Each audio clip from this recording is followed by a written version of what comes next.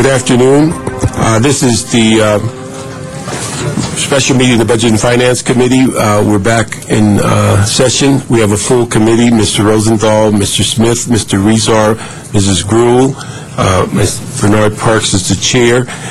We will go on the agenda items as in order. That's put on our special agenda meeting report today, and we'll start off with the Housing Department. And we may have a little cleanup to do before we get there, but let me ask, we have two cards from downtown. Mr. Sachs does not state what item, so I'm assuming it's from public comment. So if he's available, and he also shows airport, so if he's available, we can do public comment from downtown. Yes, good afternoon, I'm Sachs.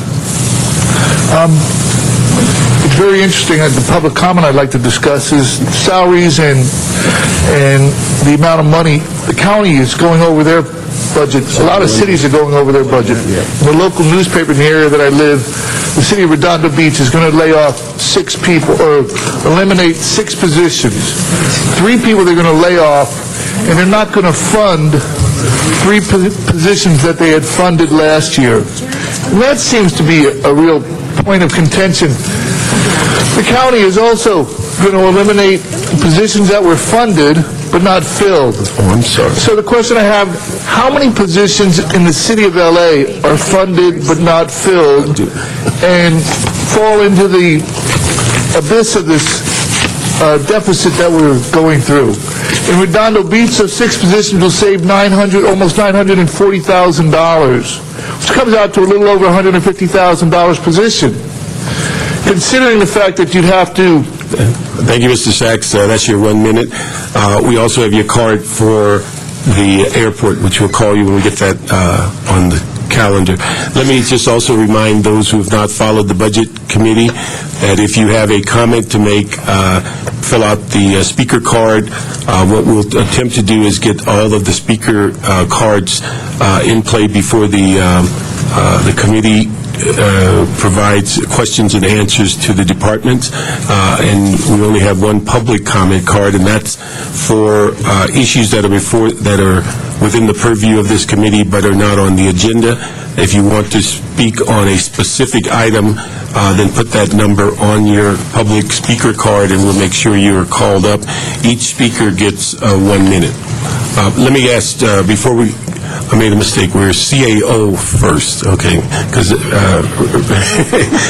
we continued him from yesterday. But let me just say before we get started on our questioning, I would just like to make sure that the motion that we put forward today, Mr. Smith and I in council today, that we move that forward to be on the council agenda for Tuesday, and so that we can address this issue that deals with the mayor's proposed layoffs of 400 people. So I want to make sure that's done. And then, hold on just a minute. What do you talk about the retroactive? There, we should do it. Let's not talk about that. Okay.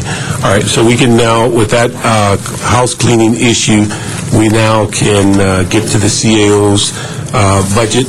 And let me start off, and it's something that we have dealt with, and I think you touched on it just a little bit in a previous meeting. If you can give us a little bit more clarity on our issue of the grants unit and where and how we're going to be moving forward on that. Okay, thank you very much.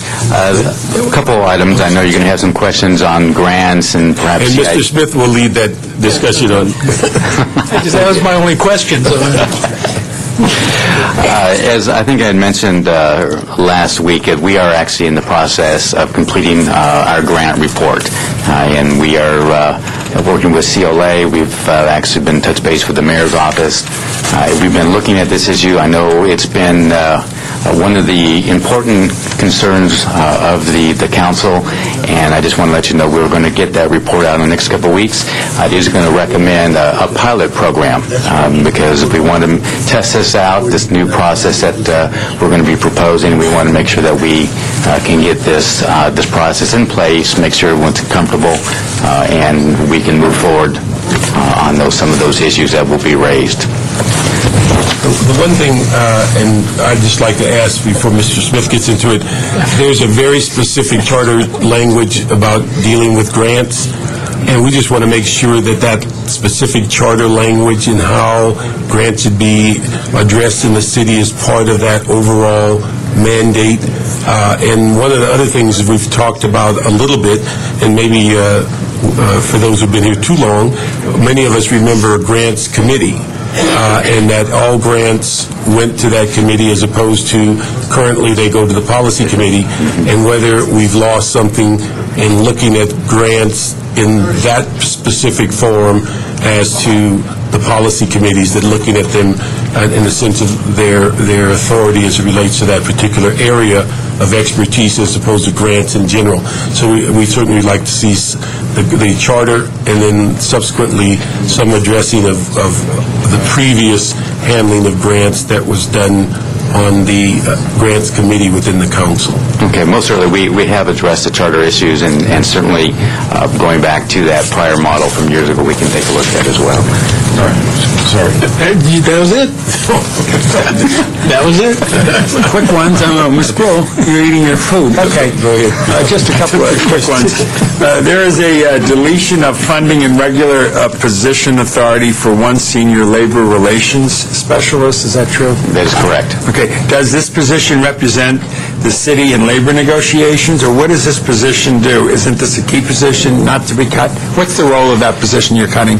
Basically, if I just may back up, as part of, we basically offered a 6% reduction. It does delete 7 position authorities, of which 2 are filled, but we do believe that those 2 are some pending retirements.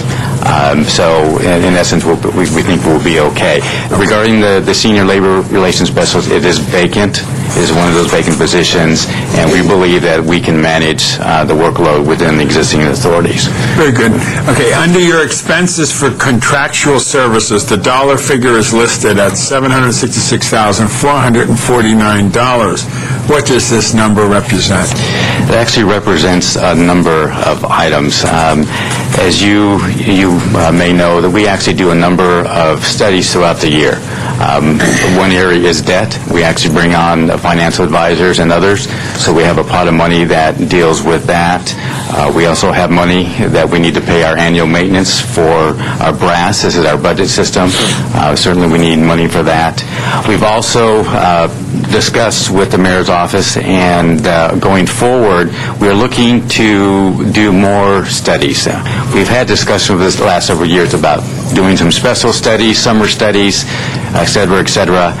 There are, with our new group that we put together this past year with David Luther, part of his responsibility is actually look at certain areas that we want to focus on and actually bring back some recommendations to you. For example, some of the things that we've looked at in the past year is as mentioned earlier, we talked about fuel, looked at purchasing GSD, whether we should hedge, things of that sort. Those are types of things that we want to sort of focus on and look for some efficiencies, both in the short term and long term. Okay. What I think would be helpful for the public and more open sense of empowerment is describe to us the core mission of your part of the government here. What is your job, and how does it function? I think the big core thing, we do a number of different functions. I think the big one is sort of our financial recommendations. We do provide recommendations to both the mayor and council concerning the budget, concerning our finances, our financial position, et cetera, et cetera. We also work in the areas of labor relations, dealing with the employee unions and representative groups. We also look at special studies and other assignments that may come up where you need our assistance. You will direct us to look at a certain item, et cetera. So that, on a very high level, that is the big pieces. But certainly the financial piece is big. We help the mayor put together the budget, and then we assist the council in that review. Throughout the year, we look at sort of our financial status and report back and provide recommendations to keep the city on a sound financial foot. We really appreciate the work you do. And the very first day of our budget hearing, I threw out a question, which was, what if on May 19th those measures don't pass. And so I look forward to, in this discussion, not today, but getting back to us, because I think that is a real possibility, and we shouldn't play head in the sand on something like this, because if it doesn't pass, and right now all the tracking says it's not going to pass, do I believe in it or not? That's a political opinion. I'm not going to discuss that. But you need to let us know what direct impact it will have on this budget process that we're doing now at a point sooner than later because of the obvious timetable of that and the timetable of our budget. We certainly will report back once we get any information, and we are concerned that the lottery particular initiative not perhaps tracking us very well, and certainly that creates a hole in the state budget, which we know is, for them, at their level, has been very difficult for them to come to some solutions to resolve their budget problem. And unfortunately, they come down to the local level, and that's, like you mentioned, that's where we're concerned. Yeah, and from Measure A through E, the whole group of them, and when you see various diverse groups of the political spectrum taking less than positive positions, we know it's going to be something that we might have to address, and so we better be at least prepared to focus on it if May 19th sets us in a different spot.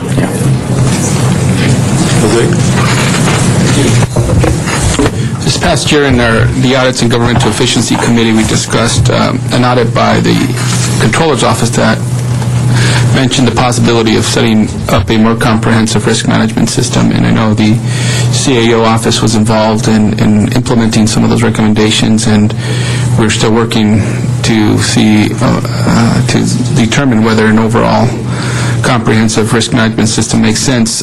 In the city attorney's budget deliberations, we asked the CAO to work on the possibility of setting up a litigation budget for each department as one of the first steps in setting up a more comprehensive risk management system on top of what we have now.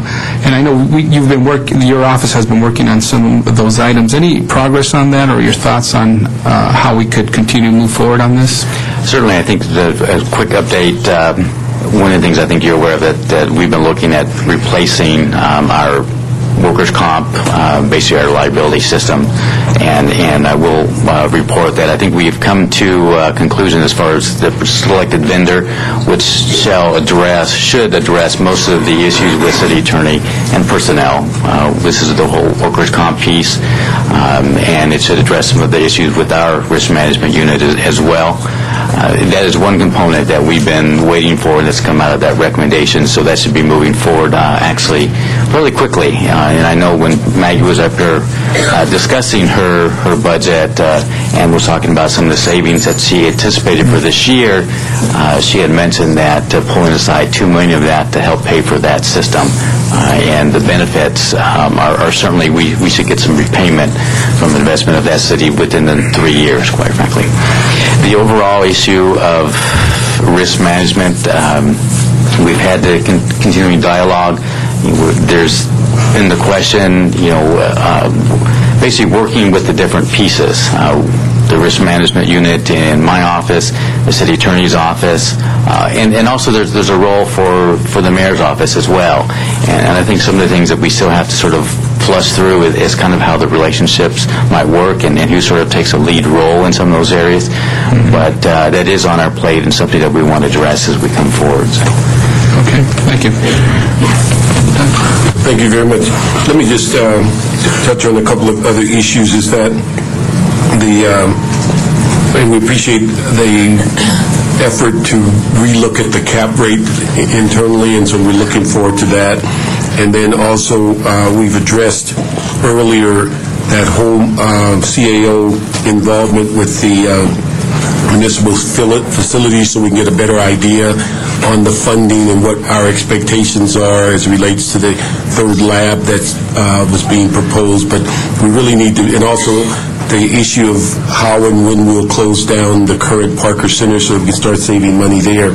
The one thing I asked you a while back, and I don't know whether we've analyzed it in any great degree, but the issue, and it's been brought to our attention by a couple of different sources, on whether under the current configuration of the CAO and addressing our debt issues, whether it is a more appropriate place to be in treasurer as opposed to being in the CAO's office. And again, I have, in the sense of no idea what's best, but the issue is whether there is any logic to the Treasurer's Office that's creating the revenue and such for us and investments of them having more of a role in managing the debt. And so I'd ask if there's some way that you can analyze that and not as part of the budget memos that are coming back. I think it's that wave after the budget. So that's just something I'd like to know, just what your issues are, what are the relationship issues, how does it impact our day-to-day operation, and then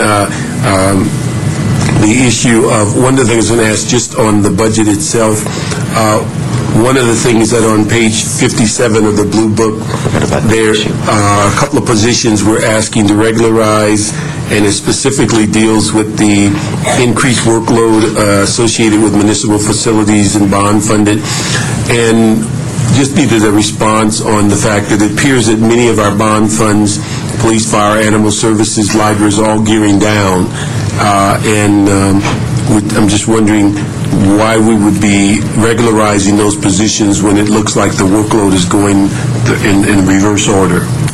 We've come a long way. As you mentioned, there's been roughly about 9 bond or assessment programs that have been going on, and I think the numbers are well over $5 billion as far as dollars. We still have a long ways to go. While some things are ramping down with Prop Q and Prop F and so forth, we still have so much going on in the areas of Prop K, Prop 12, Prop 40. There's still a number of programs that will be here for many years. One of the reasons why we did ask to have these positions regularized is you may be aware of the Controller's audit on the capital improvement program. This is one of the areas that we are going to be focusing on in the coming year. We did provide a response to the Controller. One of the concerns was sort of a comprehensive citywide program and data, be able to provide that data for the public.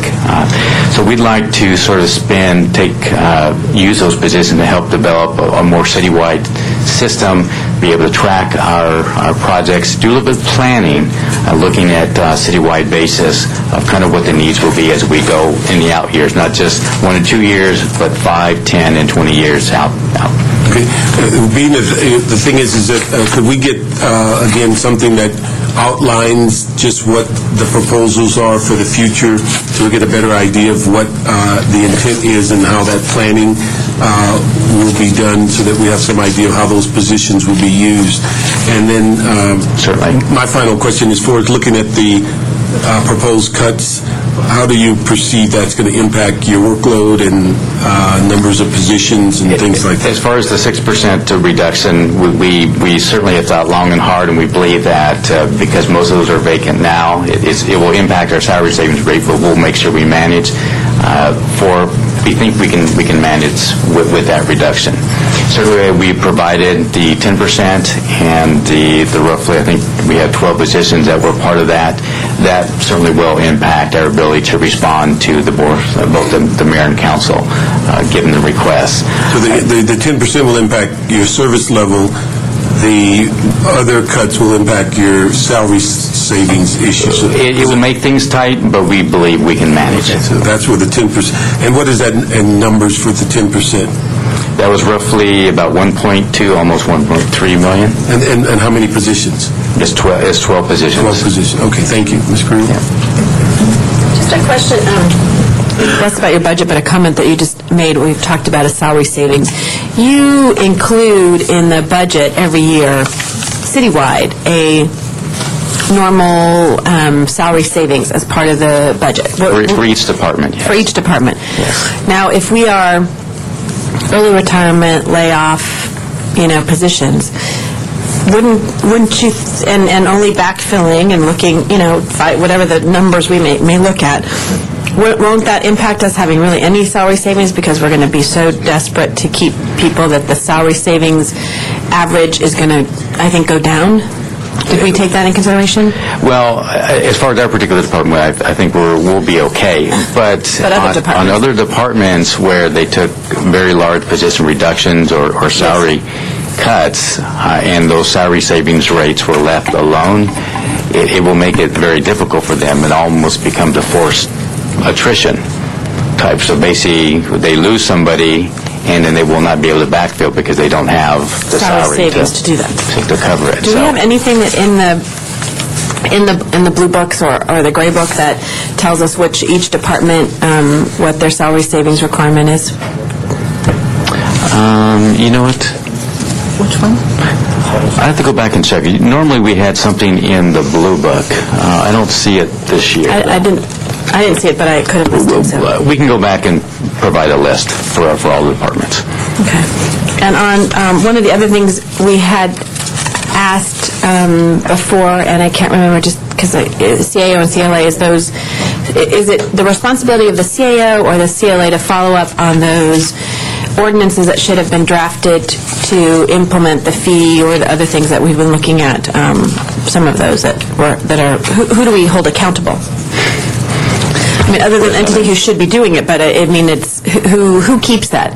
Do we have a matrix? And I know I've asked this a couple times during budget to see where we are. And both of us. There's ordinarily a status of the ordinances that come in the financial status report from the CAO. And the city attorney is really the one that gives the CAO that information on what the status is, because it's their staff that writes those ordinances. Right. So I just, a document in a spreadsheet, says a lot. If we can include, whenever we adopt something, and I know I'm asking for what we didn't do last year. I've asked that in the budget meeting. I don't know which CAO member that may be. But also, when we go forward, and maybe it is the CAO, to keep that, which is, Mr. Chair, since I won't be on the budget committee next year, but to have something that indicates, or we can do a controller study, one of the two, to look at that. We'll be happy to work with you, but what we can do in that bizarre is actually put together a little separate chart on that actually will say, we had this ordinance should have been adopted, so we'll make it very clear. Great. And I think, just putting my other hat on, Ray, a lot of the analysis or issues that controller might be interested and the CAO might be interested, there's some synergy potentially there where we can look at that with the reduction in staff. We're not, neither department are going to have a lot of people to do some of that analysis, but I think it is in the efficiencies and what David has been able to do, and glad he's back in the CAO's office this last year, so it's probably been longer than a year, but it's been a great asset back to the city and looking at efficiencies. And stuff. I would definitely agree, and if I may, I would like to, I'm looking forward to the partnership, because a lot of things, as you know, audits are done, there's not, sometimes there's follow-up in many cases, other times not as much, and we'd like to sort of be able to make sure we partner and try to get some of these recommendations implemented. Thank you. Anybody else? Well, thank you very much. And being that you don't have any liability, we won't add you to that review. No liability. Our liability can come in other areas. Okay. The next department will be the Housing Department.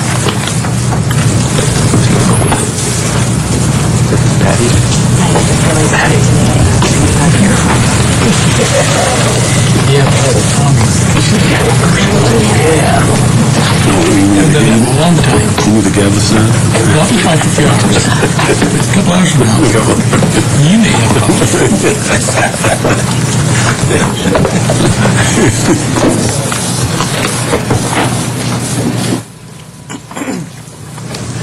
Well, the Housing Department is coming up. We have one public comment card, Angel Calvo.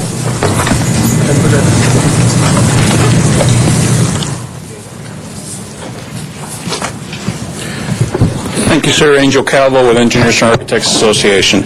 I'm here because the association is requesting that the Housing Department receive full funding for this upcoming fiscal year. The Housing Department, 95% of its funds come from non-general fund sources, grant funds, fees that property owners pay. So for them to be taking a 10% cut when almost none of their funding comes from the general fund seems to us to be not a prudent way of handling the issue, especially when you consider the functions that the Housing Department does, and the possibility that they would be involved when stimulus monies come to the City of Los Angeles. It would not be, again, prudent to cut staff and then have to try and staff up again if funds do become available. So in closing, again, we'd ask this committee to consider not cutting their funding and keeping them at their current funding level. Thank you. Thank you. Good afternoon. Good afternoon. We're just going to start off with some questions. Let me just ask, could you give us kind of a thumbnail of what you think this shared responsibility and how it will impact your operation, and what do you think on the number of positions that you would have to absorb or lose in order to accommodate that relation? Were this cut to go forward, we would have to cut 59 positions, and it would cut across the department. We would lose 19 housing inspectors, including one chief inspector. No question that has a significant impact on the ability to carry out that program. We would also, in rent stabilization, lose 9 staff, including 4 housing inspectors. Similar difficulties. In compliance, we would lose 6, including revenue-generating positions in the billing unit. In the major projects division, in the housing division, we would lose 11 staff, including analysts who process loan documents for the homeownership programs. And in the executive and management division, we would lose 12 staff, including accounting and system staff, which support revenue generation. At this point in the department's budgetary history, we are funded 30% of our staffing funds are from federal grants, and 70% of our funding comes from fees, the rent and code fees that the gentleman just spoke of, and the local funds that are income to us. So in this year's budget, there's actually 0 funding from the general fund, either in administration or in program.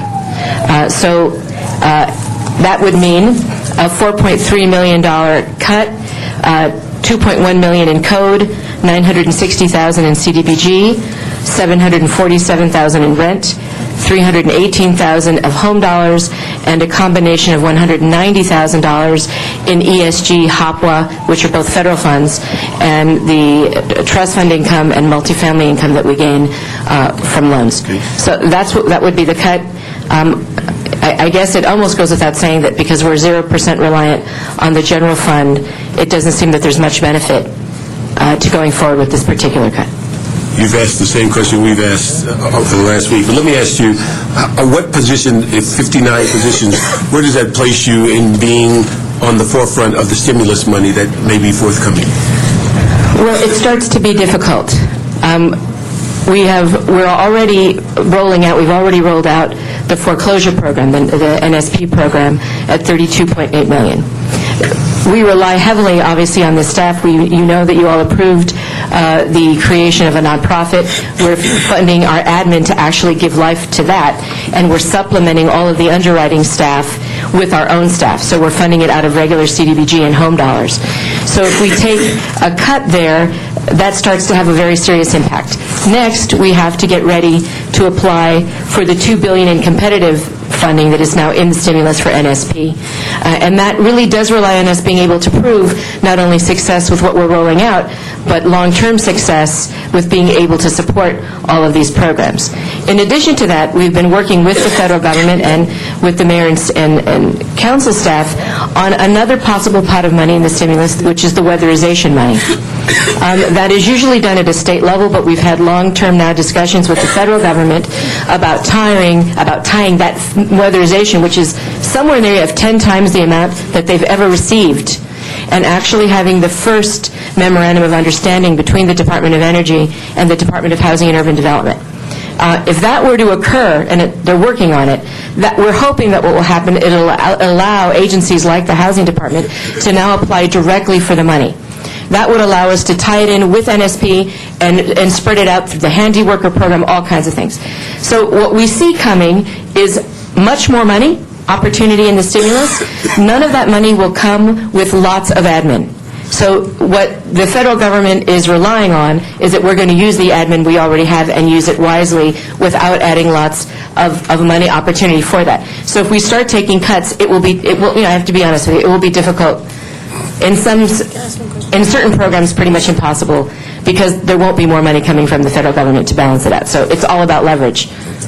And Mercedes, we heard the weatherization item in ad hoc committee this morning, when staff was present, and there was a letter, I guess, and you all participated in doing that, because I think we thought, number one, the way the state was doing it was ridiculous. So with your new job, cross our fingers, you'll have some impact, because the regulations haven't come out of HUD yet, exactly how those funding, but to see, as you and I are both in HUD before, the two, energy and HUD maybe having this together is really an incredible opportunity. It's historic. It's historic. Two huge bureaucracies. So we welcome that, and if there's anything else that we can do, which we said today in the ad hoc committee, to ensure that there's more flexibility, because right now they have identified in L.A. County 3, as you know better than it, but for those of you that weren't in the meeting, 3 nonprofits in this area, which are very good nonprofits, but you're talking about 50 times more money than we've ever seen, and to be able to distribute that and do it within 2 years. And, we never like anything going through the state. So you'll have your local hat on back there, understanding how it works, really, in reality. Well, and given that we have about 14,000 units that within the next 5 years will have their covenants expire. Right. They're perfect candidates for weatherization. That's the kind of rehab that they need. It would help tremendously, and at some level, if we were able to do that on these multifamily properties, it would alleviate a burden on the trust fund, because we would be able to substitute that money instead for a large part of a rehab deal or for a building that's in good shape. So it would be very helpful to us. Okay, so I just want to jump in on that one particular. Let me just ask, could you give us a little overview of where we are on the foreclosure program? Because I know you were in the starting blocks and ready to go. Where are we on that this time? We have now fully launched the program. Where we are is on the walk-in program. That was launched just about a month ago, and so loan results are already coming in. We have educated well over 400 realtors now. We're working with realtors, with brokers, with folks that do rehab, so construction folks in particular, to get them ready. The nonprofit has now fully been established. The board of directors has been set. They held their first meeting 2 weeks ago. An executive director was hired, and the first property, we're now in escrow on the first property. We are also working with banks and the National Community Stabilization Trust to be one of in fact, the first pilot. We want to be able to take about $2.5 million of the NSP money, the first 32.8, apply it with the National Community Trust. They're talking to a national foundation who is very serious about matching our $2.5 million and creating a $5 million loan guarantee that would give us somewhere in the area of a $20 million revolving line of credit, so that we could use that line of credit to purchase homes and not the body of the money that comes from the federal government, both this first 32.8 and any additional money that we compete for. In addition to that, the state is about to issue a NOFA on the 25% of the funds that they did not distribute, which is all for folks at 50% or below, and we are waiting bated breath because we intend to apply for all of it. Okay. Now, the issues, we're still on that federal program looking at 300 homes? Is that... I think we are, because, I would always rather under-promise and over-deliver to you. And so it does depend on our ability to negotiate with banks. There is lots of talk in the press about bulk buying. But I'm going to be frank with you. As the banks have dragged their feet on willingness and holding out old hope that the value of the properties will be sustained, they have been slow to be willing to work on a bulk buy. In addition to that, the issues are that the federal dollars require that you target and seek impact. So we're going to have to see some changes in federal regulations that would allow a city like Los Angeles to do a true bulk buy. Because in a true bulk buy, it may be that a majority of the properties that we purchase fit within our targeted areas now. But it will also be that we would need the flexibility to do the rehab and sell them at a profit for those that are outside of the area, so that we can pump the money back in. That is currently difficult with the regulations, and so we're hoping that with the next round of NOFAs in HUD, that will change. And that will allow us to act much more like the business that we're in. So if those things change, and they may very well, we'll go above the 300. Wendy? I see that there is an increase on the just a little over $1 million for the Code Enforcement Trust Fund. Is that related to priority that we now have a lot of vacant buildings? Was it another demand necessarily that you had? It's two positions. Two In addition to a public, trying to just chime in. Part of the increase has to do with lease costs that we have for our 5 regional offices in next year. And we also have 2 new positions that are partly code funded. One that will deal with outreach to landlords and tenants on foreclosure issues, and another that will deal with LSF compliance. And I know this is probably a later question. You know, a year or so ago, we saw a lot of condo conversions, my neighborhood, it was apartment demolitions, and the LS Act being if you get out of the apartment building, then you're going to go into condos, then you really can't go back into the apartment buildings business without having offered to your residents. Now, I have many condos that are now being leased illegally. Because and I don't know how we enforce that, or at least be able to notify the people who were pushed out and go back. How does that work? And I understand that, the owners who thought they were going to go into the condo business, but market as it is, they're sitting vacant because they can't sell them, so then they go back to renting them. That's exactly why we asked for this position, because the RSO is an evolving tool, and it never contemplated that. So even though Ellis came afterwards in prior administrations, the RSO was never amended to match the need and to match the requirements under state law. And so, truthfully, it has been a reliance, the city has had a reliance on advocates and individual tenants to report things, and in many instances they're not in a position to know because they've already moved. Right. So this Ellis Act, you remember that when we amended the RSO for Ellis, we added a lot of new obligations. Right. And every kind of thing, including more relocation and more counseling to help people find a new place. Well, what we face now, and this is what I said to you all at the time, is that without now someone to be involved in the housing department to actually monitor, you have the problem that you're citing. So this is exactly what this is meant now to take care of. Okay, great. And is this the first year you haven't had any general fund? Yes. Okay.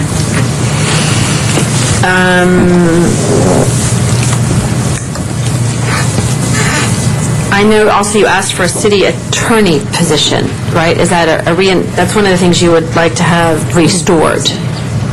Yes, it is. What we're planning to do is to pay that in a different way, and this is why. As the trust fund has grown in the last 5 years, the unspoken truth is that it is a great and positive thing to be building more housing. It's lovely. But with that come all kind of collateral responsibilities. We have to monitor more units. We have more contracts that have to be negotiated. We have more loans that need to be closed. And so that means that all of the other supporting services for the trust fund and now for NSP grow as well. So over the years, we've already increased our monitoring capacity. We've increased the capacity of those that actually do all of the work on collections. But the city attorney's office also has a huge burden. And our worry is that when you're in the trust fund business, you have deadlines with state funding. And so this is not busy work. These programs and these loans must get closed on time or all of their funding is at stake. And that is why we're willing out of our budget to find a way to pay for that, because if not, we just can't do our core business there. And that position is not filled now, but it would be, is it vacant? Is it filled now? Actually, yes, it is filled. Actually, what we're doing is we're going to be paying for that out of related cost. In this budget, that position is not being recommended. Okay. I'd like to, I mean, I know in our own challenges, and had this recently with the city attorney's office where we needed someone, and I'm sure Gail will talk about this at the Area Planning Commission. Because of the cuts last year, we don't have as city attorneys that are present, even at those hearings. And if you don't have that, then it costs you more sometimes, and specifically, since you're not asking general fund. And, we're willing, our feeling of confidence about it is that this is a division that works with us hand in hand. These aren't folks that are unknown to us. We know what their workload is, because we have the same workload. So we're all acutely aware when something is not getting done, and we have developers calling in a panic that is quite justified, because they have to get these contracts to the state. And so this is just part of doing business, so. Yes, thank you. You mentioned earlier the increased lease costs, and you mentioned in relation to personnel. So I was looking at the dollar amount. It was really a huge jump. It's $1 million, yeah. Yeah, that was because the personnel are included in the lease cost line item? These are just scaled increases for our 6 various offices. Scaled increases? Or every year, the lease costs increase, and next year we anticipate a significant. Why? Because property rates are going down all over the city. Why are yours going up so much? Well, actually, GSD, I think, might be better able to respond to that. They do negotiate all the leases for the department. It could explain the problem. I just had a situation in my office that they hadn't paid the increase for 3 years. And the guy came back to the city and said, hey, you owe me a couple $100,000 back rent, by the way. So, that's why I said it doesn't surprise me. All right, I'll check with that. Pardon me? Yeah, we'll ask General Services, if you would, to tell us why this is going up, particularly when the per square foot rate is going down everywhere in this town. I mean, I haven't seen anybody's going up, so it could be just the lease needs to be renegotiated or something. I mean, yeah, okay, so it's only $1 million, but I think the guy probably might want to work with us. All right, and then there's a number of positions in here that are new positions, some of which are great. I have no problem with. Certainly some of the sort of landlord, tenant foreclosures, LSAC, all those things we've been wanting. Yet we are looking at no expansion in our budget. These are all directly funded outside the budget. They are completely funded with fees. Okay, and I'm glad to hear that. Now, to Mr. Seha, why have you exempted these folks from the same argument and other people who have grant-funded positions you weren't allowing? The new positions, if you notice, are not fully funded for the entire year because of the hiring. Yeah. And because of that, the 10% reduction was not necessarily applied to these specific positions. The 10% applies to the entire salary general account. So these are funded out of the salaries general account, and to which they are included. So it's a different bookkeeping system than you've used on everything else. No, it's the same. It's 10% from the salaries general account. But what I'm saying is that the dollar figures you see in the blue book may only account for 9 months of the entire year because of the lag in hiring. And that's why I said you're doing it in a different way than you've done other departments. That's why it looks different. It just looks different because at the end it's the same. Because the answer is yes. Yes. Yeah, we're just doing it a little different. Okay. That's fine. Actually, if I may, part of the change, if you look at the total position account, it does look like a huge increase for housing, but we've been carrying many of these positions for years.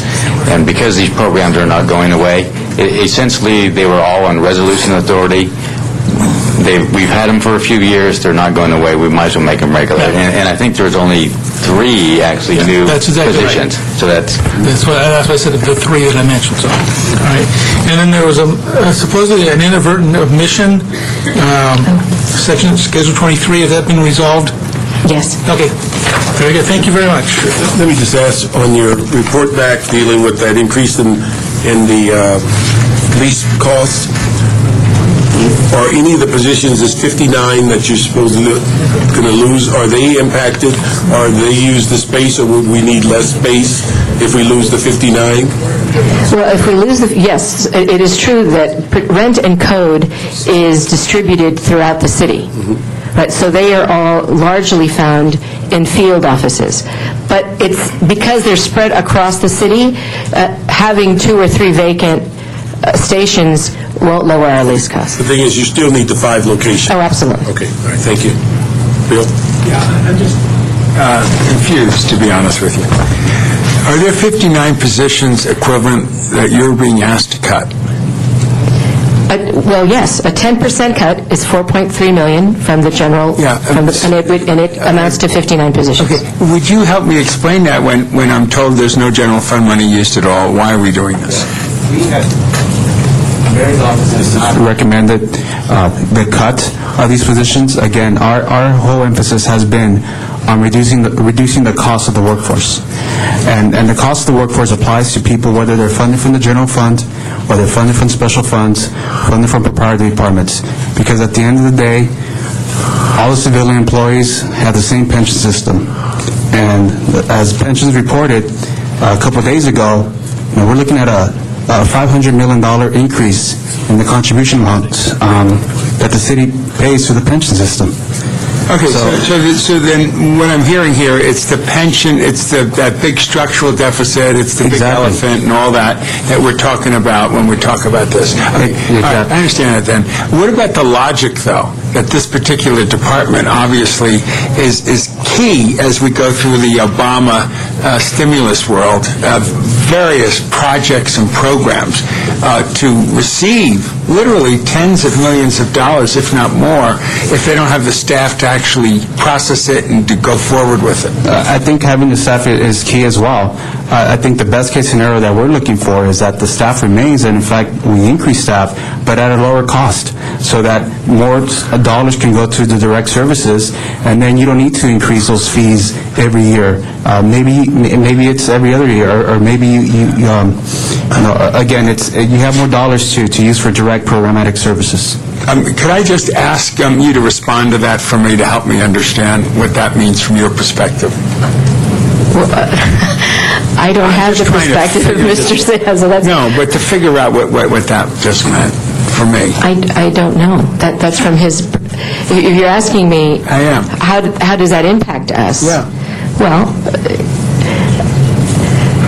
I mean, I understand if the goal here is to lower the structural deficit and long-term pension, the fewer employees you have, the fewer burden that system and participants in it. So I understand that. From the point of view of how does that impact the work, right. Well, it's difficult in a growing, it's difficult, if anything, the housing department has grown in the last 5 years. Right. And we're in a housing crisis that we've never seen before, so the need for the housing department is probably beyond anything it's ever been. Correct. The other thing that is difficult is that because we collect fees and grants, the grants have already been approved through the con plan. So we have full recovery there. Sure. The fees can only be used for this purpose. So at some point, if we create such a surplus in fees, we have to give it back, which is also very costly. You have to figure out, you have to completely redo your whole system and scale, only then in a better time to be able to scale back up again. So this is difficult because I do understand the overall problem the city is in. I also understand that in this particular time in history, housing is a key portion of both the problem and the solution. So it's a difficult balancing. Now, I would love to have the mayor take a deep breath and come back through you with hopefully a better appreciation of what we're experiencing here today in terms of its impact in an overall sense, and come back and either say what you just said now or modify it. This is all a work in progress for all of us. Nobody knows all the answers when we sit in these committee meetings, but the logic of that department and its major impact on the stimulus money is so significant that I really would like a report back from you when you say it affects the pensions. I like the dollars and cents amount that what you're really talking about in lieu of the dollars and cents that they're going to be bringing in the services they provide. I think there's a point where 10% across the board needs a little bit of strategic surgery or scalping and not be just that way, especially with the department in this moment in time has a huge significant role in taking the stimulus money,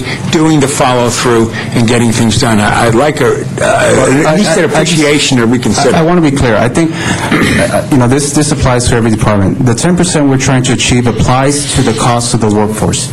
meaning an employee is making $100,000 today, we would rather have that employee make $90,000 to provide the same level of service so that service is not impacted. Because positions equal services. We want everybody to recognize that. If we eliminate positions, we're eliminating services. That is very clear, and that is something that the mayor has said that is very clear to him, and which is why we are working very hard to achieve the targeted savings through our negotiation efforts with the labor unions. And that is our target, that is our goal. At the end of the day, if we can't get there, then it's going to mean the layoffs. There's no other way to get there. It's going to mean the layoffs. And if a department is funded from something other than the general fund, they may not need to undertake as many layoffs. But let's not forget that other special funds also are experiencing dramatic deficits.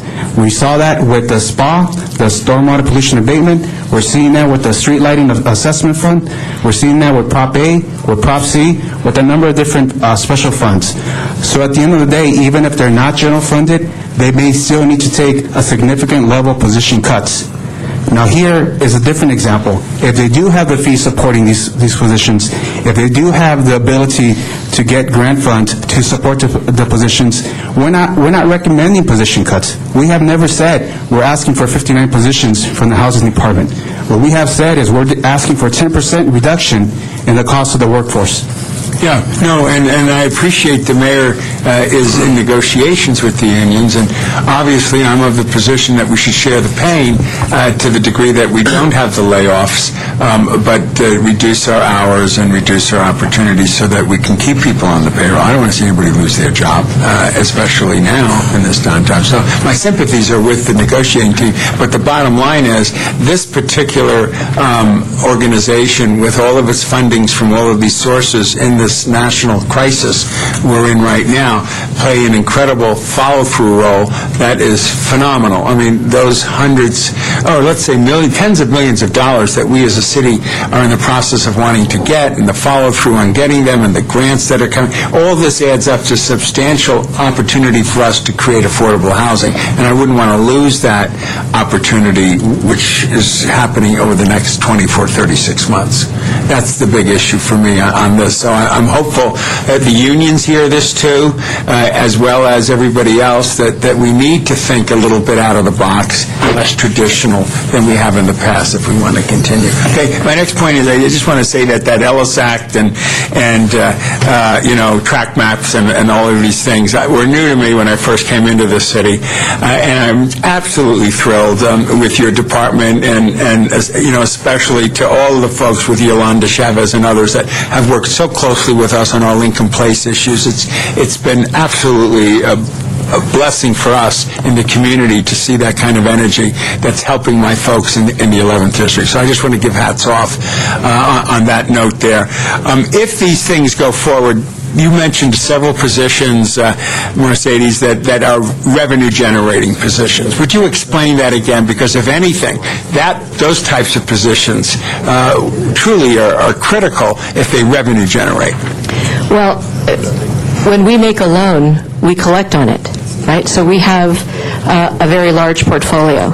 And so as a result, the billing staff, the accounting staff are generating revenue. They're also collecting fees, right? We're well over 90% a collection rate done on our own.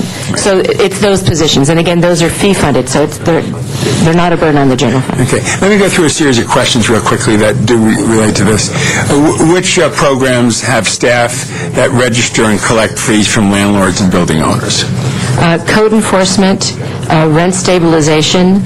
The housing development side collects on the portfolio on all of the trust fund and homeownership loans, and then in the accounting department. So there are 4 separate departments in the housing department that are responsible for collecting either fees or loan repayments.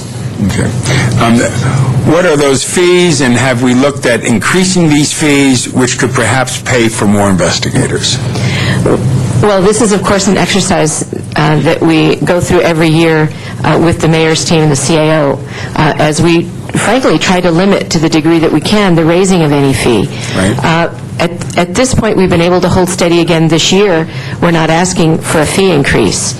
And, we've done that by very careful management of the staffing, holding the positions vacant when we need to make sure that we can cover ourselves.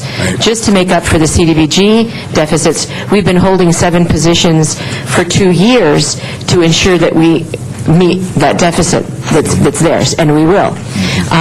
So as a result, there really isn't room this year in the budget for more investigators without a fee increase.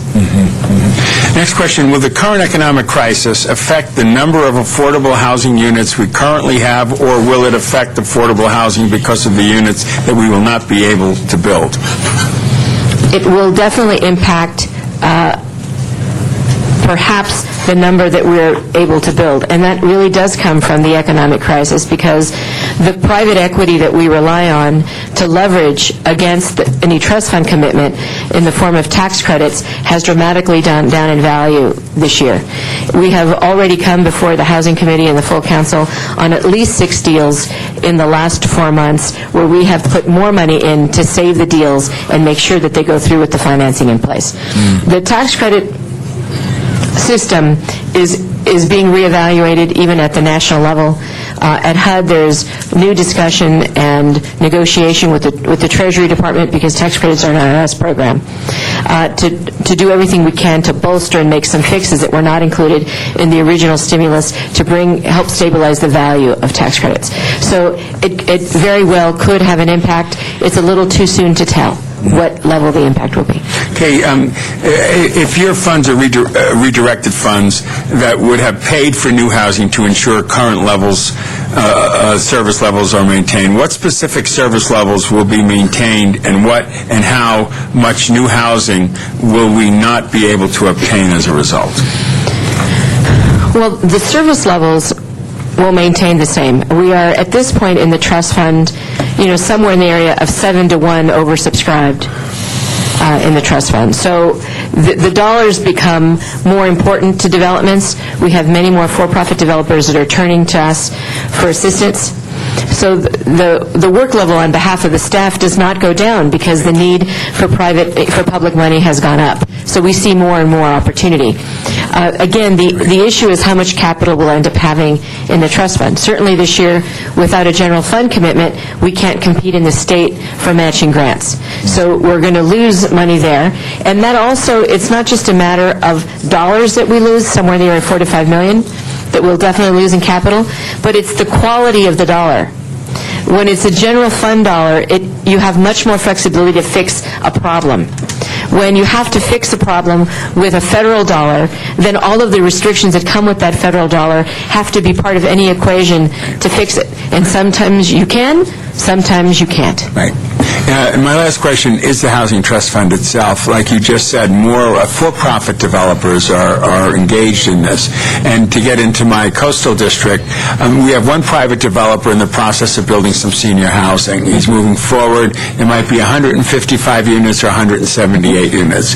We also have 2 dreams. One is our old animal shelter, and the other is an old fire station that are in the Housing Trust Fund. So clearly, for people to understand, what is the criteria of the Housing Trust Fund with the monies that sit in that fund? Well, of course, the trust fund is certainly one of the finest in the country. And its hallmark is that it's transparent and it's competitive. So that the regulations are approved, the rules of competition, in other words, are approved by the council and the mayor every year. We spend an enormous amount of time with developers and bankers and everyone else every year. We go through and talk about what worked and what didn't work, and have gotten to a better and better competitive process and a better product. What ends up happening is that it's a leverage program, so that we match the rules at the state with our money. And what we're really doing is underwriting to ensure that we have the best opportunity in every category in the state for which we can compete to have a deal go up and get funded. So in the end, the main criteria is, does this project stand an incredibly good chance of getting funded at the state level? If not, it cannot go. it is not ready, because the competition at the state is so great. Thank you. You're welcome, Thank you and your department for everything it does. Thank you. It's a pleasure to work on Lincoln Place. It is of dire importance to the city, and we're pleased to be there with you. And we're very grateful for the leadership that you've all given Thank you, sir. us on that. My questions have been asked, but I just need some clarification on your ability to not use any more general fund dollars and go to zero. That was done because of the redirection of some capital dollars into otherwise paying for positions in the Housing Trust Fund and the supportive housing programs. Is that accurate? That's not. No, not this year. That's what I was trying to understand. So how did you make those savings? How were you not able to It's operate interest. without any general fund dollars? It's basically interest on the general fund dollars that we have received in the past. So we're going to be using that interest to pay for the positions this year. Normally, that Interest money, income. normally that interest income would go into the trust fund to fund housing itself. Okay. So this year, we're taking money from that interest to pay for positions in addition to not having general fund. And those were capital dollars? Correct. And you could transfer the interest on capital dollars for general fund dollars It can be. without any Well, problem? it's interest, it's interest that we've used as capital all these years. It could be used for admin because it's income to the department. Okay. But we have always preferred, because when it is an income dollar, it is as good as general fund because it has no restrictions. So we have preferred to put it in the capital pool because it gives us the best flexibility to work with developers. But we're just not, without general funding, we just can't. So we're having to put it in, we're having to take it out of the capital accounts and into the admin accounts. Okay, and to clarify one of the questions that that Rosenthal asked, can I call you Bill? Call me Bill, William, or Will, or anything else you want. To clarify, so what's the opportunity cost of not using that money on the new housing? Because the report we got says that would otherwise have gone to new housing. So what was that opportunity cost? What are we not doing now? The opportunity cost probably in dollars in terms of capital is somewhere probably in the area of $6 million. What we're paying $6 million. out of the admin, the $2 million that we're not receiving in general fund, and the $2 million that we, as a result, cannot apply for at the state level. So for the admin alone, it's under $1 million. It's $900,000 for the admin. Okay. So the fact that we're not getting $2 million to be able to apply for the state grant, that would have been a total $4 million because of the matching money. Okay, So and this is just a general pot that would have gone to capital for new... Exactly. Okay, thank you. Just one other question on your current use of your state workforce housing grants. Has that changed at all, or has the amount changed? Well, that's the grant we're talking about. Okay. It's the state, it used to be called State House Workforce Grant. It's now the Local Housing Trust Grant, Okay, so Trust Fund Grant. That's about $2 million? So that was the $2 million that we Okay. would use from general fund to apply for that grant. Okay. One thing I'd just like to maybe clarify, and I think because the Budget Committee, in looking at the budget, is a little different than the budget proposed. And I think certainly the mayor's making great efforts to negotiate 9% or 10% rollbacks in salaries, which allows more people to stay on the job while reducing the impact of the salary account and then future impacts positively on the pension. For the Budget Committee, our view is that those funds aren't there. Then it's counted in bodies that we have no funds to pay for.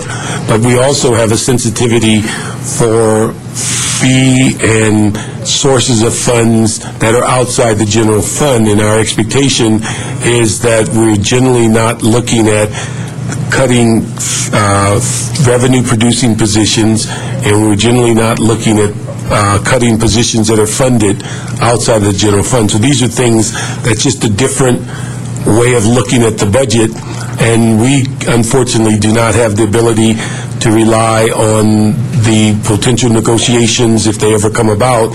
We have to deal with what is in the general fund and what does it mean in paying out for salaries and equipment expense and paying pension costs and creating a trend so we can get through the first part of the fiscal year. So that's why these questions come up. There's just a different view of what we're addressing, and the issue for us is the real dollars that are in the budget, and what does it mean in positions. If the real dollars aren't there, then we have to look at it as a loss of positions. On the other hand, we clearly are aware that funded positions that come outside of the general fund are positions that we certainly are going to covet. So I just want to make sure you're aware of how we're walking this dance. Understood. Okay. Thank you very much, and best of luck to you, and don't forget where your home is. Thank you very much. All right. Thank you. Next is Lassa.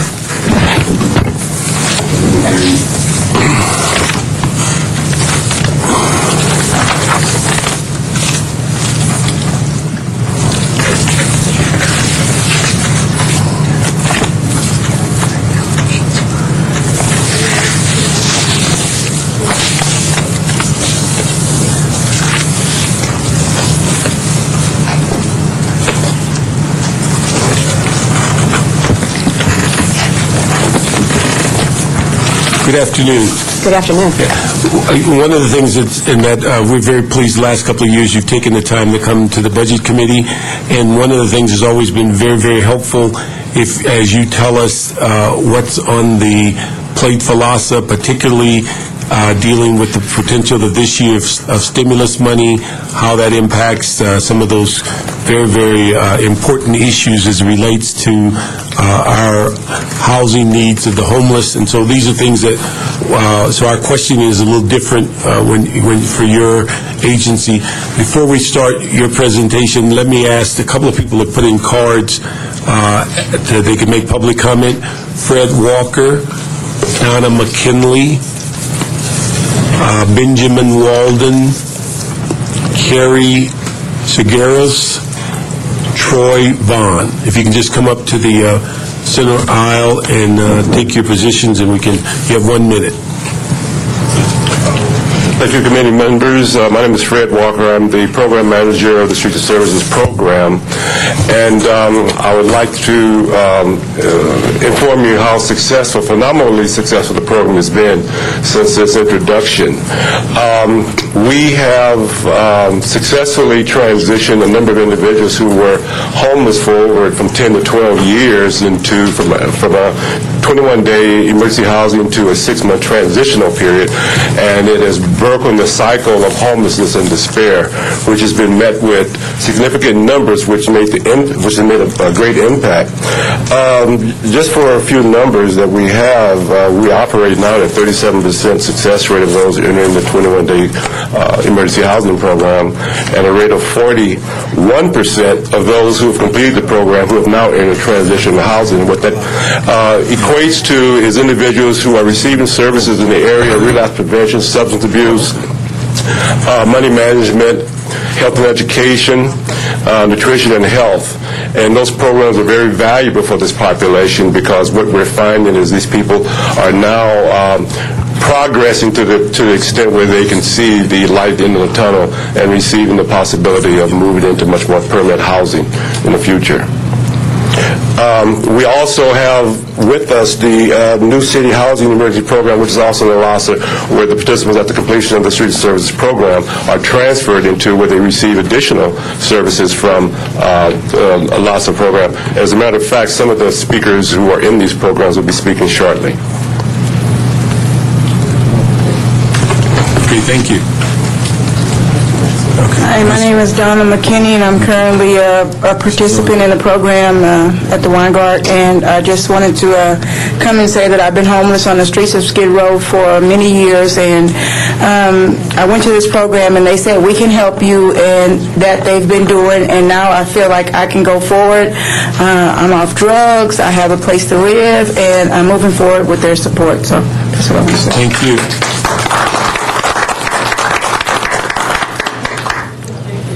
Hi, my name is Benjamin Walden, and I'm at the Wine Garden. I've been homeless for the last 8 years, and my reasons for being homeless it's because I walked away from my marriage. But at the present time, I am working forward towards getting a better job, getting back into the society, and just looking forward to better myself as a person in the world. Thank you very much. Thank you.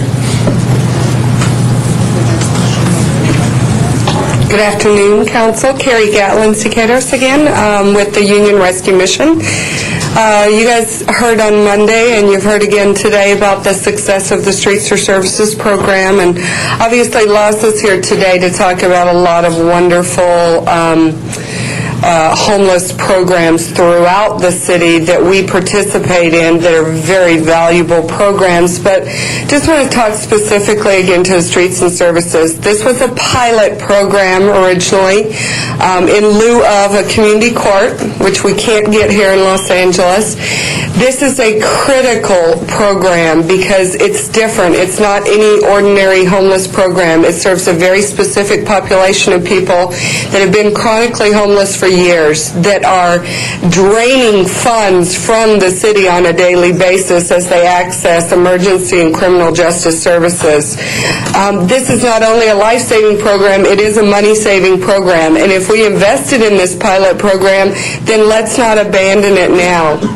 We really need your help today. Councilman Weezer, I thank you for taking a leadership role on this. This is in your district. It may not affect the other districts right now, but I guarantee you it does, and it will. And this is a program that can and should be replicated throughout the city to give people an alternative to incarceration. These are people that need rehabilitation. They need mental health services. They need somebody to wrap their arms around them. And we need to continue the investment in this program today. And so, believe me, I know the struggle. I don't envy you in your position. So this is a challenge this year, but thank you. Thank you very much. Next. Just to continue, council members, along the same vein as Carrie just spoke to, we need to understand that this program, the significance of this program is that while it's contained in a particular geographical location at this time, homelessness is not. Homelessness is affecting our entire communities, and when we institute a homeless pilot program such as this, is to see what best practices can be put in place to serve the community. I guarantee you that we're going to need this program and the resources that it has developed to impact what's happening right in front of this particular court building one day. And we need to have a mind and a heart and to understand that we need to make a stand right now against this cancerous epidemic called homelessness. If we don't put the things in place right now and utilize what's being seen right now, we're going to find ourselves maybe one day out on the streets. And so let's just have a mind to do the thing that's right and keep this program alive. Thank you. Thank you. Why don't you give your name for the record and then start your presentation? Thank you. Rebecca Isaacs, Executive Director of LASA. Thank you very much for inviting us here today to discuss the budget. I just wanted to let the council members know how important your support has been for LASA over the last year. As we increased staffing, we were able to, as you know, bring in the largest award that's ever come in from HUD for homelessness. It was $73 million this last year. We were also able to, as of June 30th, fully monitor every program that we have under contract, both fiscally and programmatically in the field. And out of that process, we've been able to identify agencies in need of technical assistance, training, and to identify and manage risk. And that's been particularly important in this economic climate because a lot of our agencies are struggling. They're really struggling, and they're trying to do a lot with very little. One of the things I think that we are very proud of is how we manage city dollars, because we have created a level of accountability and performance for these programs, and making sure that we aren't at risk, that the city's not at risk, that there isn't risk in general. Another thing that we're doing that's, I think, been very, very important is getting more and more of our agencies up on our homeless management information system. As you know, that is a requirement by HUD, but it's also critical information for us. And in 2 years, in the 2.5 years since I have been here, we have increased the number of beds, number of shelter beds on HMIS by 600%. And the number of transitional housing beds by 400%. So our target overall, HUD requires participation, and our target ultimately is 75% of all the beds in the continuum. Now, we don't fund all the beds in the continuum, so a lot of these folks, we have to just persuade that it's in their interest to participate, and that's very much a function of this being a successful program and the technical assistance that we can provide and what the demographics are going to do to help them understand their own issues and understand how they're moving people through the continuum. So we'll be able to find out who we're serving, what their needs are, where they are, whether they're coming back into the system, and what the outcomes really are for these programs. So that's basically where we are today. Another thing I wanted to draw to your attention that I think has been something that we've been able to sort of work out more smoothly over the last couple of years is that we do bring with us today the county's commitment for funding for loss over 2009-2010. Okay. Let me just ask, is your number one mission dealing with the most chronically homeless population, or do you have variations in the sense of programming dollars for the most recent, or those who can be returned to housing more quickly, or what is the primary focus? Well, traditionally, over the last few years, HUD has been really doing a lot of focus because there's so many homeless people. They feel, you really have to start somewhere. So there has really been a focus on chronic homelessness. However, there is a mission as well to deal with homelessness prevention, and that's actually something that we've never been able to do as much of as we wanted to, and I think that's one of the most exciting things about the stimulus money that's going to be coming down is it really is looking at prevention and rapid rehousing. So basically trying to stop the flow, keep people out of homelessness, get them quickly back into housing before, through jobs, through, very small things sometimes, arrears that they may be having, utility bills, maybe first and last to get into housing when they've lost housing. So there's some really exciting things about new money coming into the system, and as much as we possibly could, I would like to be involved at that side of the continuum as well.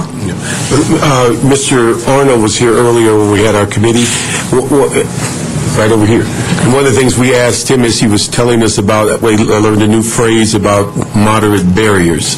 Right. He gave us a new terminology. But one of the things I asked him to look into is that we often chase the homeless by individual, by Section 8 or Housing Authority, but we have a very large contingent of organizations, apartment owners associations, the Valley and metropolitan area, the minority apartment owners association in South Los Angeles, who have thousands and thousands of members who happen to have housing stock, and they're probably more attuned as to what the rate of evictions and who might be getting evicted and who might need help.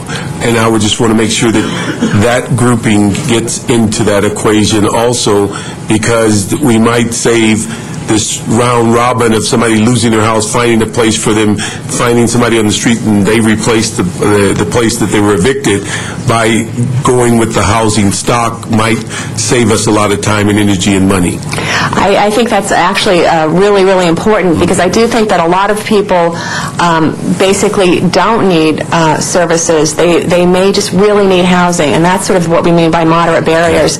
They may have a health crisis. They may have, just been evicted predicted, a job loss or something, but ultimately could be housed without, a lot of other wraparound services.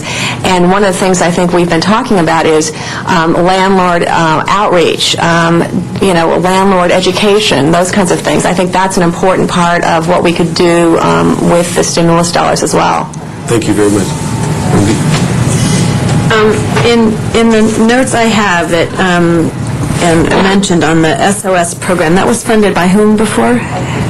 That was basically, that was funded by, those were one-time general fund dollars of $650,000. And that was a part of, what? Oh, right, okay, so with the admin, $722,000. Don't want to leave that out. And that expires as of June 30th. That was a one-time allocation, but we did come forward and ask for that incremental increase for next year because those beds, I guess that's 45 beds with case managers, which have to do with homeless people who are arrested for nonviolent misdemeanors, and basically getting diverted into a 21-day program where case managers actually are at the central booking along with a city attorney, and they're referred into these various agencies for these programs, as you heard, Weingart, URM, Midnight Mission, People in Progress, and VOA. And to date, I think it's about 191 people, and I think the issue is that program got started up a little bit a few months into the year. I do know that at this point there is going to be some money, some savings at the end of the fiscal year, about $140,000, which might take them through about 3 months. And I know that the council office is CD9 is looking into this to see whether there are going to be potentially alternate funds coming up in the future. I think everybody's very invested in this program, and so I did want to bring that to your attention, but I also have recognized that it's a really tough year, so we did want to bring that to you. And on the homeless management information system, and I know the county is asking for that. They're doing a match. Basically, the homeless management information system is not only a mandatory system by HUD, but it is also the match is a requirement. And so we were very, very lucky this year in the NOFA to get an additional $400,000 to ramp up because basically when we look overall at our scoring every year for the NOFA, I think one of our toughest areas is really trying to get out and get everybody on HMIS. So I think we've ramped up. We have an incredible team, but we really need to continue our momentum on HMIS. So that $32,000 leverages times 4 at least. So basically it's a requirement, and it's the county matches that. And whatever the city match, the county does its HMIS match as well. So I'm looking at the CAO and the mayor's office, if we don't fund that or don't find the money for it, then we lose that opportunity. I think we should... It's funded, yes. No, there are two pieces. See, the $90,000 is for our regular HMS allotment, and then so that was our original funding. This year we got a special additional $400,000 through the NOFA for a sort of a continued ramp up. So that's $32,000 is for the match for the $400,000 additional that came in through the Supernova. Sorry if we didn't make that clear before. We were unaware of the dollars received from the NOFA. So we'll let you put your heads together and see if there's anything we can do to preserve that. The $727,000 is a much larger nut to crack, but I think a very, very important program. And as we look towards, the police department has this program, they have been looking at those individuals who have been incarcerated and trying to, when they looked at statistics, at least this is what I understand from the program description, is the fact that many of the individuals who come out of prison, if they don't have the kinds of services or places to go, the recidivism is high and they commit other crimes and all of that. So this is That becomes much more expensive. Thank you. Just took the words right out of my mouth. So I know you said you think you have like 3 months, and so it came to ad hoc that even if it's not in this budget here, I think we need to look at ways in which we can do that if there's other money within some of the funds that are coming through economic stimulus as well. I did want to draw your attention to the winter shelter program, which we actually are able to withdraw that request. That has been, were able to work out the funding through alternate funds. Okay. Thank you. Yes, I'm going to get a little provincial, so I apologize off the top, but let me just go that route with it. Being a member of the Ad Hoc Committee on Homelessness, I know a lot of what you guys do, and I'm very grateful for what you do, because you have a tough group of cats to herd all the time. The County Board of Supervisors and the city try to get everybody on the same wavelength and to move forward, so I'm most grateful. You've secured the largest federal funding award in their history through HUD a couple of months ago. Can those funds go toward creating more permanent supportive housing on the west side? Basically, some of it is because a big chunk of that is Shelter Plus Care, which are housing vouchers. So I believe, some of that has been distributed to various agencies on the west side, and we can sort of give you a rundown of exactly I'd like to report back on exactly where it is. And what I'd like to do then is provide you also with a historical rundown, so you can see between St. Joseph's and various other agencies. But one of the things I think, in your district in particular, I think, and in Venice and some of those areas, that they are really understanding that that's going to be the best way to get homeless people off the streets is to I totally agree, and getting that data will help us explain that to our people.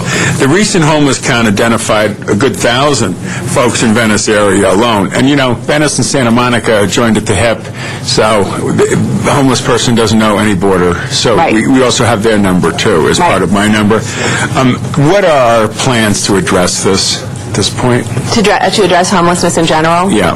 Well, I think the increase in resources, the increase in commitment to housing, as much as we can, work on the housing plan together, I think the 5 agencies working closely together, LAHD, HACLA, and, all of us working together has been very important.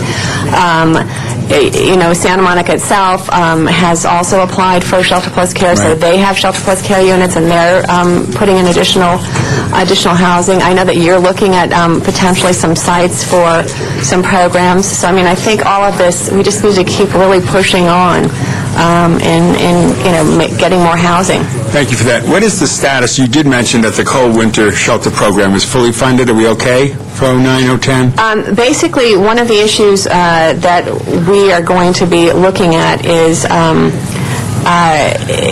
looking at, we had some rollover savings that we were able to apply last year, which I don't think we're going to be able to we're going to have this year. So one of the differences I think between this year and last year is we're very clear on using city dollars only within the city, and that's something that was made very clear to us, and we have agreed. So I don't know if we have the bed count right here for what the city bed numbers are. I think the question is included in the budget that wasn't funded was a $180,000 amount. What we do in the winter shelter program every year is we use armories for temporary housing from that December 1st through March 15th period. As you probably know, the governor eliminated the EHAP program from the state budget, which eliminated all of that funding availability.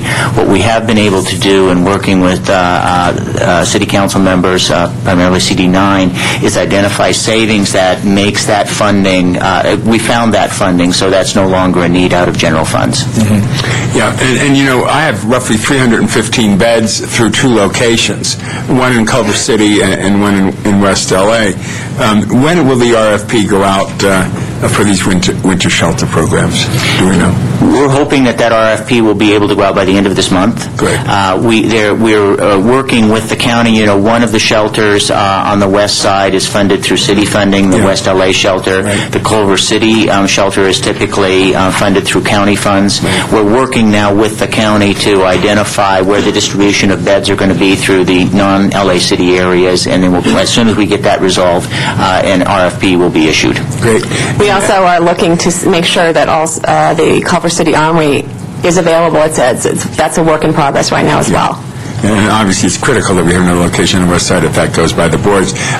Year before last, I served meals to the homeless. Last year, I handed out socks in both of those shelters. And both of those moments when I was in there was a tremendous interest in talking to me and basically talking about case managers and social services. Right.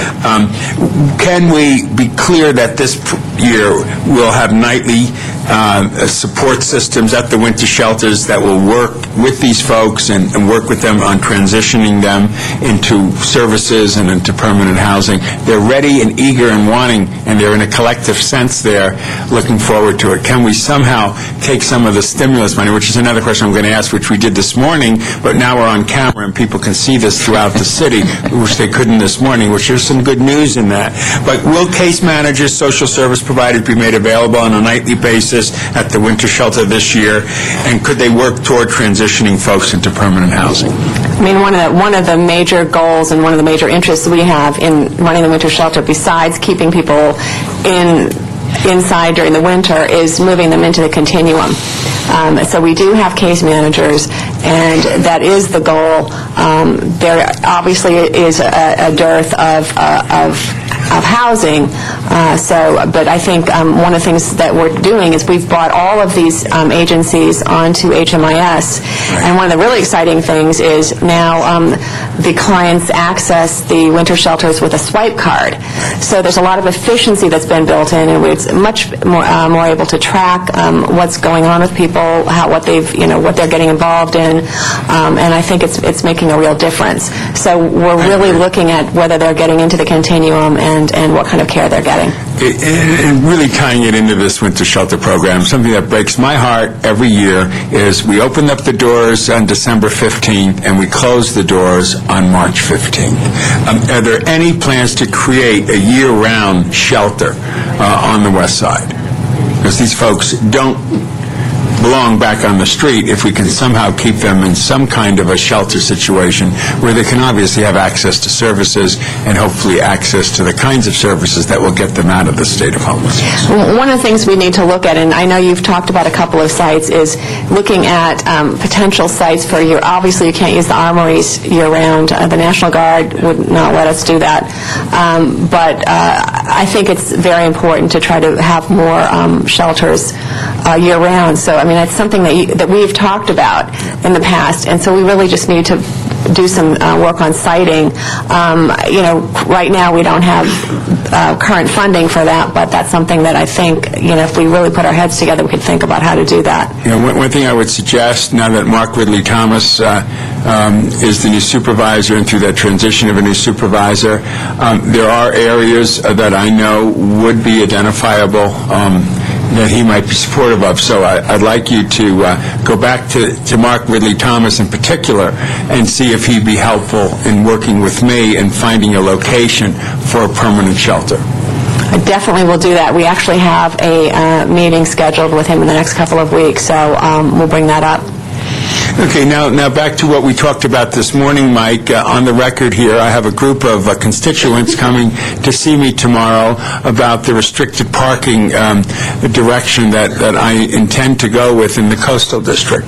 What that basically will do is address the issues of the cars and campers, people sleeping in their cars and campers. As you also know, the city law that says it's against the law to sleep in your car and camper is a bad law made in the 80s, and and I want to challenge that law by finding zones within the district where cars and campers can be for people to sleep with services, both health and psychiatric and hygienic services available to them. It's not easy.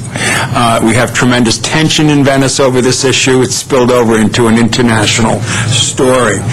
Can we count on stimulus dollars, and could we explain the stimulus dollars that we're looking at that we heard about this morning that could give hope to folks that, A, we can create a process where we can identify the folks in the cars and the campers as almost homeless and tie them into that 18-month funding window that we're talking about so we can give them wraparound services and help me identify locations where we can put these cars and campers so that it is no longer illegal.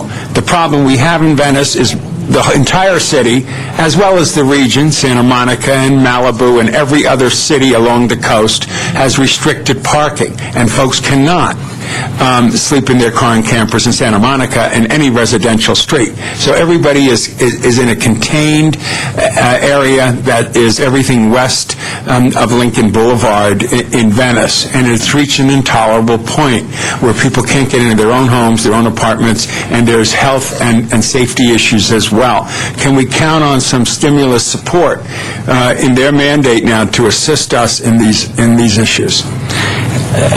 Well, as we talked about this morning, there is collectively throughout the city of Los Angeles, throughout the county of Los Angeles, about $58 million of homeless prevention and rapid rehousing dollars that will be coming to 20 various jurisdictions around the county, including LA City. Included in costs that are allowable under that program are costs associated with helping people either stay in housing through homeless prevention, i.e. they've gotten behind on their rents, and then there's the rapid rehousing component, and that piece is for folks who have actually lost their housing and can use that funding to play forward basically 18 months of rental assistance. So part of what we can also do is outreach in the community. There are outreach dollars that are available. There are case management dollars that are available. And there are actual rental assistance dollars that are available to help find places for folks and then get them housed and out of their cars, out of their vehicles, and into real housing. So I think that there definitely is funding that can be used to help solve that problem. And I'm delighted to hear it, and I know my Venetians will be happy to hear that, too, that there's stimulus money. And I'd like us to take a hard look at Santa Barbara, as well as Eugene, Oregon, where they have some of these programs in place. Thank you. I'm hopeful. Thank you. Is it? You like Venetians? I like the hotel, too. We should call Venetians homeless shelters that we build in L.A., so people won't associate with the only hotel in Vegas right now. On the winter shelters, last year our office, along with CD9, acquired some AB 1290 dollars, I think in the amount of about $1 million. Was that accurate? Do any of you have that figure? I think it was about $1 million. Are you talking about money used for rehab at New Image? What are we talking about? No, it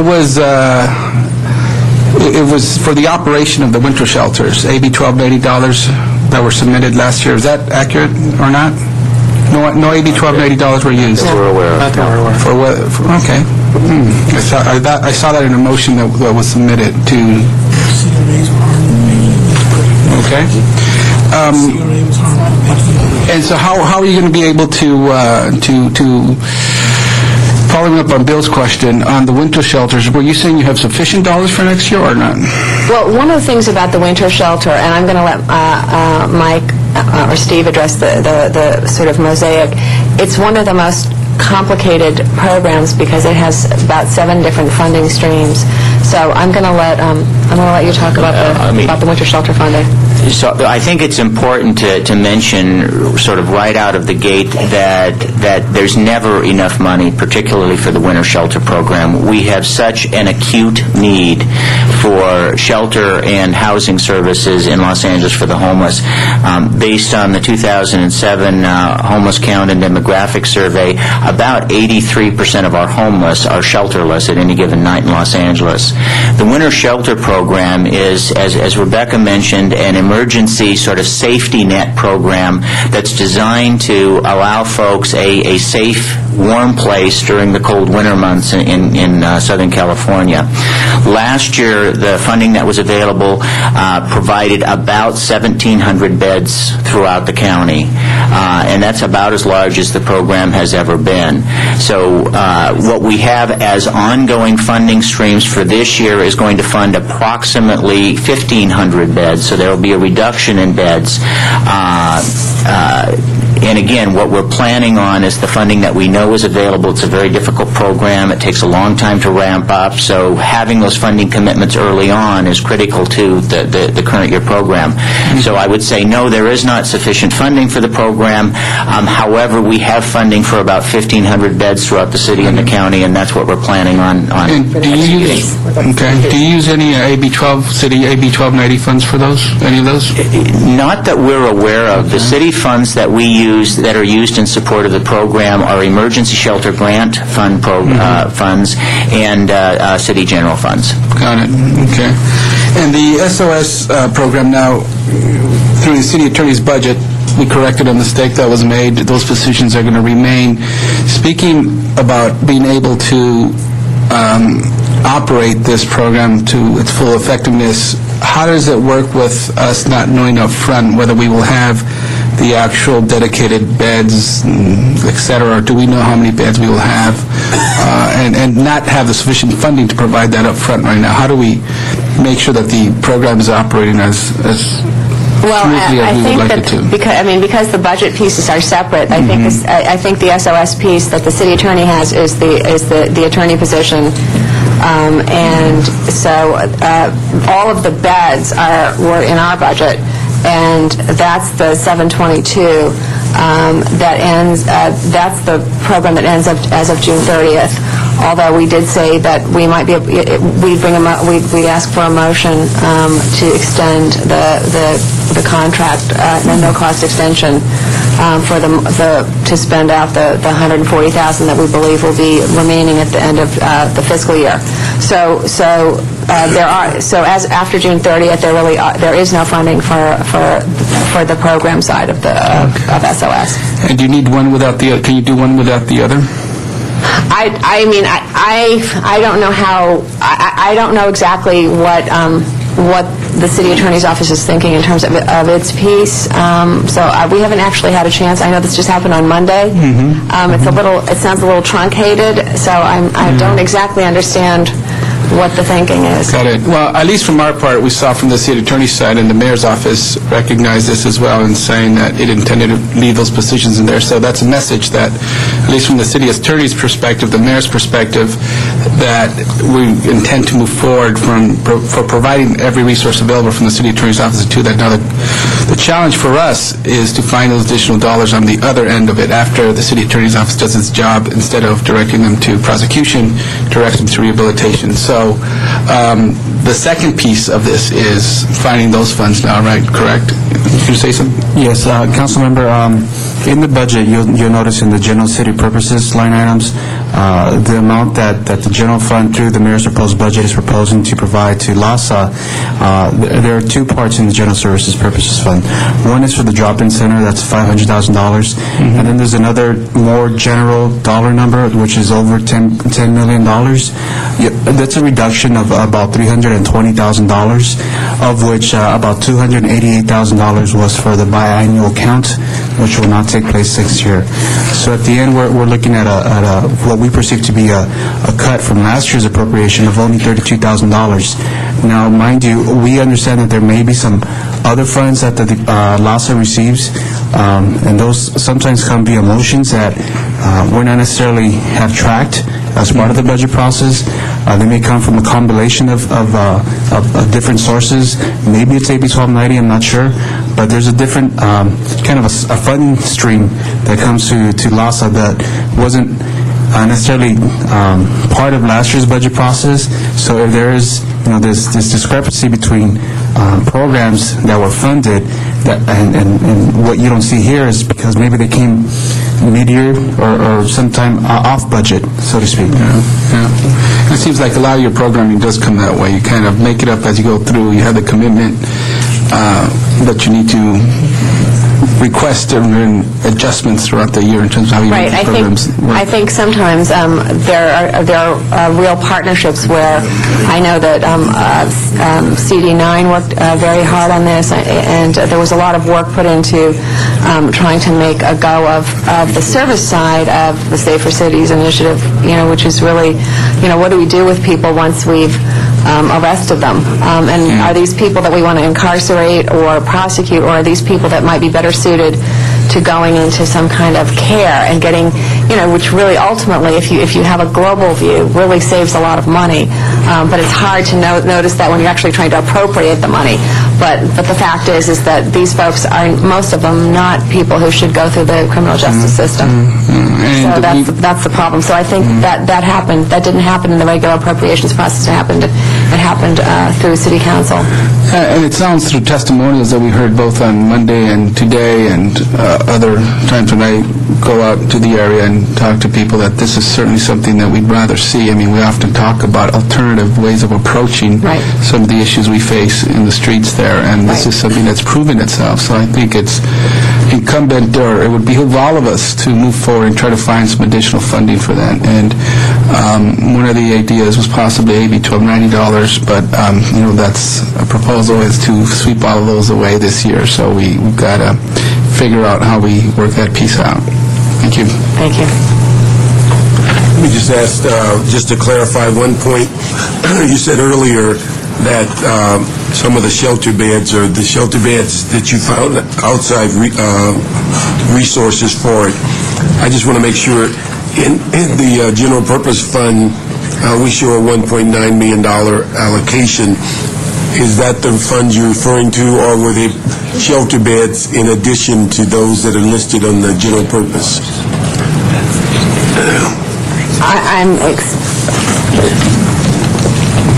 Excuse me, If I understood you correctly, you said that there were some shelter beds, excuse me, shelter beds that you had gotten outside funding, and you no longer needed the request to the city. Oh, no, I'm sorry. Okay, I just wanted to find out. No, I'm sorry. I'm talking about under the incremental funding, the new requests, that winter shelter program. Okay, that new request was how much? The $182,000. Okay, so there was $182,000 you no longer need. Right. Okay. All right. Okay, thank you. Thank you very much, and we appreciate you being here. One thing I'd just like to ask as we continue to move forward on the stimulus funding and a variety of homeless issues, one of the things that I'm concerned about is that although the 8th and the south part of the 9th district and the north part of the 15th often are viewed as places where there's a large number of homeless. If you look at the 8th district, we have the second largest number of homeless people in the city. The dilemma is we don't have them concentrated as they are downtown. Right. But they're along all of our freeways, our parks, our bus benches, and often there's a kind of a sense that there are no services in and around the community, and it's almost a decision that you must bring people downtown to get services.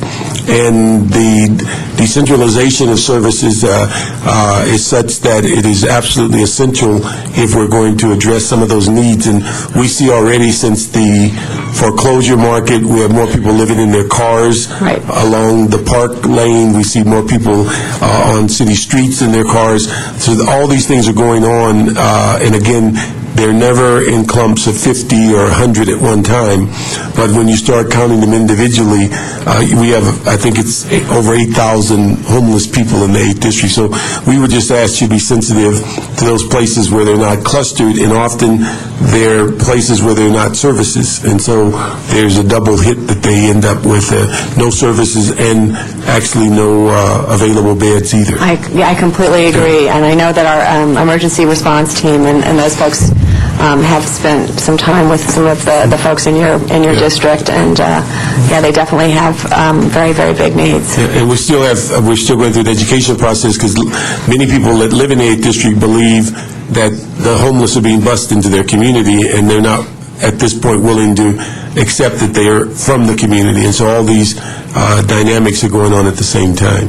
Exactly. Okay. Thank you. If I could ask the CAO for a report back on the possibility of using stimulus money to support the SOS program. Thank you. Thank you very much. Thank you. Thank you.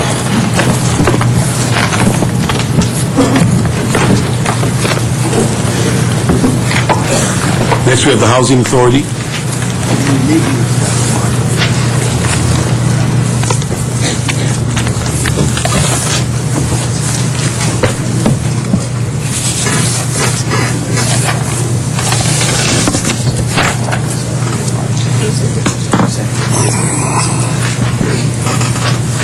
Thank you.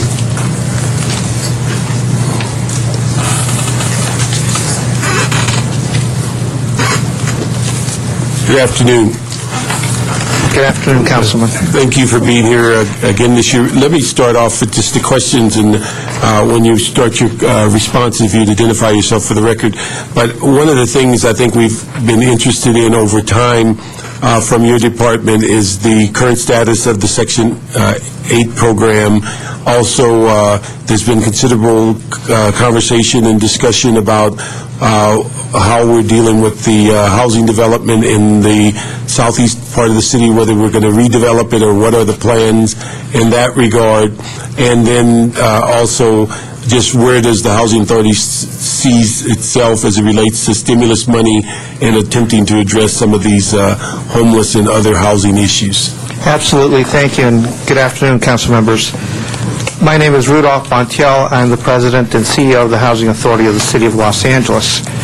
And I'll begin by giving you, Councilman, what a segue you've provided, an update on the status of our Section 8 program. We've passed out some informational packets to you. They're in front of you now.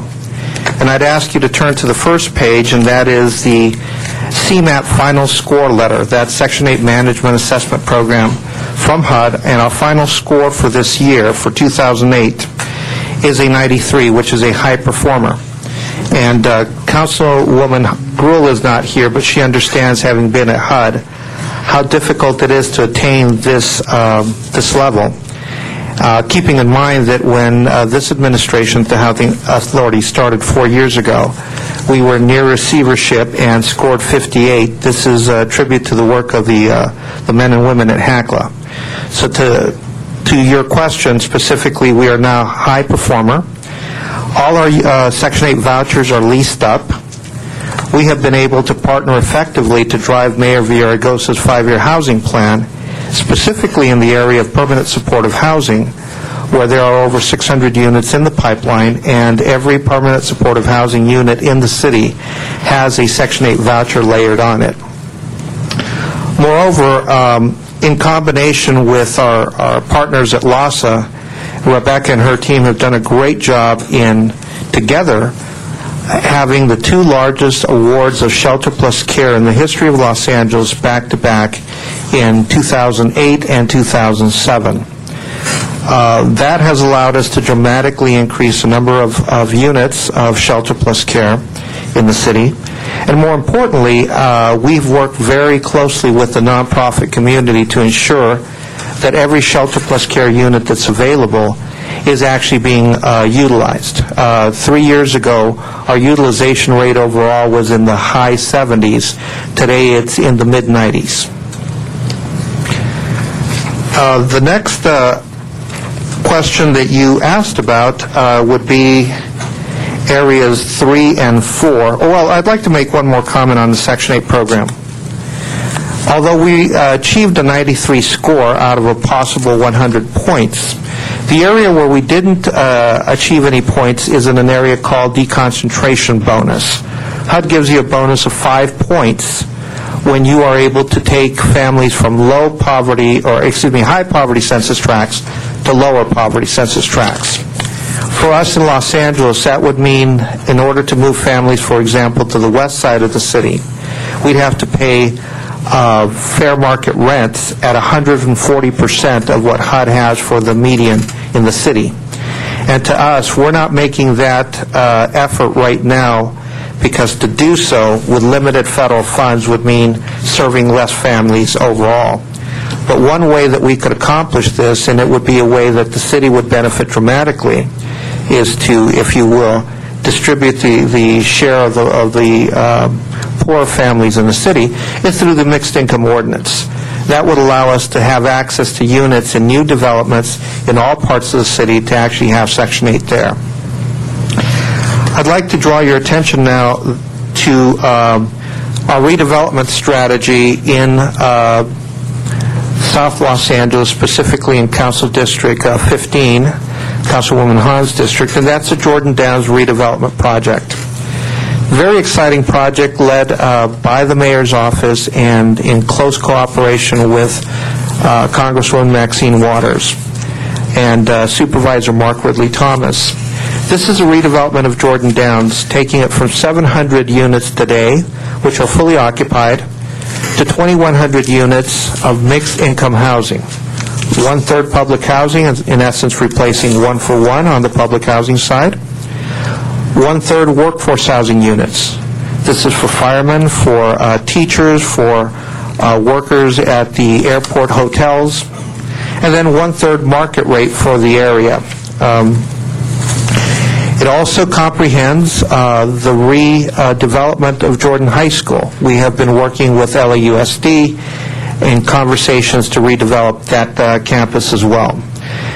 We have, because we are on the Alameda corridor, we have the opportunity to do a neighborhood-serving retail component, which could have perhaps a retailer, grocery store, perhaps some sit-down restaurants, but also have the opportunity to do some green manufacturing sites. I think our mayor and this council have been very forward from a national perspective in wanting LA to be the biggest green city in the country, in the world, or the greenest big city, either way.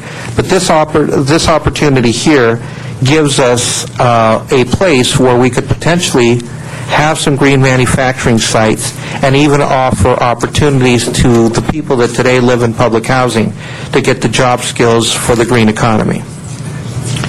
Finally, I'd like to talk about the question that you asked, and you can see the map that's part of your packet.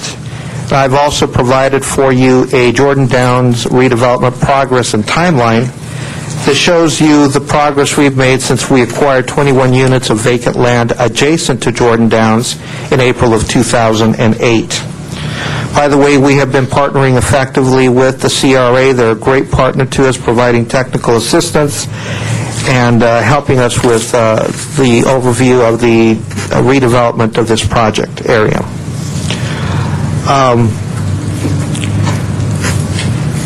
I would like to also speak a little about the stimulus monies that we have received. The Housing Authority of the City of Los Angeles received $25 million of stimulus monies in the form of a supplemental capital grant. That capital grant is extremely important to us because it will allow us to upgrade many of the different structural systems of the buildings that we have in Los Angeles, but more importantly, we're taking $7 million of that in partnership with the LA Police Department, LAPD, to do a public safety camera program, expand the very successful program that we currently have at Jordan Downs, expand that to Nickerson Gardens, Imperial Courts, and Ramona Gardens on the east side of town. That is being led by the LAPD. We are providing the funding for the cameras to be installed. The LAPD would operate those cameras, and in addition to that, the benefit to the community is that we would be in a position to provide free Wi-Fi access to each one of those communities upon installation of the cameras. I've got to say that we've received very good support from the DWP in getting the fiber optic connections already to Jordan Downs, and we look forward to having that same support for these 3 new sites that we will pursue. Essentially, those are my comments. Would like to remind the council that from a budget perspective, our budget was adopted in December of last year. We have a balanced budget now for the 5th year in a row. We did have to undertake some layoffs in December of last year, but we did those in cooperation with our bargaining units. We're not anticipating any further layoffs for 2009, and God willing, we won't have any in 2010 if the federal budgets stay where they're at right now. As you know, we received no city monies, no general fund monies. We are primarily funded 91% by the federal government, and we generate the other 9% through our rental activities. And those are my comments, council members. Okay. When you have anything? You want me to ask anything? Or do you want to go to... Jose, do you have anything? I just want to congratulate you on your initiative in Jordan Downs. We saw the benefits of that at Aliso Pico in Bowen Heights, that now you see a renewed and revitalized community there that continues to provide revitalization all around the neighborhood. You have a new high school going up, it continues to spread, so I think there's a lot of promise in that. My question is, how many of these do you have planned after Jordan Downs? And I know it's a huge undertaking, it takes several years. Do you have a plan on which ones you do next, or you kind of take it as they come and as opportunities arise? That's a very good question, Councilman, and I would like to congratulate you for your vision as we redeveloped Pueblo del Sol, the old Aliso Pico development, and created Pueblo del Sol. When you were on the school board, you also had the vision to create a high school there, and that high school is just about complete. I believe the ribbon cutting ceremony will be very soon, and I think classes open in September. What's really neat about that whole area is that we also have the brand new metro stop on the Línea de Oro line, and that's very exciting because now, quite frankly, in Boyle Heights, there's probably not a better place to live than at Pueblo del Sol. Some of the best housing in the area. To answer your question specifically, working with Deputy Mayor Helmi Hizrik, who was instrumental in bringing the housing plan for the city together, the mayor's 5-year housing plan. That plan calls for us to do visioning processes at 3 additional communities: Nickerson Gardens, Ramona Gardens, and the third one we're looking at potentially could be something along the LA River, or could be another community in Watts. But at the very least, we will be doing Nickerson and Ramona within the next 5 years, and this would be the master planning process. You are correct. It takes an extremely long time to redevelop public housing. And what we're trying to do is begin the process that will eventually lead to us redeveloping 14 large sites throughout the city in a program not unlike what Chicago did in their plan for transformation, to take probably 15 to 20 years to complete. At Jordan, we expect to see some vertical development that's actually housing going up in about the next 2 to 3 years. And within the next year to year and a half, begin to see some of the infrastructure, such as the extension of Century Boulevard from where it stops at Grape Street, connecting it all the way over to the Alameda corridor. Thank you. I know there's a lot to discuss on these projects, and I'll save all the questions I have on this, but one that I do have, which is, and maybe, from what I read at Jordan Downs, I didn't really see a lot of community how would you say it, community opposition, or maybe there was and I didn't read about it in the paper, but it did happen at Pico Aliso, and you would find that a lot of people sometimes are not too keen or excited about something new, and particularly when people have lived there for a long time, they've known it a certain way. There might be some opposition, although relatively speaking, I would assume some of the rents could be close to what they're paying now. They continue to be at Section 8, or opposition to be homeowners for the first time. We saw that at Pico Aliso. Was there opposition at Jordan Downs? And I would just, my piece of advice, if you do look at Ramon Gardens, you're going to need a lot of community work ahead of time. It's been a community that's been there for a very long time. I could probably sense a lot of education and community participation at that place. I think you hit on a very good point, and I would draw your attention to this part of the presentation, which is the timeline. And I think what we did, we started looking at Jordan Downs about 3 years ago. And we have put a lot of work, Councilman, into the community involvement portion. We have formed a community advisory group. That's the very first thing that we did. This community advisory group has already been to Portland, Seattle, Chicago to meet with their counterparts at redeveloped public housing sites. We have been holding a master planning process with them for the last 3 months. The last process took place about 2 weeks ago on a Saturday.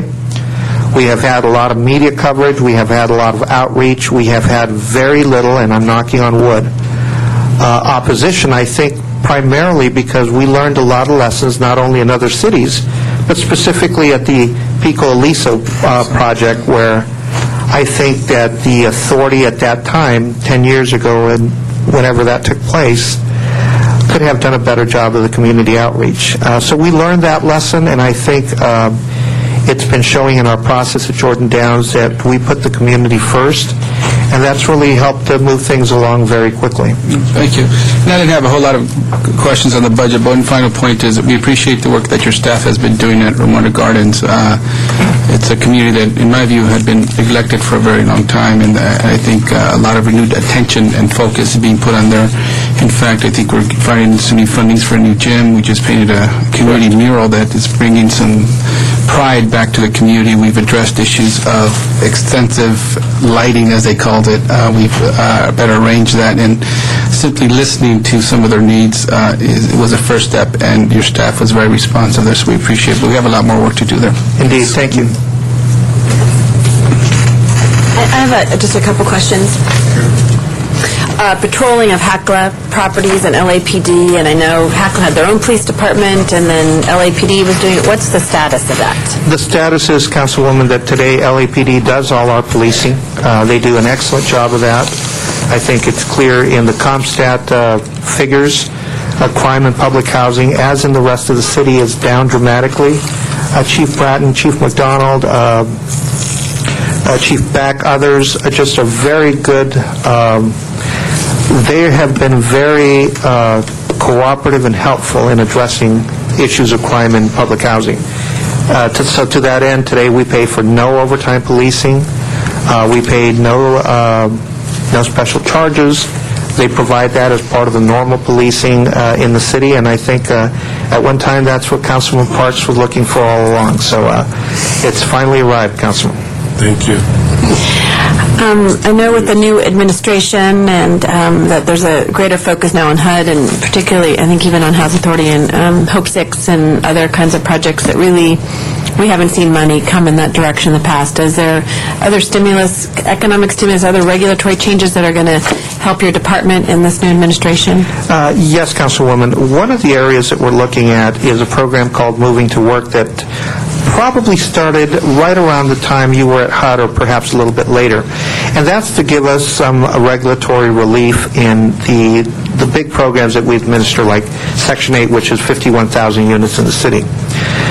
But more importantly, Hope 6, and now they're almost coining the term Hope 7. It's in the 2010 budget at $800 million. You know, when you and Secretary Cisneros were there, you were amazing in getting $600 million funded. So for the budget to come in with $800 million is amazing to us. More importantly, I think the shifting of the vision of President Obama and Secretary Donovan is to move it from just redeveloping the public housing to having more of a community impact. Communities of opportunity, choice neighborhoods is what they're calling these, where you not just impact the public housing, but the areas around it. And you connect it not just to the public housing, but you connect the educational component. You connect the transit-oriented opportunities. At Jordan Downs, we have a metro stop within a half mile. That's a great opportunity for us to connect the transit to the people that would likely be the highest users of that. Thank you.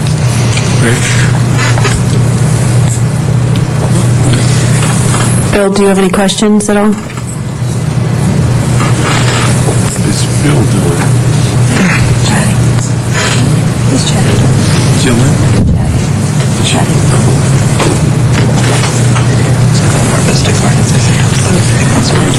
I'd like to get a little sense about, I have the largest housing project in America. believe it or not, in my district. It's called Mar Vista Gardens. And I'd like to know, as a result of the federal stimulus, 25 million capital growth, LAPD, public safety, is there anything we can look at to support us with Mar Vista Gardens? Actually, Councilman, and first of all, my hat's off to you for helping us get the postal carrier back where he needed to be and delivering the mail to the residents. I heard you mentioned some of the folks there.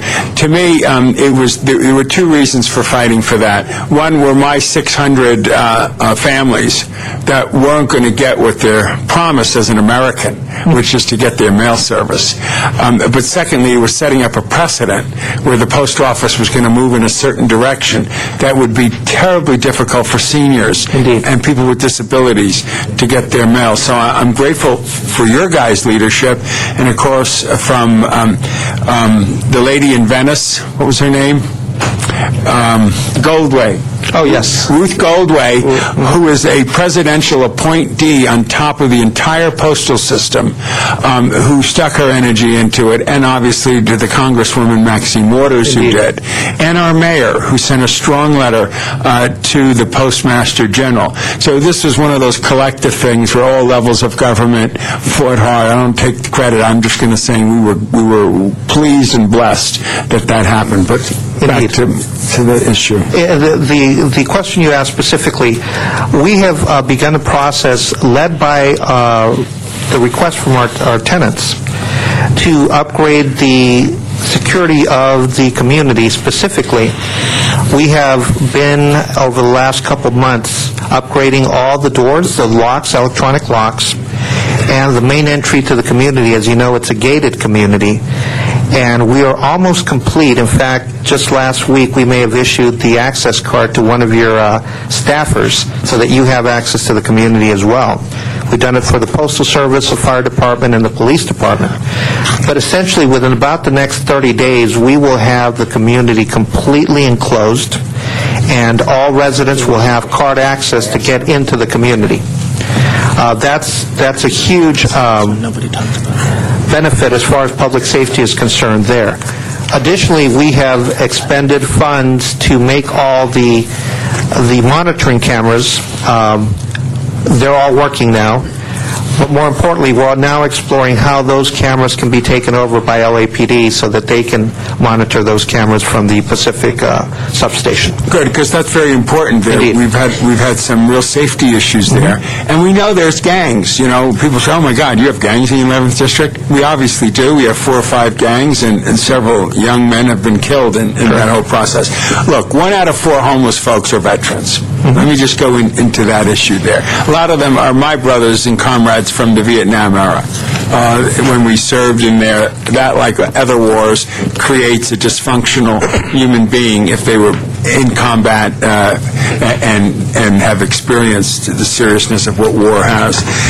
For the HUD Veterans Affairs Housing Support Program, VASH, what does HECLA plan to do to address the following? Spread the word regarding availability of housing vouchers for our veterans, as this program is underutilized. I think there were 800 vouchers for vets. Correct. And to hook that voucher with a vet and to actually do something has been extremely difficult. Correct. Some have complained about our bureaucracy not functioning right. Others have complained about other things. But the bottom line is veterans are eating out of garbage cans, sleeping under bridges. Help to identify more landlords that will take these Section 8. What do you see going forward in dealing with veterans? Very good. I think the VASH program, and we did receive one of the largest, if not the largest, allocation in the entire country, 845 units. We have been working very closely with the VA to essentially place the vouchers.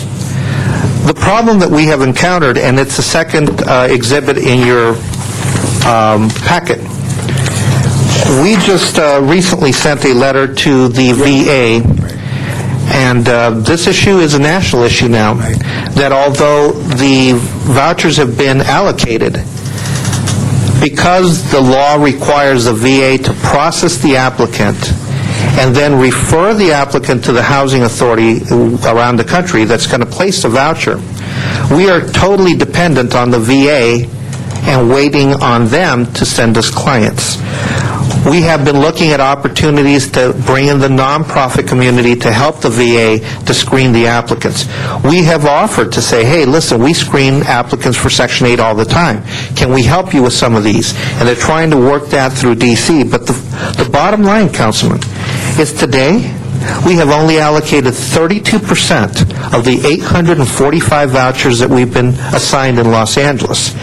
And the reason we are so concerned, and the reason I wrote this letter to Bill Daniels, is that we have offered, if they will send us a qualified, pre-screened applicant, we'll give them a voucher in 48 hours. 48 hours. Now, what about groups like the St. Joseph Center that have identified homeless vets right now in their card file box? We must get the VA blessing to let a not-for-profit that has a track record of dealing with homelessness. I mean, how do we just go right to those folks who have those lists and those intakes? That is exactly what we're trying to organize now, the nonprofit community to meet with the VA to get legislation or regulatory relief from D.C., because quite frankly, what's going to happen if we don't use these vouchers, they've just announced an additional 10,000 that will be competitive throughout the country. We won't be able to compete because they'll look at L.A. and say, hey, you still got a bunch of vouchers you haven't used. So this is important to Santa Monica. It's important to all the coastal communities. It's obviously very important to L.A., and we need to change this. Is Jim Clark here in the room by chance?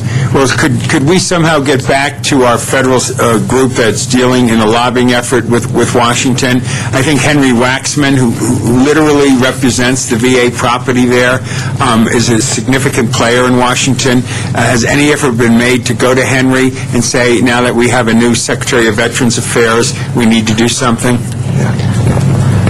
Deputy Mayor Helmi Hizrik will actually be in D.C. next week with a group on homeless and veterans issues at the White House, OMB, and HUD, and she will be taking that issue up. This is something we copied, not just the VA, but we copied the Board of Supervisors, the City Council, the Mayor's office, because collectively we've got to change this. The VA is essentially strangling our ability to issue these vouchers. And as you said, the veterans are out on the street tonight, and they could be in a place. And I might say in a very positive way, the new head of the VA here locally, have you met with her? Not yet. Oh, well, golly. She's a great lady, and she was a nurse by background and administrative in charge of that hospital for quite a while, and my interaction with her, her passion for veterans is fabulous. And so it's a new day at the VA here locally. I mean, a real positive spirit. And also, in Washington, our new president appointed a new Secretary of Veterans Affairs. Correct. So I think the climate and the leadership is so dramatically different today than it was just 4 months ago. 100 days, as we say. And I'd like to do it. I got a note from my Deputy Chief of Staff. Do we have any projects based solely for veterans, and can we do that, and how? Actually, the VASH vouchers, that's one way that we're looking at in Los Angeles to be able to utilize them, is to actually partner with nonprofits to do permanent supportive housing for veterans, because if we're able to assign the voucher, it'll count as being used. So we're in the process of doing that. In fact, we're looking at a project now with a community of friends at the North LA VA campus. Okay. Well, this is all good news that we're moving in the right direction. And Deputy Mayor, when you come up and speak, I just want to restate it again, how you explain what you're going to do in Washington and how we... Yeah, would you come up now? It would be great. Somebody clear a chair. Thanks, John. Before they hire her in Washington, you know? We got to keep some good ones here. Helmi Hizrik, Deputy Mayor. I just had the opportunity to meet with the National Alliance to End Homelessness. There's a small coalition of 5 cities nationally that are going to the White House, to HUD, to OMB, and to HHS, and they invited me to join them. And one of the issues we're going to be talking about is the VA and how to move forward more effectively on the use of the VASH vouchers. It'd be terrific. And as he was saying, the not-for-profit agencies are all plugged in completely, and they could they could fill those vouchers, really in 48 hours, because there are people.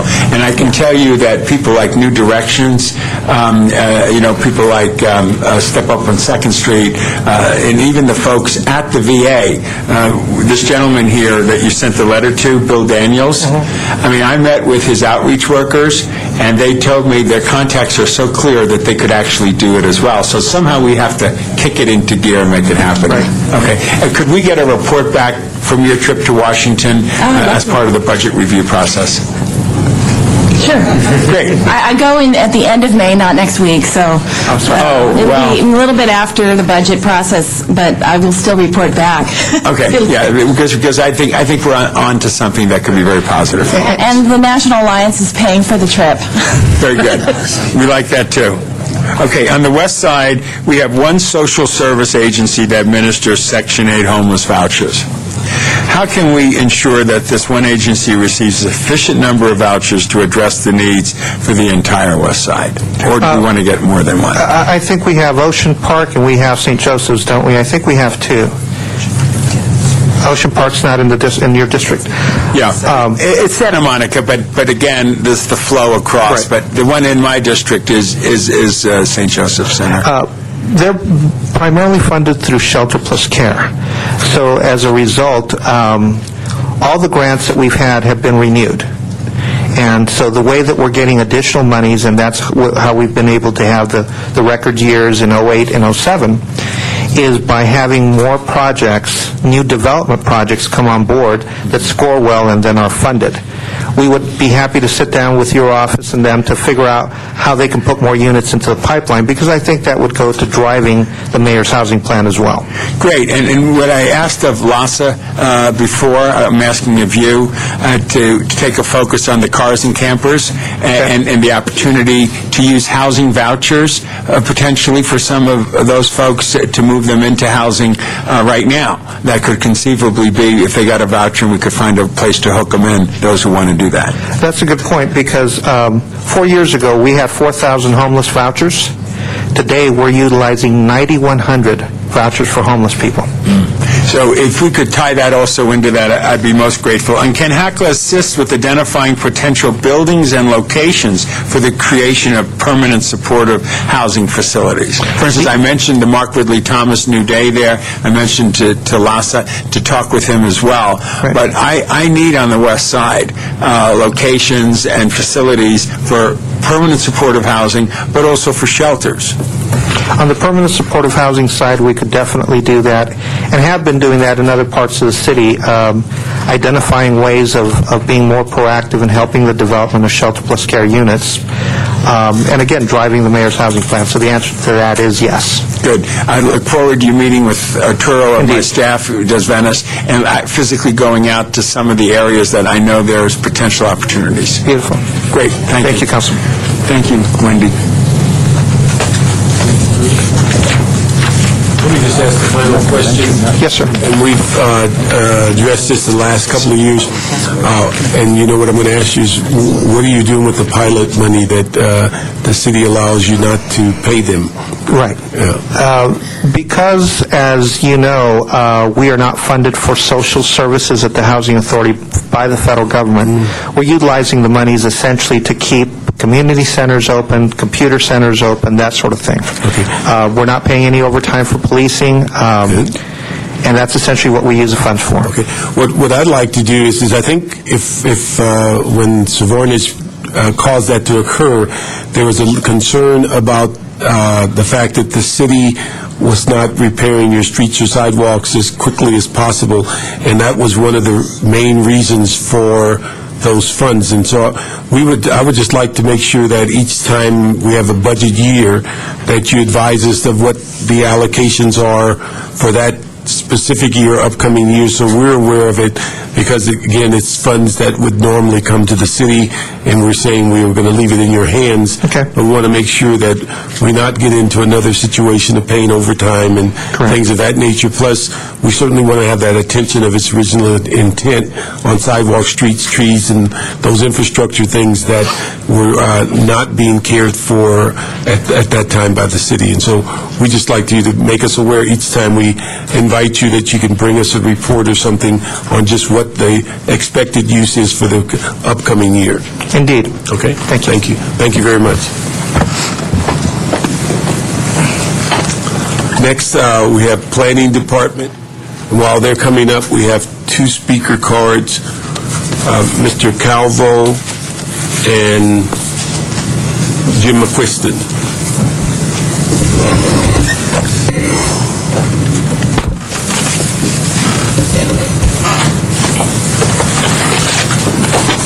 Thank you, Mr. Parks.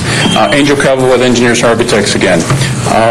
The association is requesting this committee to please carefully look at the proposed elimination of positions at the Planning Department. Federal funds, stimulus funds, will soon be flowing into L.A., and just like the Housing Department, the Planning Department is going to have a very important role in the utilization of those funds. It would slow that utilization to have positions eliminated from the Planning Department, and then they can't respond to the new duties that they're going to have to perform. If necessary, we respectfully suggest that the positions be retained without funding. That way, when and if the funds do become available and the projects start to come online, the Planning Department already has the positions. It's just a matter of restoring the funding to the positions. Okay, thank you. Mr. McQuiston?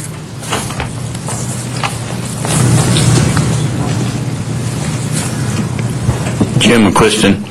You have my statement. It may seem like the tone of the statement is a little hostile. Don't take it that way at all. What I want to point out is, in this time, we have several departments which consume most of our general funds. And we have to look at those departments more or less like we've talked about, zero basing. And one of the problems is that we've kind of gone off the deep end with some of our programs that we've had, that those programs should be more or less put back in the shelf when we have difficulties. But other parts of that program have been severely cut, and those are the core missions of planning. We cannot tolerate that. So what I have suggested is that we have to shift the utilization of the money, not necessarily that we're going to actually cut the money down. Thank you very much. Ms. Goldberg, how are you? I'm fine, thank you. Good. I just want to start off on questions and ask you, number one, how does the proposed cuts in the mayor's budget, how would it impact you in the coming year? And if you could also just give us a sense of where you are on your rate increase report and also your community plans that were funded in the last year or so. Well, thank you very much. The total budget reduction for the Planning Department this year is 22%, which is a significant number.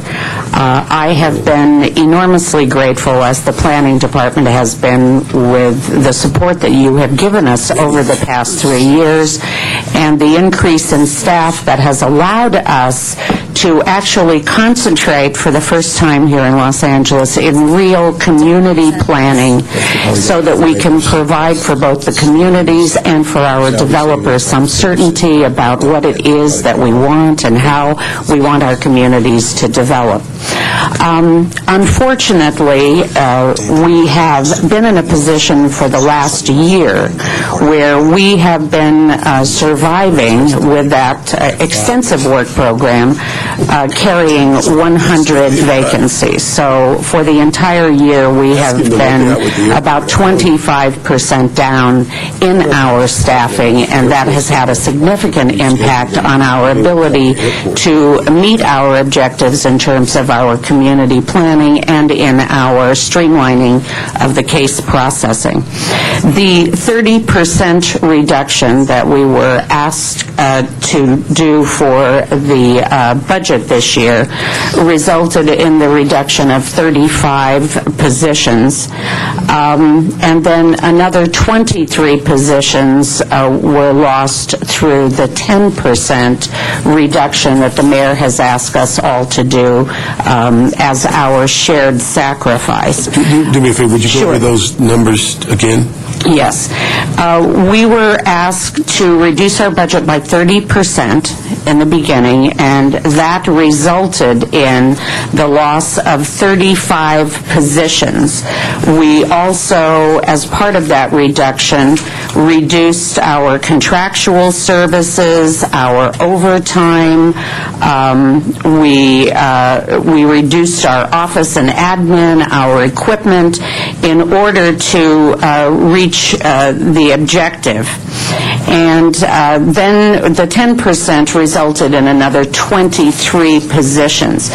All of those positions are currently on our vacant list, so while we are not losing current capacity, what we are losing is the hope that we have had for the past 2 years that we would actually get to bring into the department the capacity needed to do the work program.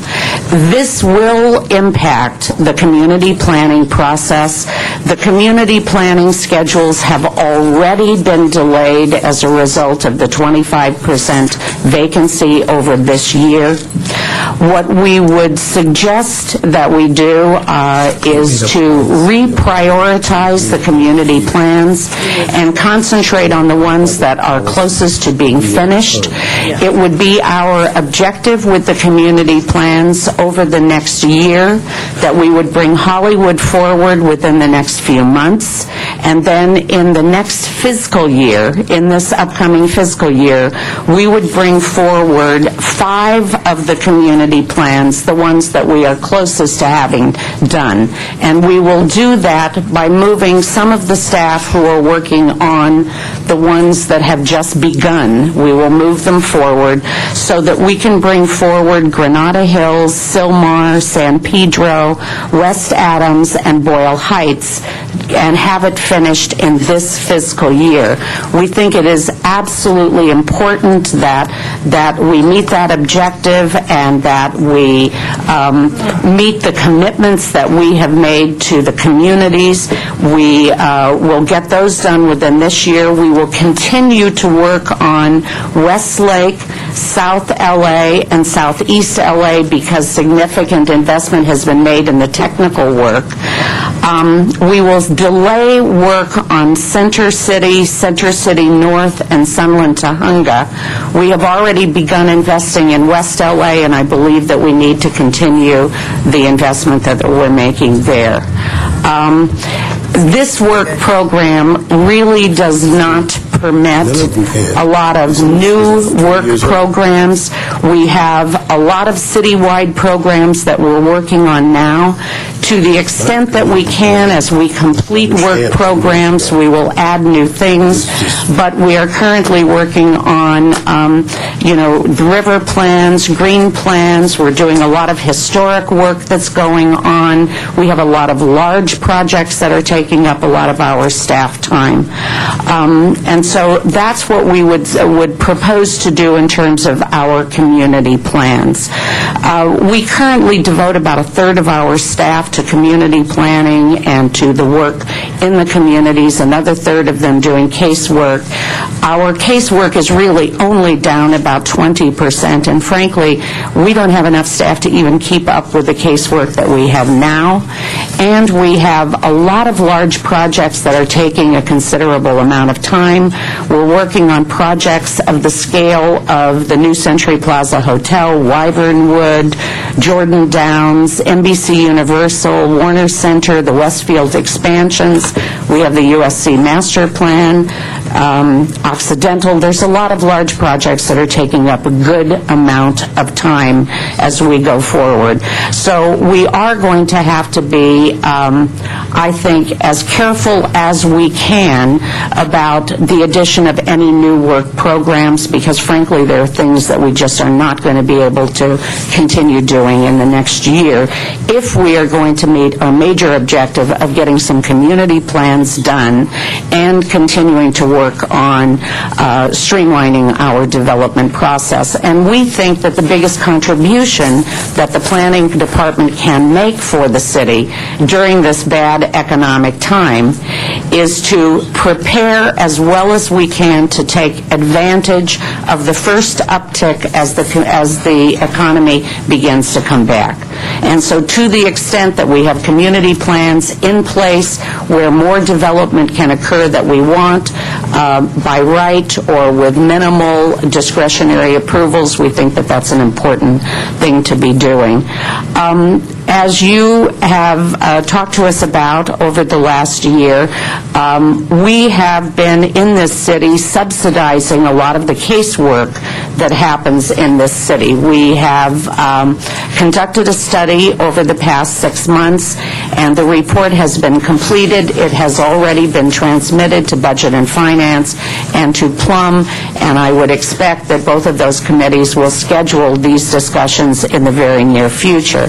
But the bottom line of the report is that the gap between what we actually collect for all of our case processing and what it actually costs to do it is around $11 million. Now, we also recognize, and you will see in the report, that many of the fees probably will continue to need to be subsidized because they are for things that contribute some other community benefit, or they are disproportionately onto single-family homes or things of that sort. But it is our hope, and we have recommended something in the neighborhood of $7 to $8 million worth of new fees that you should consider. The budget actually includes, I think, about it actually did include $4 million, but you may have noted in one of our budget memos that there was, I started to say a small omission, but to me it was a large omission of about $1.7 million that was inadvertently left out of our salary account.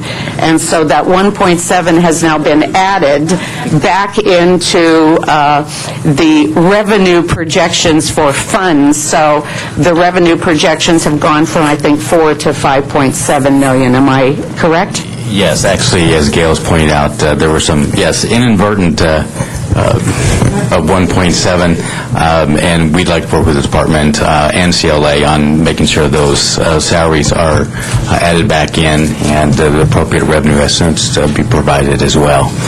And since we're on that topic, there are two items. I think it's Blue Book item 18, which is the Environmental Review Unit, and the San Pedro, where there are no dollars provided for the salaries, but yet the revenue estimates do include those numbers. So while we have tried to go through this year in making sure we provided funding on what I'll call both sides of the balance sheet, unfortunately these two just kind of did not make it. So. Gail, let me ask on the issue of your fee analysis. Now, with the fees that you're recommending and the report is forthcoming, if I understand it, you still would be roughly $3 to $4 million a year being subsidized by general fund for the services? Yes. And now tell me again why you... Well, as we go through those recommendations for the fee study, I think that you will see that a number of the fees may be more than you would be willing to charge a single-family homeowner who wants to, for instance, do a Mills Act or some historic restoration of their house. Many of the fees for single-family houses are subsidized traditionally in all planning departments. And also sometimes if the service that you're providing provides more than just a benefit benefit to the homeowner, but has some community benefit, and you don't want to discourage it by having a fee that's too high. So those are the kinds of things that we will be looking at as we look at the fees. But it is not typical that fees are 100% cost recoverable. The intent, I think, of every planning department is, to the extent possible, with entitlements or permitting, where you are benefiting either a homeowner or a developer, that they pay as much as possible, and hopefully, for the development community, 100%. Let me ask, are you still moving towards a enterprise fund type situation so that you self-sustain? Absolutely. I think that having an enterprise fund that is established for those fees is a really important component, so that the department will have control of the resources and be able to fill the positions. The struggle that I have had over the past 2 years has not been the work program or the allocations. I think you all have been enormously generous in terms of funding positions and making sure that they were in the budget. The struggle in this city is to fill the positions. And I'm going to give you just an example. Last year, and remember, I've had over 100 positions vacant for the past couple of years. Last year, I was given permission to fill 65 of the positions. And then with the managed hiring, I think 34 of the positions were revoked. So I was left with permission to fill 31 of the positions. But the important thing to note is that of the 31 positions that I was authorized to fill and that I filled, because in this city so many positions have to be filled with mandatory internal promotions, the 31 positions only resulted in 5 new bodies. And of the 5 new bodies, there was only 1 planner. During the same 1-year period, through attrition, I lost 6 planners. So I had a net loss of 5 planners last year. To actually get a new body requires several levels of permission to fill vacancies, and that has turned out to be something, and especially in these economic times, a very difficult thing. Is your report with these fee increases contemplating they be in effect by July 1st? It is, I don't believe that we can have them in effect by July 1st. We will have them to you and under consideration, but I think that the projections looked at not having the revenue for the first 6 months of the fiscal year, but I think there is some accommodation or some accounting for that revenue in the second half. So we would be looking, instead of the $7 million, about 3.5? Well, like I said, there's 4 in the budget now, but in talking with the department, we could probably add some more, but we did not assume full-year funding because there's going to be such a change in some of these fees, and I think the appropriate policy bodies need to flush through them. And once those get flushed through, then obviously there's the whole implementation, ordinance, period, all that other good stuff. So the thing is, what we should try to do is facilitate, in the sense is we're moving this through at least 2 committees, that those ordinances should be moving forward so that once they're approved, because as we know, if we lose 6 months of that revenue, we're in worse shape than we're projecting. But if we can get this done as early in the fiscal year as possible, we can at least recover as much of the funds as possible. And let me ask you, if we're able to move it very quickly and get it in the early part of the fiscal year, does that aid planning in recovering any of their positions, or even with that increased revenue, we're still talking about these 35 and then another 23 positions? It really depends on what you would like to do with planning. Certainly, we need to restore the 1.7 to their salary count.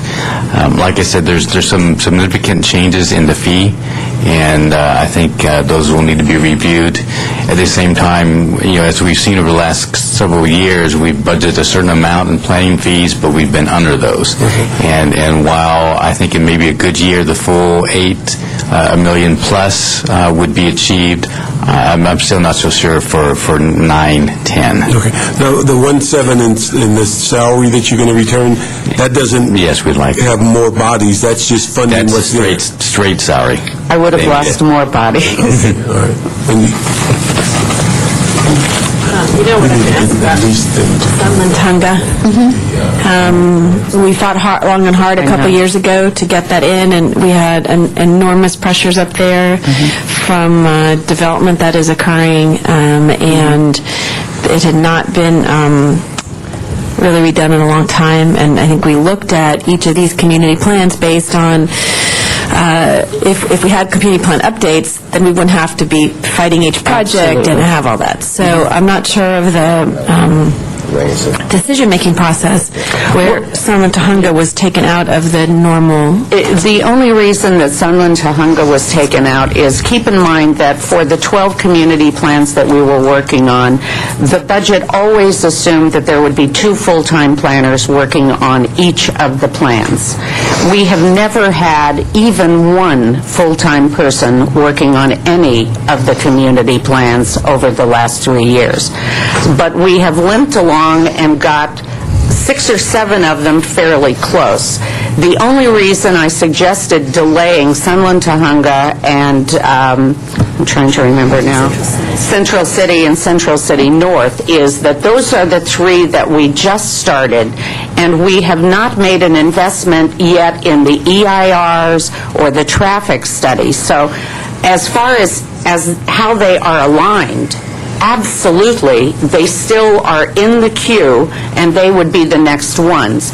But in order for me to get the 5 done, I need to move the one planner that is working on those to help get those recent ones finished. The minute they get them finished, we will reallocate those folks to the plans behind them. So what I'm talking about is a delay, and that there will be a period of time, it could be 6 months, where we won't be working on it because it's the only way that I could figure out how to get them forward. It is important to note that the work program, as far as I'm concerned, is also in your court. And if the council decides that there is some different allocation, I'm happy to do that. But the important thing to remember is that we can't do them all. And so whatever we allocate our resources to are going to be at the expense of something else, at least for the next year. Would you be able to provide to us a list of the list we had last year and where the list is changing this year? And again, particularly, there are no other community plan updates in CD2 that are happening. Right.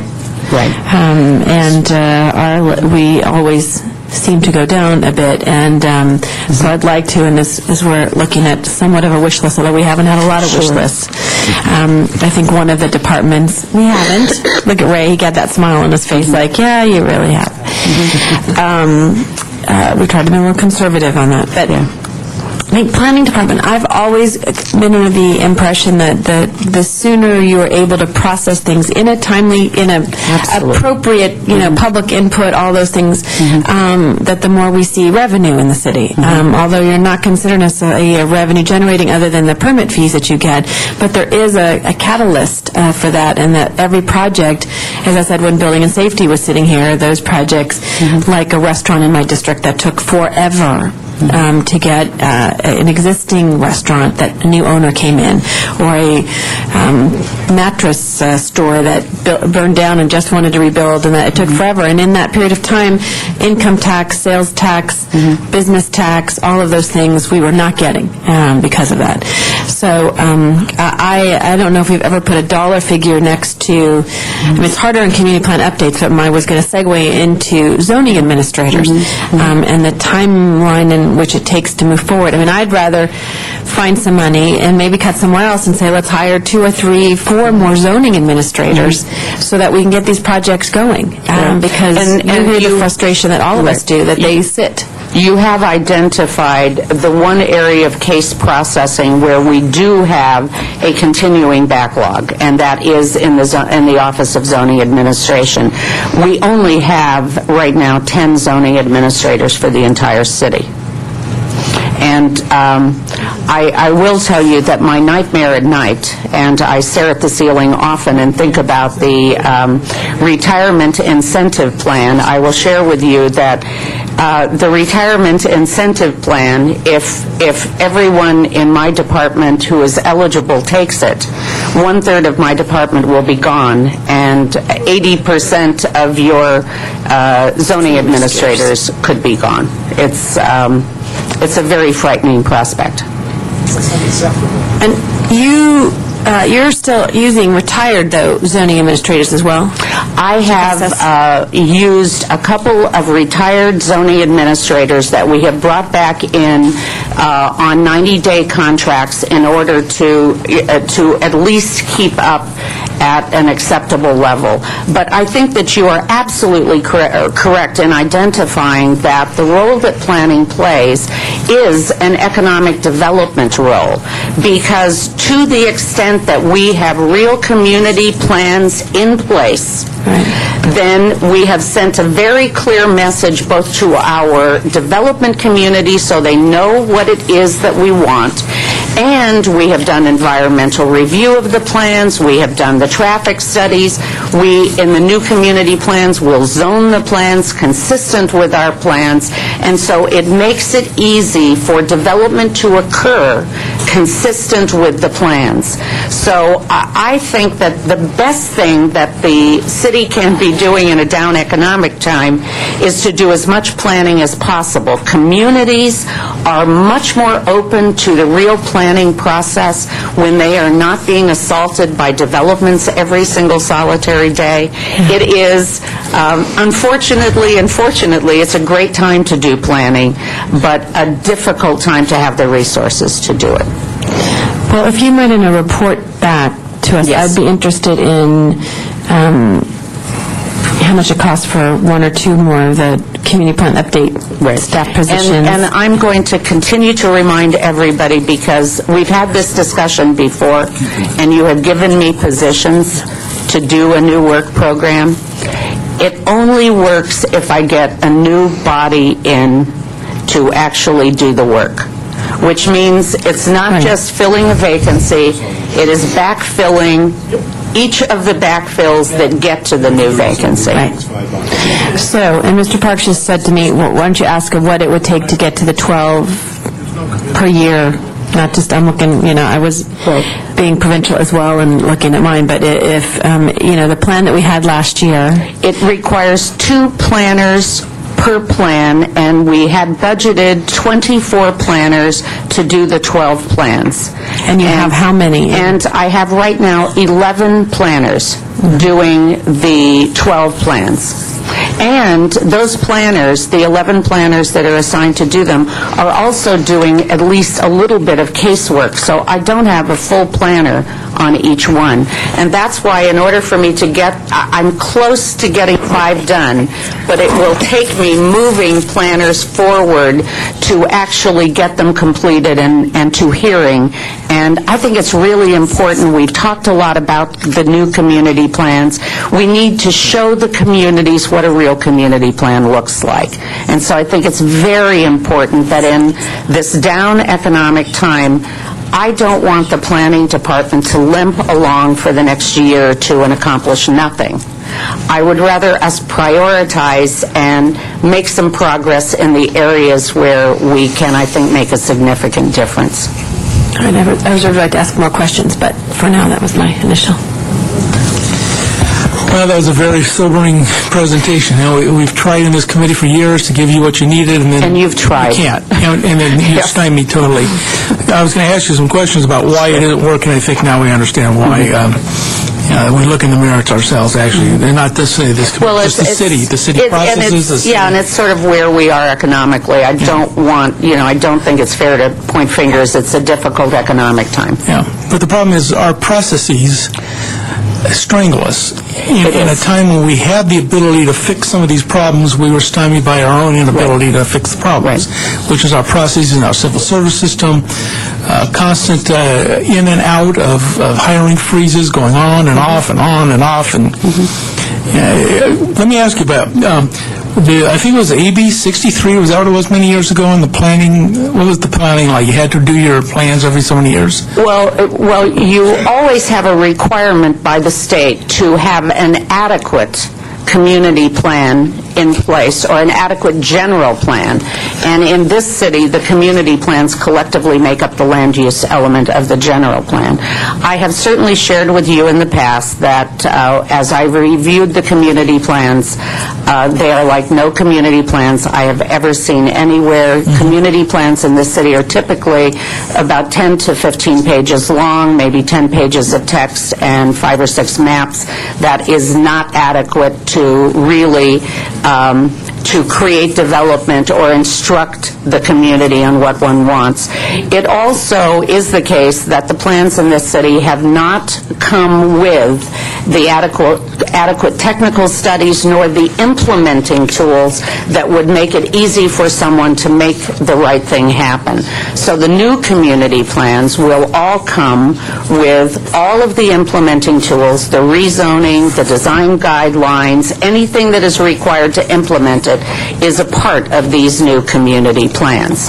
And I think that it is really important for communities to see what they look like, and it's why I think it's so important that we get some new ones done.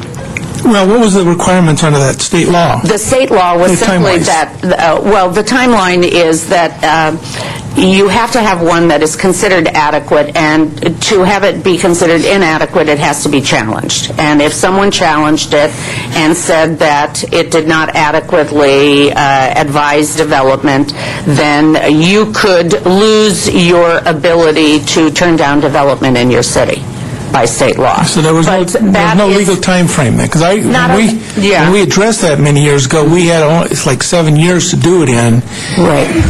I think that most general plans, one would not want them to go more than 20 years.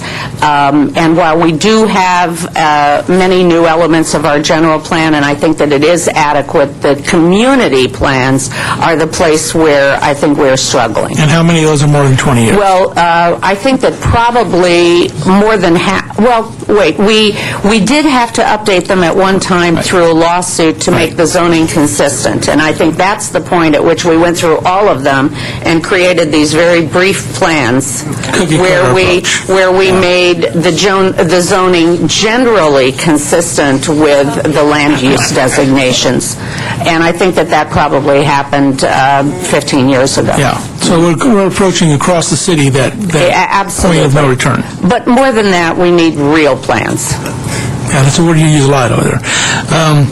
As we look at the requirement to do real planning in our community plans, and yet we're doing some special projects, and I think they're wonderful projects, like the historic project is a great idea, really cool, but is it really as important as keeping those community plans going? Is the Ridgeway project, which is a great project, and it's a I'm sorry, which project? The river. Oh, the river. Which is partially funded. We got some grant money to do some of that. It's a great future plan for the city, but at this time in crisis, is it a core function that we need to be doing versus community plans? Right now, about 30% of our staff is working in the community planning division, either working with communities on policies that are community specific. Only about 15% of our staff total is working on a combination of all the citywide stuff, including green sustainability, the river projects, and all of the historic stuff. So less than 15% of our planning staff is working on all of the programs that you just talked about. So, but at a time you're dropping community plans, which are mandated basically, and have more challengeability in court if we don't do them. No one's going to sue us because we didn't do a historic plan. No one's going to sue us because we didn't do a river plan, but we will get sued because we didn't do a West LA plan. We could, yes, yes. I'll guarantee that, because that was the lawsuit 15 years ago that brought about all this. And I will tell you that we are open to making whatever adjustments, we are open to trying to do the things that are the highest priority to you and that benefit the city the most. All right, so maybe we'll have to continue that discussion then, and particularly as we are looking at our final week of this hearing process that's going to bring about a budget that no one's going to like, including this committee, but it's going to be a tragic budget. That's the best word for it, I think. That we're going to have to look at what can we salvage and save, and what do we have to salvage and save. And I think community plans have a greater responsibility than those. I will tell you that one of the places that we are looking, and we are looking right now to where the places that we have some opportunities to do some streamlining that would allow us to take staff off. And one of the things that we spend an enormous amount of time on in this city, in our Community Planning Bureau, is individual historic preservation overlay zones. We have, many of them. Our staff goes to many individual meetings. One of the things that we would like to talk about is how we might streamline that, come up with maybe a standard set of processes, perhaps regionalize some of the evening meetings. We are looking at those areas where we think we are spending an inordinate amount of staff time to look if we can't capture some staffing from there. So we are prepared to talk to you about those things. And the last question is dealing with the fee restructure issue. And as we look at development fees in particular, will we be able to, first of all, where is that in the process? Does it come to the committee now? The study was done. We analyzed it, made recommendations. We have written a report. We have submitted that report. It has been transmitted both to Budget and Finance and to Plum, and so we would anticipate that in the very near future they will be scheduled. So if we can move it quickly, we'll have that in place. Yes. And will there be sufficient money in there to backfill some of those positions with fee support? I don't think that was the intention. I think that the intention of the revenue projections from that fee is to cover the work program that is currently described and to cover the current positions. That's the legal mandate. Yes. The question is there going to be enough of a movement in there to create some money for additional positions or bring back positions? Is it a small incremental increase, or is it significant? It could be significant, and that's why, as I mentioned earlier, if we can work with planning and CLA, because perhaps we'll have a little bit of movement actually for her to fund some. But we won't have that in time for this budget, so we could do that in a first FSR maybe type of situation then? Yeah. All right. Thank you very much, Ms. Colbert. Thank you. If I could jump in at this point, first of all, thank you for all your leadership on some of the most frustrating moments. I can tell you in my district, you're well thought of because you take meetings with all kinds of people, you sit in the room and you allow the process that I consider sacred to the democracy to happen. So my hat's off to you. Thank you. And most recently, we've been concerned about the hillside ordinance and the views and how does it fit in with mansionization, and you've been great. So as a backdrop. But let me ask you a couple of quick questions. You just took my West LA plan, which they had started, and you bumped it, I think, almost 24 months. Did I hear that? No, we just started the West LA plan, and we have invested, as I said, some technical money to begin some of the transportation work. So my suggestion was that we not stop it completely, that we continue with the one person that is working on it so that it would continue to move. It would not continue to move at the pace that we had originally projected. I would not tell you that we have completed 1 year, and so in the next fiscal year we are going to get the work program for the middle year. And as you see the reality today, when would the West LA plan be complete? To be honest with you, I cannot project that. I think that we really probably only got 6 months' worth of work done in the last year, and it will depend a lot on if the if we can get the new ones done quickly so that we can get that staff moved back, we are not going to be starting new ones. I'm not going to start 3 new ones this year. I'm not going to put 3 more on the table. So you're maybe saying 18 months to 2 years? I think that it probably is at least another, well, we finished 1 year. It is at least another probably 2.5 years to completion. 2.5 years to complete West LA. Next in line was Mar Vista. Right. Any sense of when we could even think about it? And again, it depends on how things go this year. This year, I would not suggest adding any new plans to the work program, but hopefully next year, we would be able to put them back in and start them next year. Okay. Could you report back on how many projects are in the planning department from the 11th district? Certainly. These are single, little projects and big projects. Great. And a sense of a timetable of them under the constraints you're in. I must say that my district, with the ocean breeze and the mountains, even in the down economy, has development happening. And it will continue to happen because you got 20 million people in Southern California, and there are some rich people around still that like the ocean, that are still moving in there and building and buying, and as if the recession hasn't happened. So there is a lot of activity, as you well know, that comes out of my district. There are 2 major development projects that are huge. One is Playa Vista Phase 2, and the other is called Bundy Village. Okay? Both of them obviously create significant jobs and multiplier effect in the economy. And in the stimulus notion of job creation and building, obviously these are 2 big ones. I just saw the EIR for Bundy Village. It was literally about 5 feet or 4.5 feet of paper.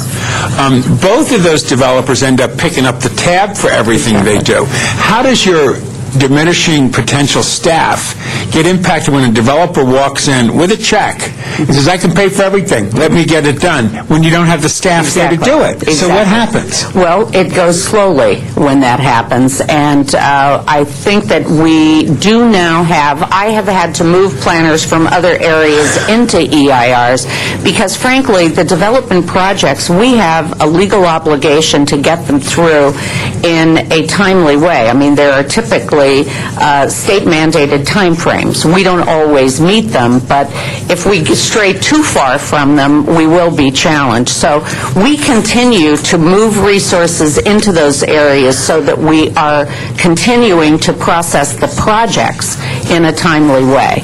And we are looking, again, for ways to streamline. Our process is an onerous process.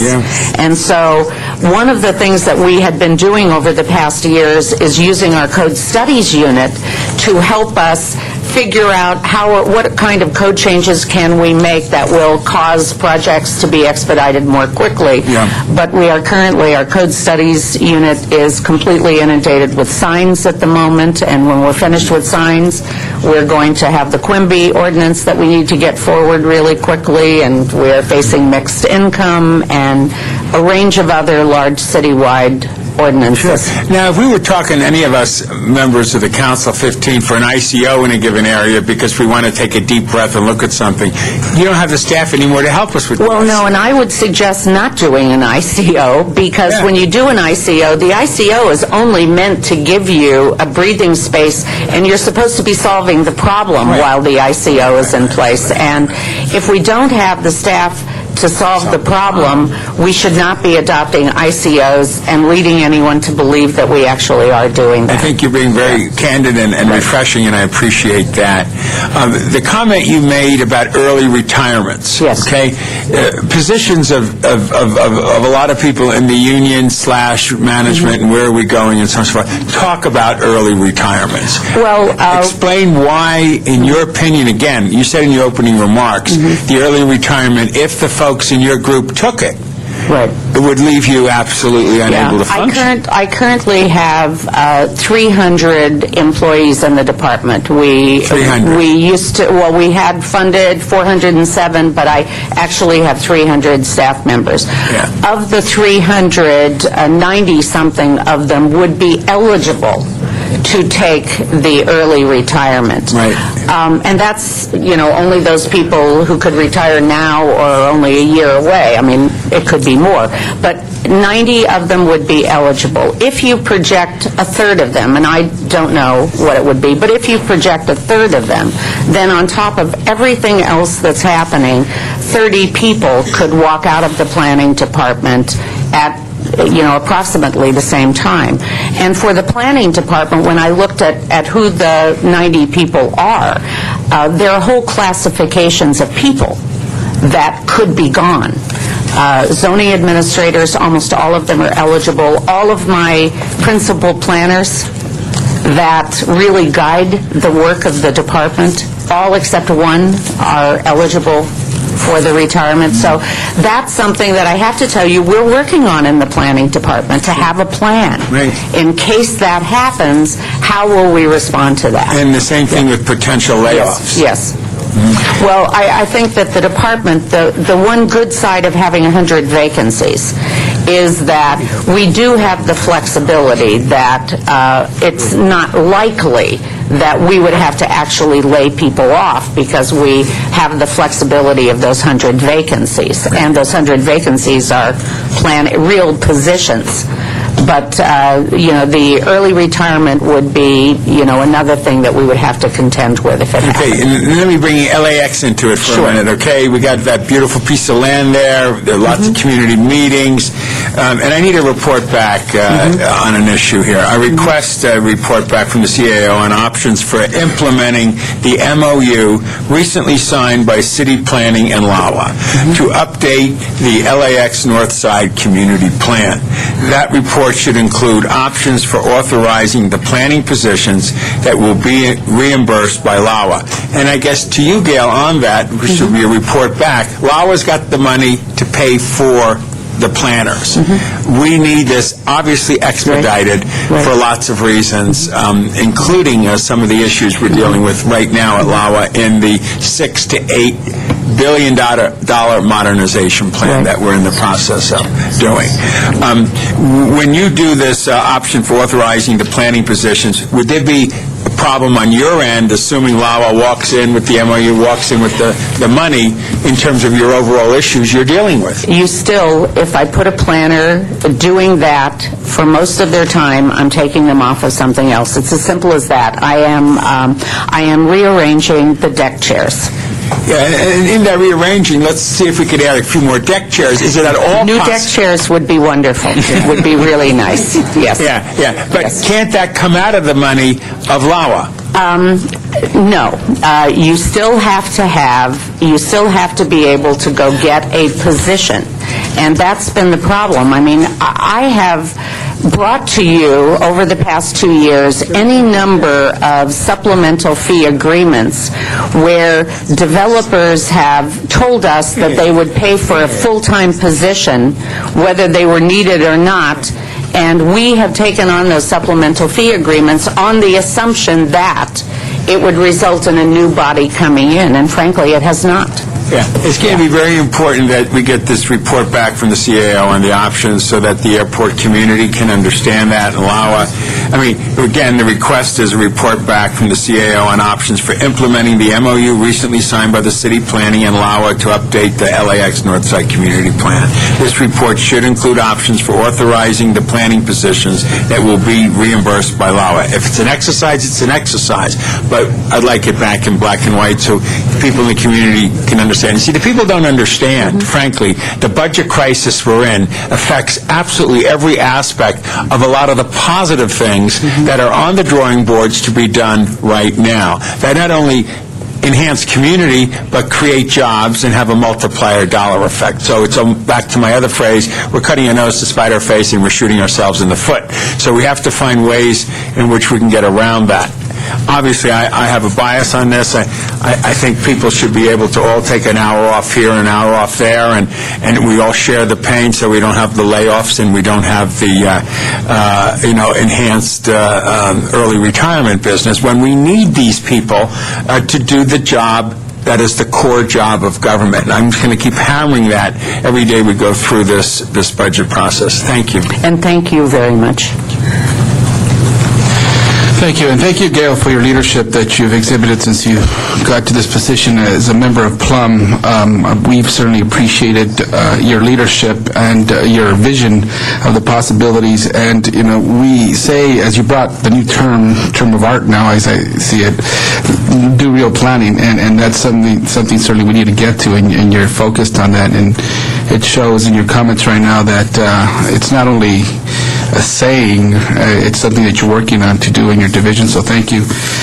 And I was struck by your comments on the managed hiring position. We've been, for a few days now, hearing through this budget process about us cutting positions or departments needing positions, but this is the first time I really heard some of the difficulty involved in hiring people, even if you have the funding to do that. So I think it might be worthwhile at some point, I don't know, maybe we do it offline, but to get an update on how the managed hiring process is working and how that relates to our budget process now, whether we need to change that for next year's budget and see how we could better improve what we've been doing. We've been at it now 2 years or so? Is that Exactly, and you're right. I mean, it's as we go forward, whatever budget is ultimately adopted and approved, then through that, we either let people, departments, either hire or else no. And the reason why we would say no is because we don't have money.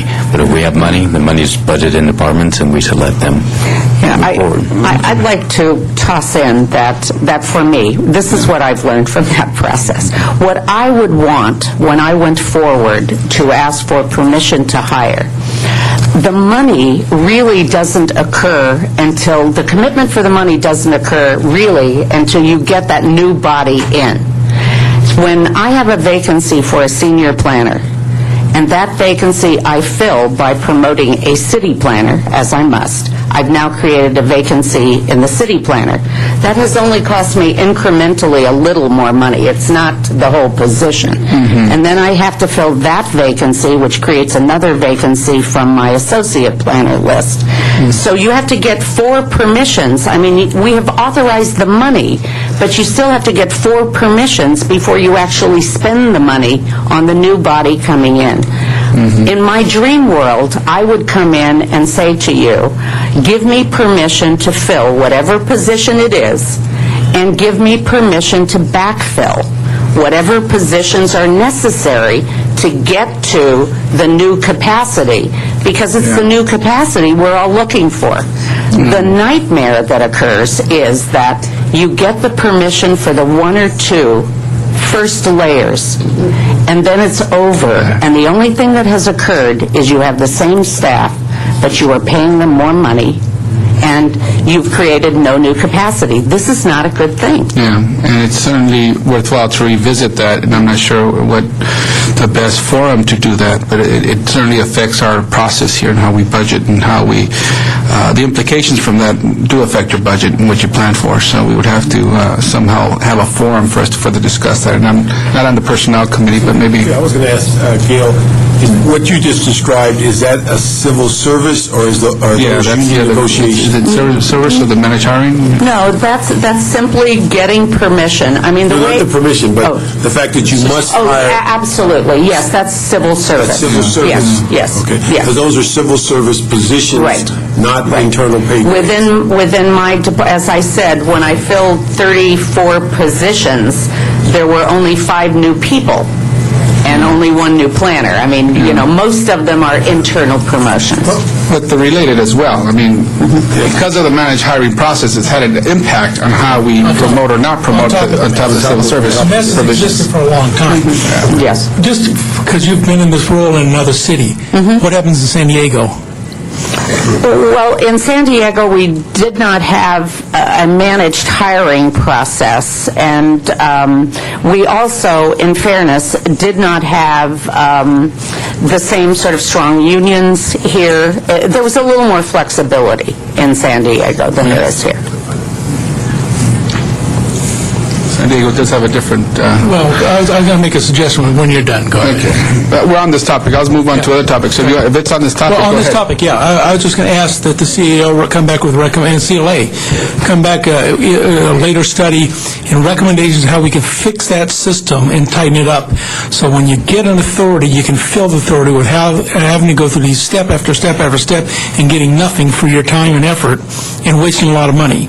There's got to be a way we can fix that. Is it in MOUs? Is it in charter? Where is that problem and how do we fix it? All right? And that will take some time. I don't expect an answer in this budget, but we need to fix it.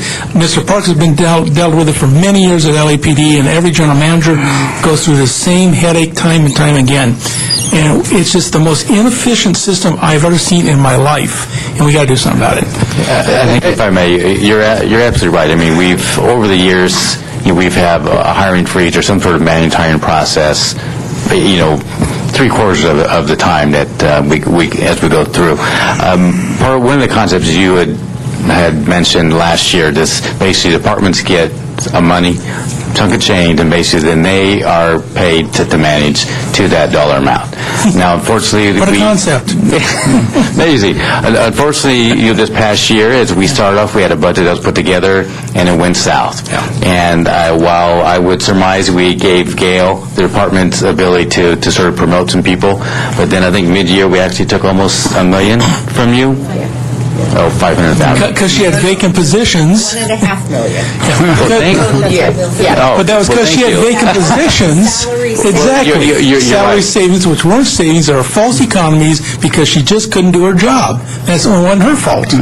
Yeah, I wouldn't characterize as she couldn't do her job. No, it wasn't her fault. That's the point. But they're all related here. It's both a budget issue and it's both an ability to give a general manager the authority to get the job done that needs to get done. And I don't think this affects seniority rights in civil service. It's more of our own processes in terms of how can we better make it more efficient to allow all those positions that need to be filled and not have to go back and back, as I think may be the case here. And it takes time, and then those positions are going to be swept because you haven't filled them. So, and you need them, right? You still need the work, even if it's a lower level now, but the money's taken because, hey, it's vacant, must not be important. And in so fairness, they have been very kind to me as they've taken the money. They have been very kind to me. Councilman, if I could just add, I think right here.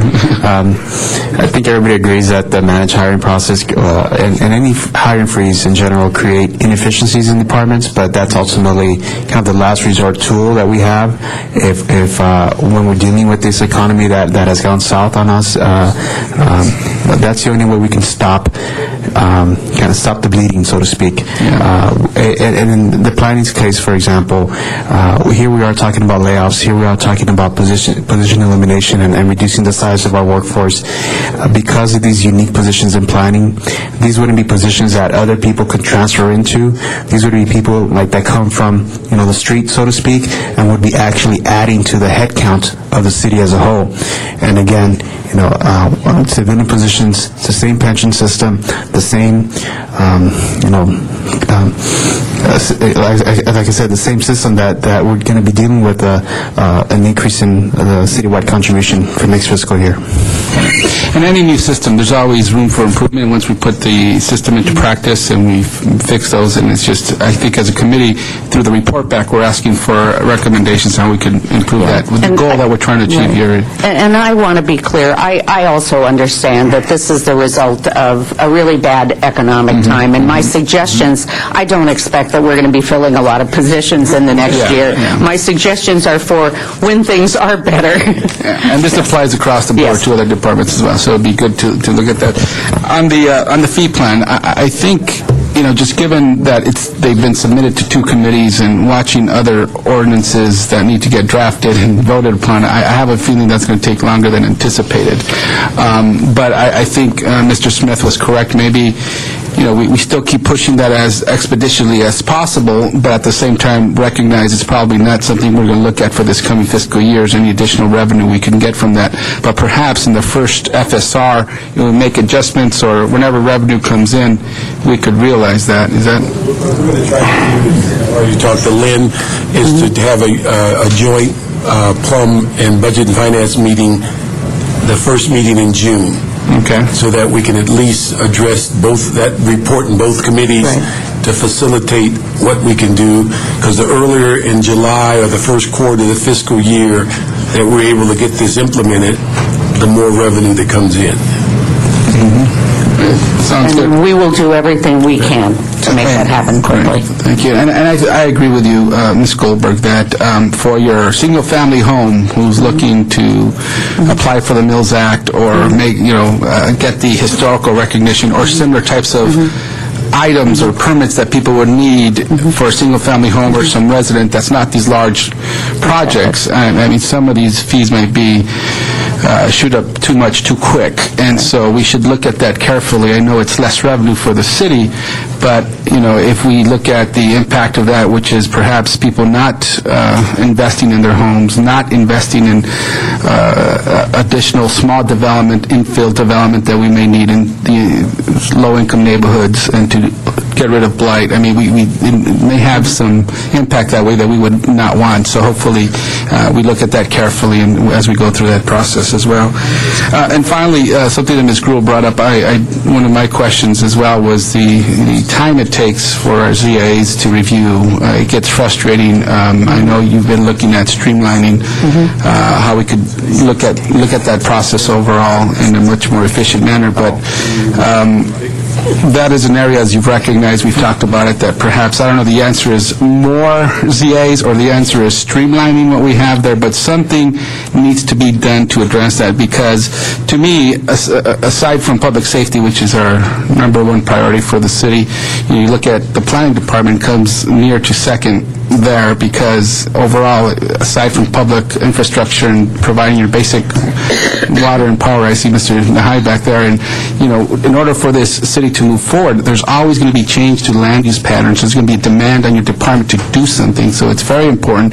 But if we're backlogged, we can't keep up with the demands that people are putting to improve the city in a physical space. So the ZA positions are very important to that, and I know we talked a little bit about that, but any other thoughts on that? Well, I will tell you that looking at the prospect of the early retirement and recognizing that I could end up with most of the ZAs leaving has given us an incentive to really sit down and think about, okay, how can we really streamline that process? How can we take out of that process things that are not contributing to, the quality of the projects in the end? And we're looking really carefully at that right now. So I think the sort of benefit of having to look at that prospect, I think, can result in a better process for the ZA. So we're working on that right now.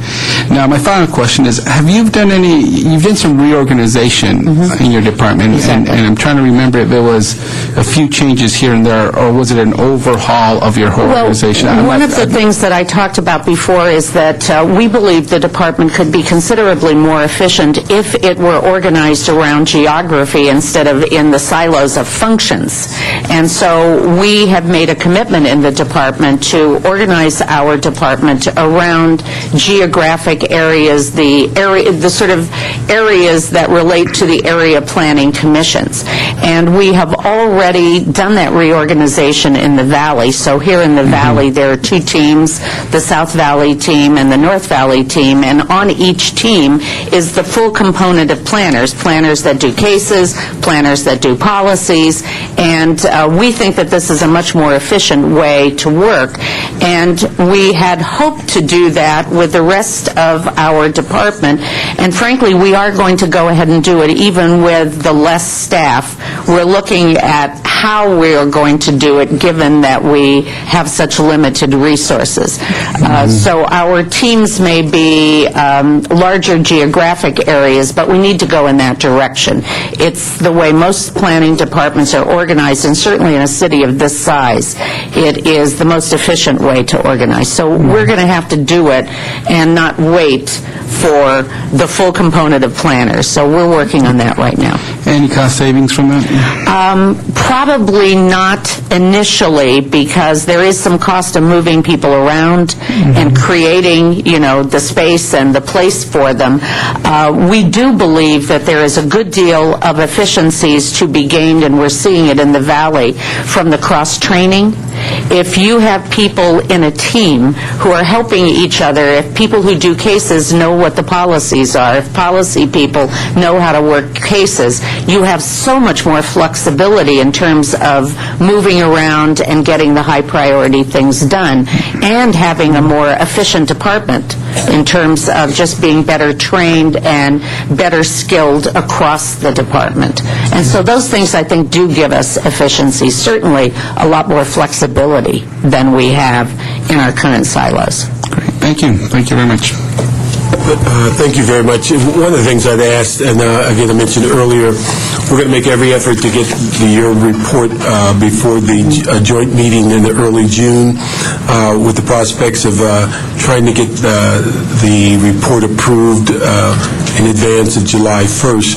The one thing with these reported cuts, and they are severe, we would like to ask, as you reconfigure the department around these cuts, that as we made a commitment when the council approved the community plan process, that we're going to do 12 per year, we'd like to make sure that your department organizes around that, and because we think that is the most core responsibility we have, and that the other issues, and although they are important, whether it's the river or the historical types of things, we believe they're important, but I think they're not as core as what we've put in place, and that it's our hope that as those funds come in for the next fiscal year because of the fee increase, and if we continue to move forward on the enterprise fund, that we can begin to look at how we can protect some of those planning positions, so that and that was the whole theme of why we asked you to go through that exercise, is that we didn't think your department should fluctuate with good and bad times as it relates to the budget, that you should be based on the work that you perform and the fees that you receive. And so we'd ask you to look at that, because, again, I think it's a pretty well a consensus on this committee that there's nothing more core than the community plans. We appreciate that. And so if we can get those things done and then look towards that fiscal year, and Ray promises to get you that 1.7 that was inadvertent, and we'll also look at this issue of the report back on the hiring process that you've gone through, so that we can see if there's some changes in which we can make to facilitate that. And so these are things that I think just reflects our continued commitment for what you've been asked to do. I appreciate it very much, and I continue to thank you for your support. You guys have been absolutely fabulous.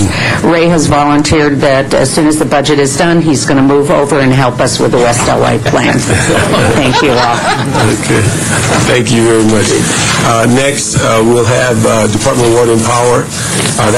They're going to be out of sequence in the agenda, but they'll come up first, then followed by airports, and then harbor.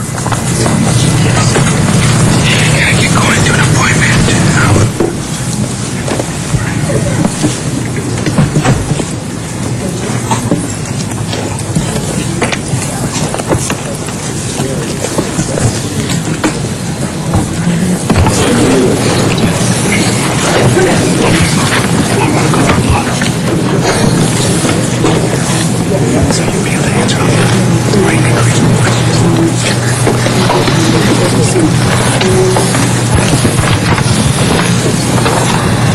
Good afternoon. Good afternoon. How's everything? Let me start off on the questions. We are certainly, as we look towards the 09-10 budget, one of the issues is the sense of the power transfer, and whether the department has made its calculations. Is that in place to move forward on, and just where are we on that transfer? Thank you. First of all, good afternoon, Chairman Parks, members of the committee. My name is David Nahai. I'm privileged to serve as the General Manager of the Los Angeles Department of Water and Power. With me here at the table is our Chief Financial Officer, Jeff Peltola. And in response to that particular question, Chairman Parks, yes, the department has made its calculations as far as the transfer is concerned, and will be recommending the transfer to our Board of Water and Power Commissioners. Okay, and will that be prior to July 1st? Yes, indeed. It will be for 1% with respect to the current fiscal year, and we'll look forward to the next fiscal year as well. Let me ask, as far as your budget, and you certainly, I'm sure you're hitting some of the same revenue concerns that we have in the city. How is that going to impact your overall workforce and also your priorities as it relates to your primary functions? Well, indeed, LADWP is not immune to what is happening worldwide as far as the current economic crisis is concerned, and we have experienced a value reduction in our retirement plan as well. The value reduction isn't as bad as other retirement plans. I think we've fared a lot better because our retirement plan is actually quite well positioned to weather this particular downturn. Still, even with that, we have looked to expenditure reductions in the budget. For instance, a hiring freeze of non-critical classes effective as of April 1st, the reduction of overtime, the reduction of up to 50% of our memberships and sponsorship costs. We have deferred certain capital projects, and we've also taken steps to increase revenue from sources other than rates. We believe we can successfully pursue lost revenue recovery projects for about $150 million over the next 4 years. We're going to enhance revenue from leases of LADWP properties, totaling about $11 million over the next 4 years. We're going to increase revenue from demand water installation for about $5 million annually, and we're going to look to other measures as well in order to both cut our expenses to the extent possible and to increase our revenue. Now, are you seeing a downturn on people paying their utility bills during this last several months? I think people tend to pay their water and power bills, some more slowly than others at this time. We have not noticed a substantial decline. However, things are naturally slower as far as revenue collections are concerned, and we are a municipal utility. We have a responsibility to our customers, and we do work with people to try to help them make their payments over time if they need to. I was going to ask also, since we've heard a lot of discussion in the community about the charges that are non-utility related that are on the bill. Are we finding that people are paying the entire bill? Are they, we've heard people talk about that they were paying their utilities but striking out their sewer charge, or a variety of different combinations. Have you seen that to be so? I don't believe so, but have you seen? No, people will tend to pay the bill because, and actually one of the things that we would like to provide additional information to Angelinos about is that the DWP bill is only the water and power bill, and that the other elements that appear on the bill are other city charges, so that they don't think that this is all LADWP. But I think that people tend to get the bill and tend to pay it, albeit a little bit more slowly these days, understandably. Okay. The other thing I was going to ask you, and we've talked about this before, on the significant number of foreclosures, particularly multifamily units, that the relationship between your department and housing is very critical, so that we're not in a position to where one city department is red tagging a building because of a water and power bill, and then the city of LA is using funds to move people out of a uninhabitable building because of the lack of utilities, and that you and housing are working together to ensure that we keep those to a minimum. Yes, and I think we have to continue to coordinate our efforts in that regard. I've also heard that sometimes people who really have no authority to take occupancy of homes that have been vacated because of foreclosures are doing that and then purporting to be the owner and renting it out and calling DWP for water and power service. So I think we have to be on the lookout in order to not allow nefarious characters to benefit in that way either. One of the things that we just put a motion in last week asking the city attorney to look at whether we can mandate that if a individual or a company takes over a property in a foreclosure, that they're immediately responsible for the pending utilities, particularly on a multifamily unit, so that we're not in that situation where even if the people want to pay, they can't locate who the new lien holder is because it's in foreclosure. And so this is something that we're trying to quickly move forward on, so that it's just like any other encumbrance on the building. If you foreclose on it, you're now responsible for that. Yes, indeed. And, so that's something that we just did last week, and we hope we get a response pretty quickly. Let me ask you one thing also. This issue of, again, half of my foreclosures in the district are multifamily units, most of which have single meters. And it just compounds the issues of having multi-units, some, I guess, as high as 8 or 10 units on 1 meter, and yet the individual apartment owners cannot get access, nor are they responsible to pay.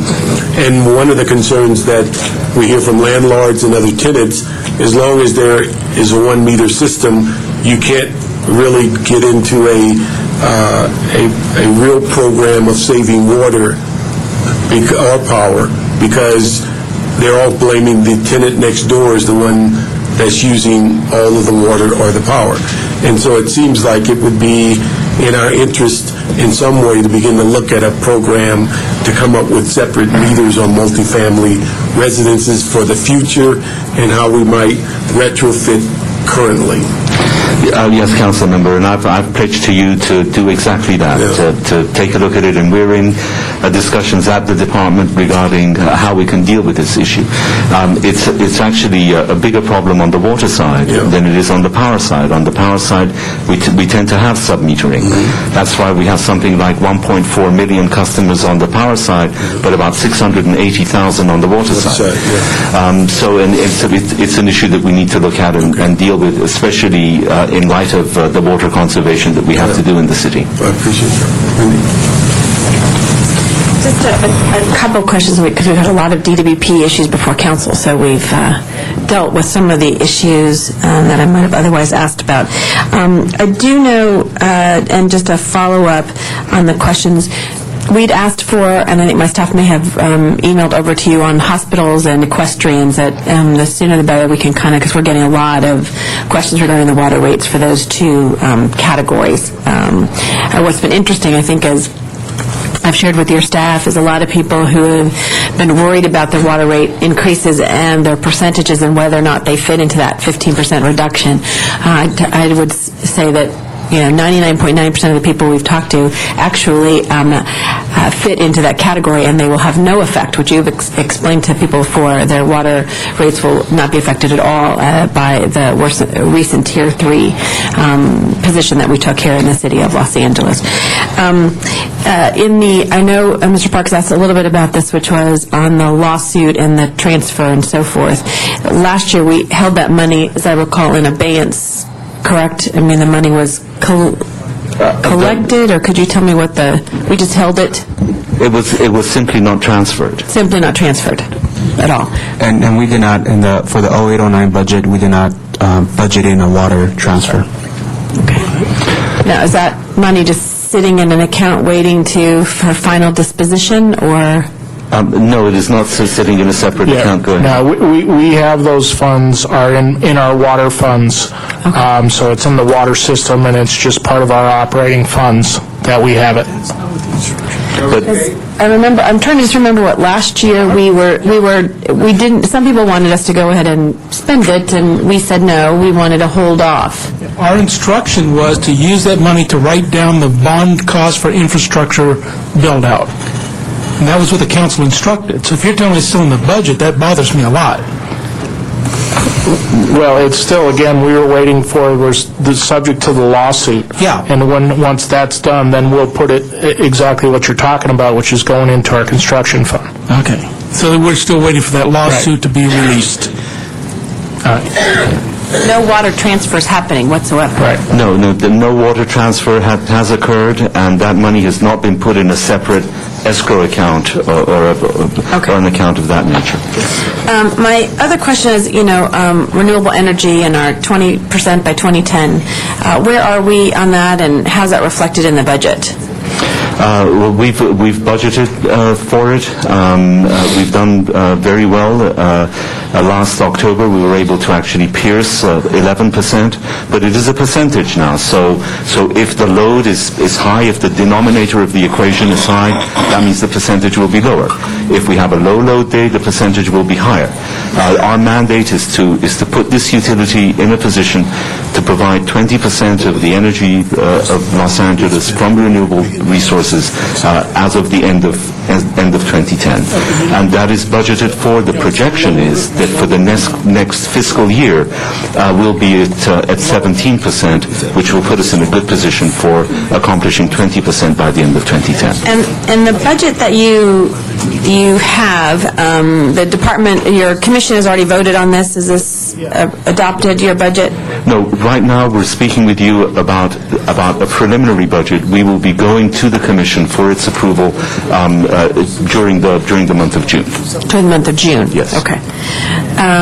May. We're going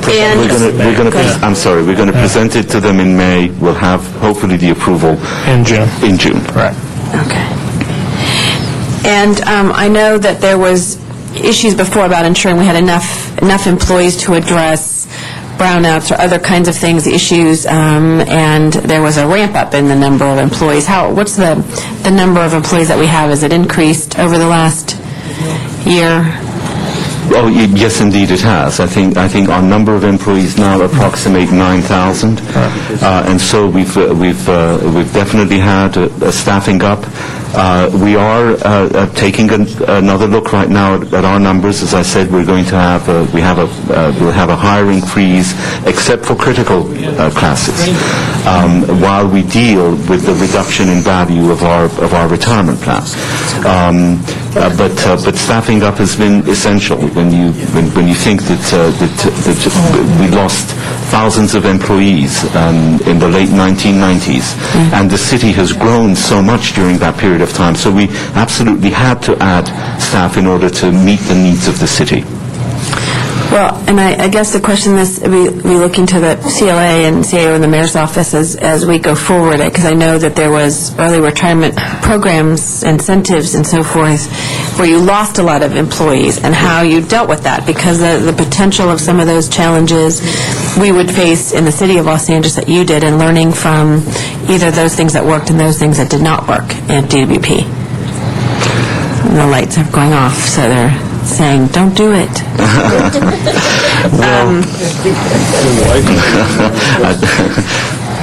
You were going to go on to another point, I think, Councilman. You're just messing with us, aren't you? But my point is really and personnel department sitting there as well. I mean, looking at, CAO. Sorry, I keep thinking of you in the personnel department.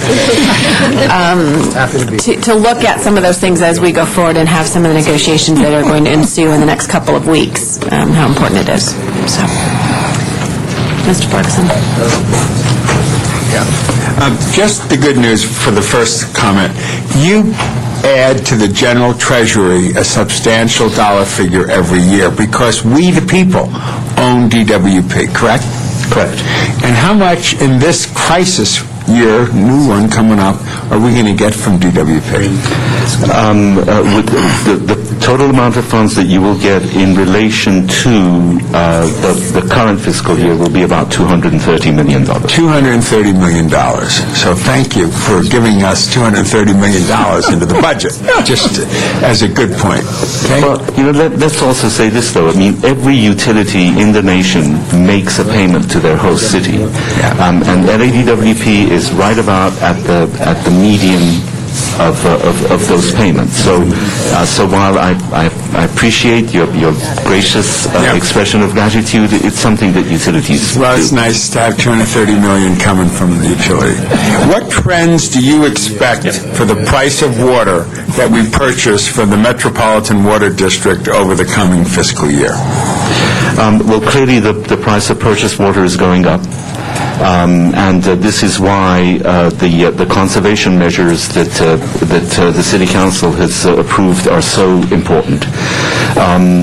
And so by going to Phase 3 of the Water Conservation Ordinance and by enacting shortage year rates, we'll hopefully have the necessary conservation so that we won't have to purchase as much water as we otherwise would. But when we say Phase 3, just so that people understand, it means that before 9 a.m. in the morning and after 4 p.m. in the afternoon, one can hand water if they have a turnoff on their hose 7 days a week. Yes.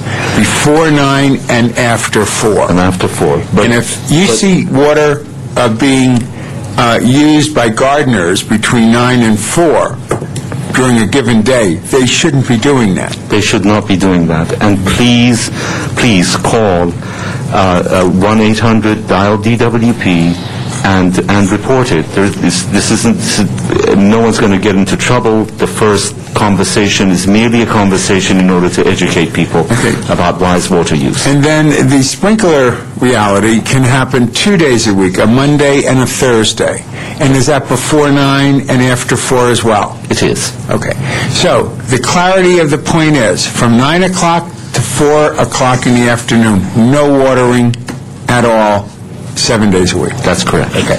That message is not clear enough to people, and they need to hear it, because I'm still seeing watering after 9 a.m.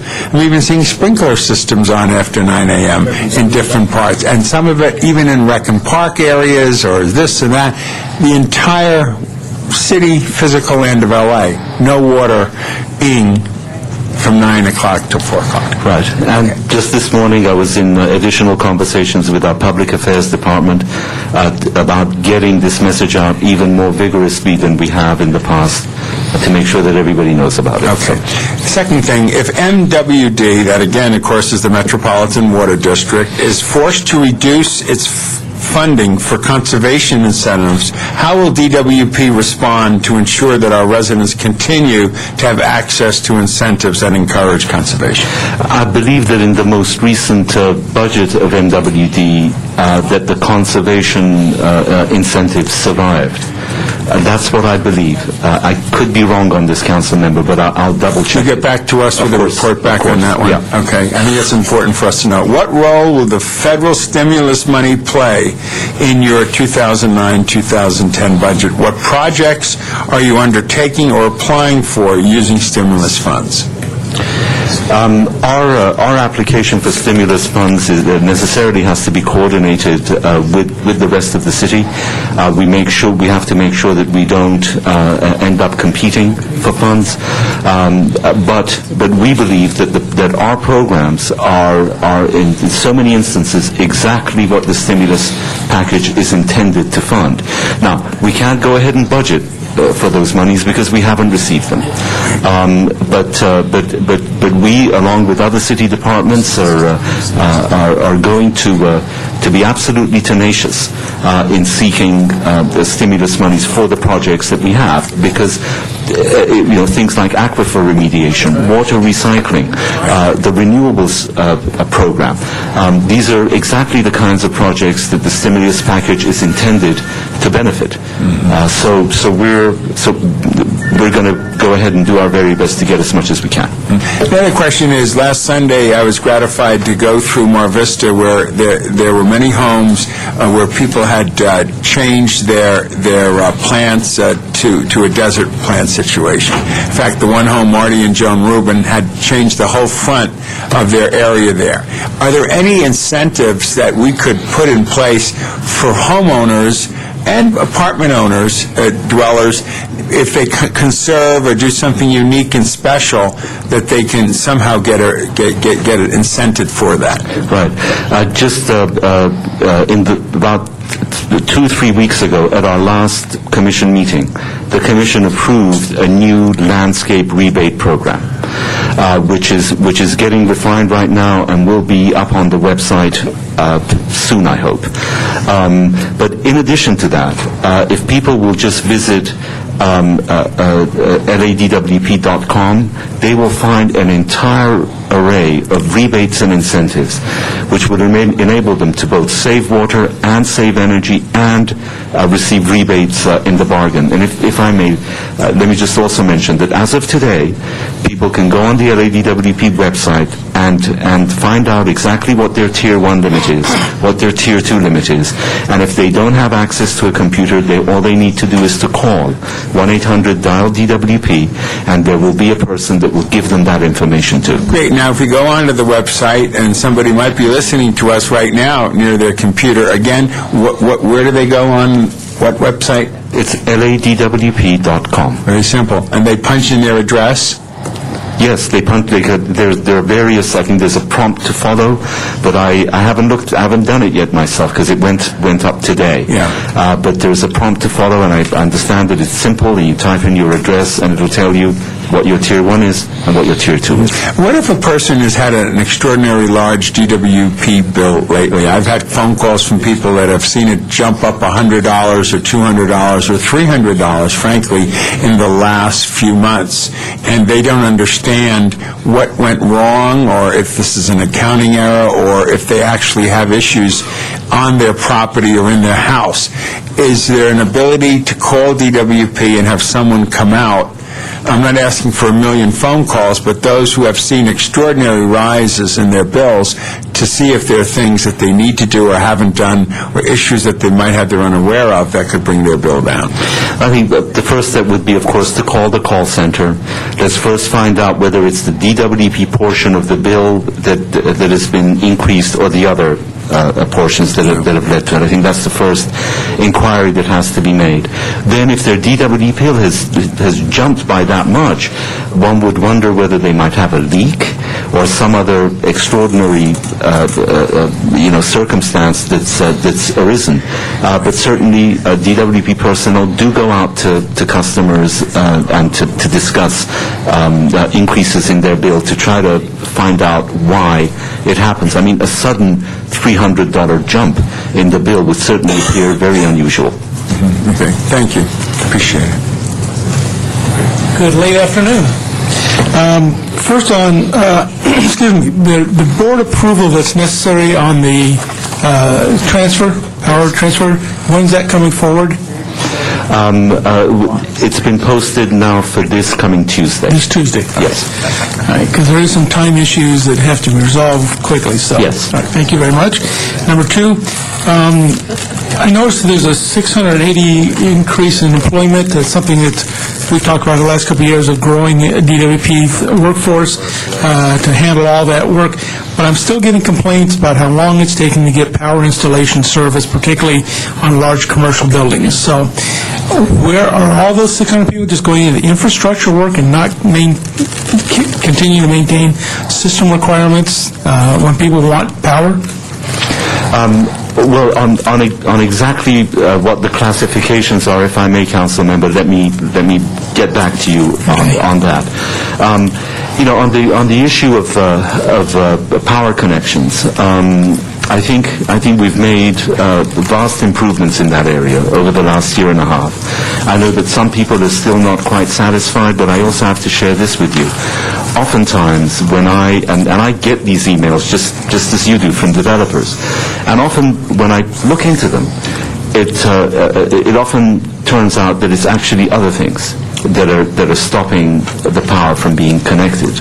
And I'll hear that our folks are ready to energize, but there are other issues with other departments. Building safety is another big problem. Or whatever it is. It's going to get worse. I think we've started also to collaborate a lot more closely with other city departments than was previously the case. And I think we need to continue to build those relationships so that we can approach these things in a coordinated way. But please, if you get those calls, well, I do, and every time I've called, I got to come in. Every time I've called, you've taken care of it immediately. I appreciate that. The question is, why is it still happening? And to that end, with building and safety, and you brought about coordination, they're going to have tremendous reductions in staff. You aren't. It might be advantageous to work out joint inspections with them, so you just resolve those issues all at once. In case they've got a problem, you're there at the same time and say, okay, we can fix this easily, rather than they go out, and they may take 20, 30 days to get out there now, and then you go out the next week and say, no, we got this problem, and building safety's then got to come out again, and then you go out again. Just go together and arrange appointments where you can go together and clear all the issues at once instead of this repetitive, we'll go back. And so I hope, just from an efficiency point of view, if you can work with them, and it's going to be more difficult on their end because they're losing a lot of personnel. But I've certainly discussed that with Mr. Rudolph. Very good. Identifying wind and solar proper opportunities, how are we doing on that? It's the mayor put a big albatross around your neck trying to get it up and running in 2010. Are we going to make it? We're going to make it. All right. We've identified some other opportunities. Yes, in order to make the 20%, we necessarily have to we have to aim higher than that mark, and we have, and the renewable portfolio standard effort is something that we meet on weekly at the department. It's something that the commissioners scrutinize very closely. It's discussed and examined every which way that we can. The projections are that for the next fiscal year we'll be at 17%, and that'll leave us, the 3% jump to make it by the end of 2010. Now, the promise is that we will put the utility in a position of being able to deliver 20% of the energy of Los Angeles from renewable resources, and that will happen by midnight, December 31st, 2010.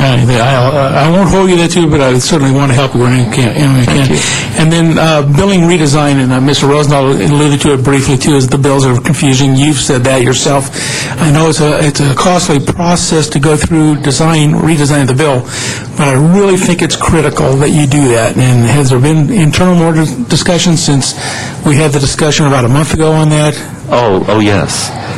Very much so, and our IT folks are working on this. The one complication here now is that the council has asked us to come back with a proposal for water rate restructuring.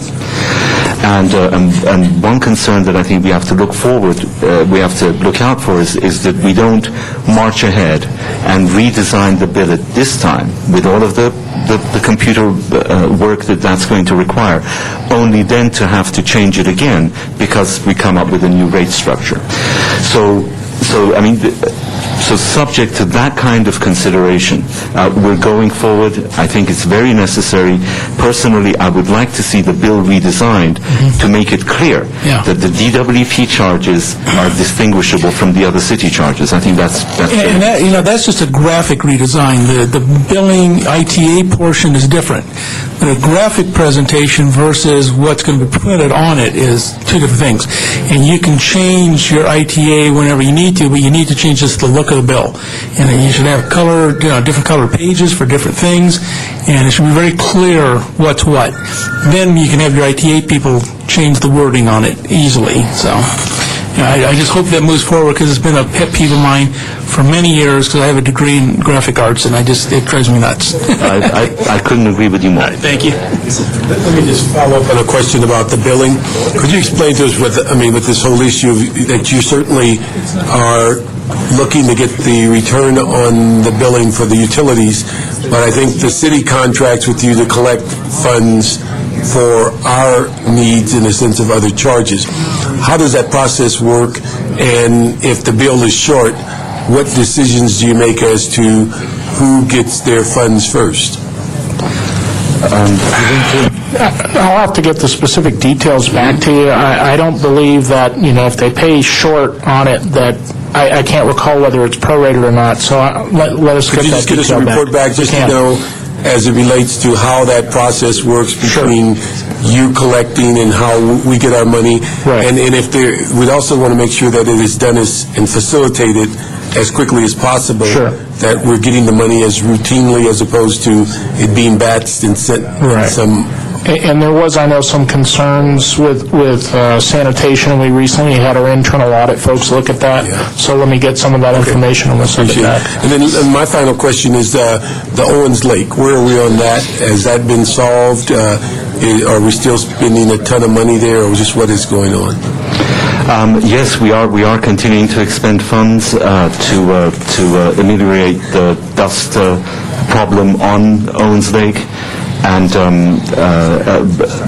but I was in the Owens Valley just 2 or 3 weeks ago to meet with local stakeholders about the issue of how much water we're utilizing in order to deal with the dust problem on Owens Lake.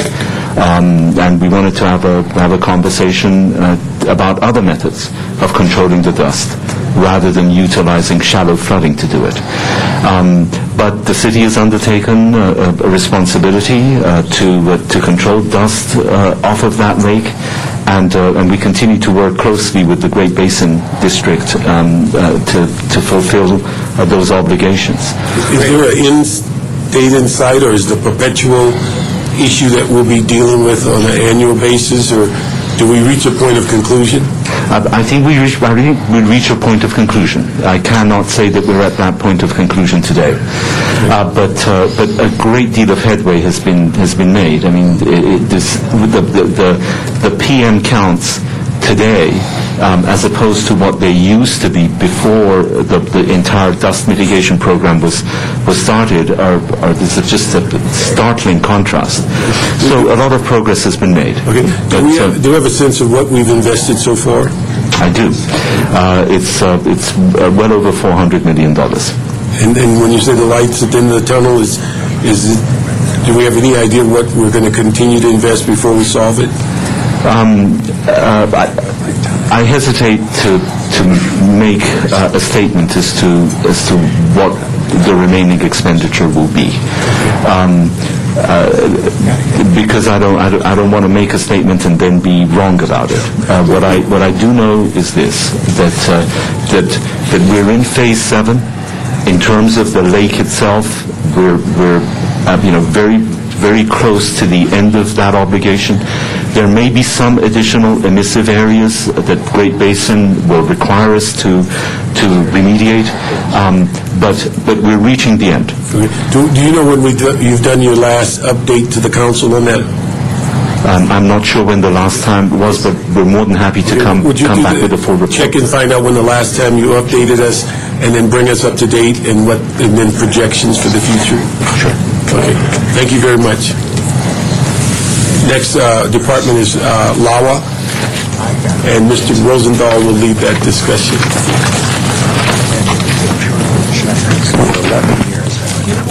About that.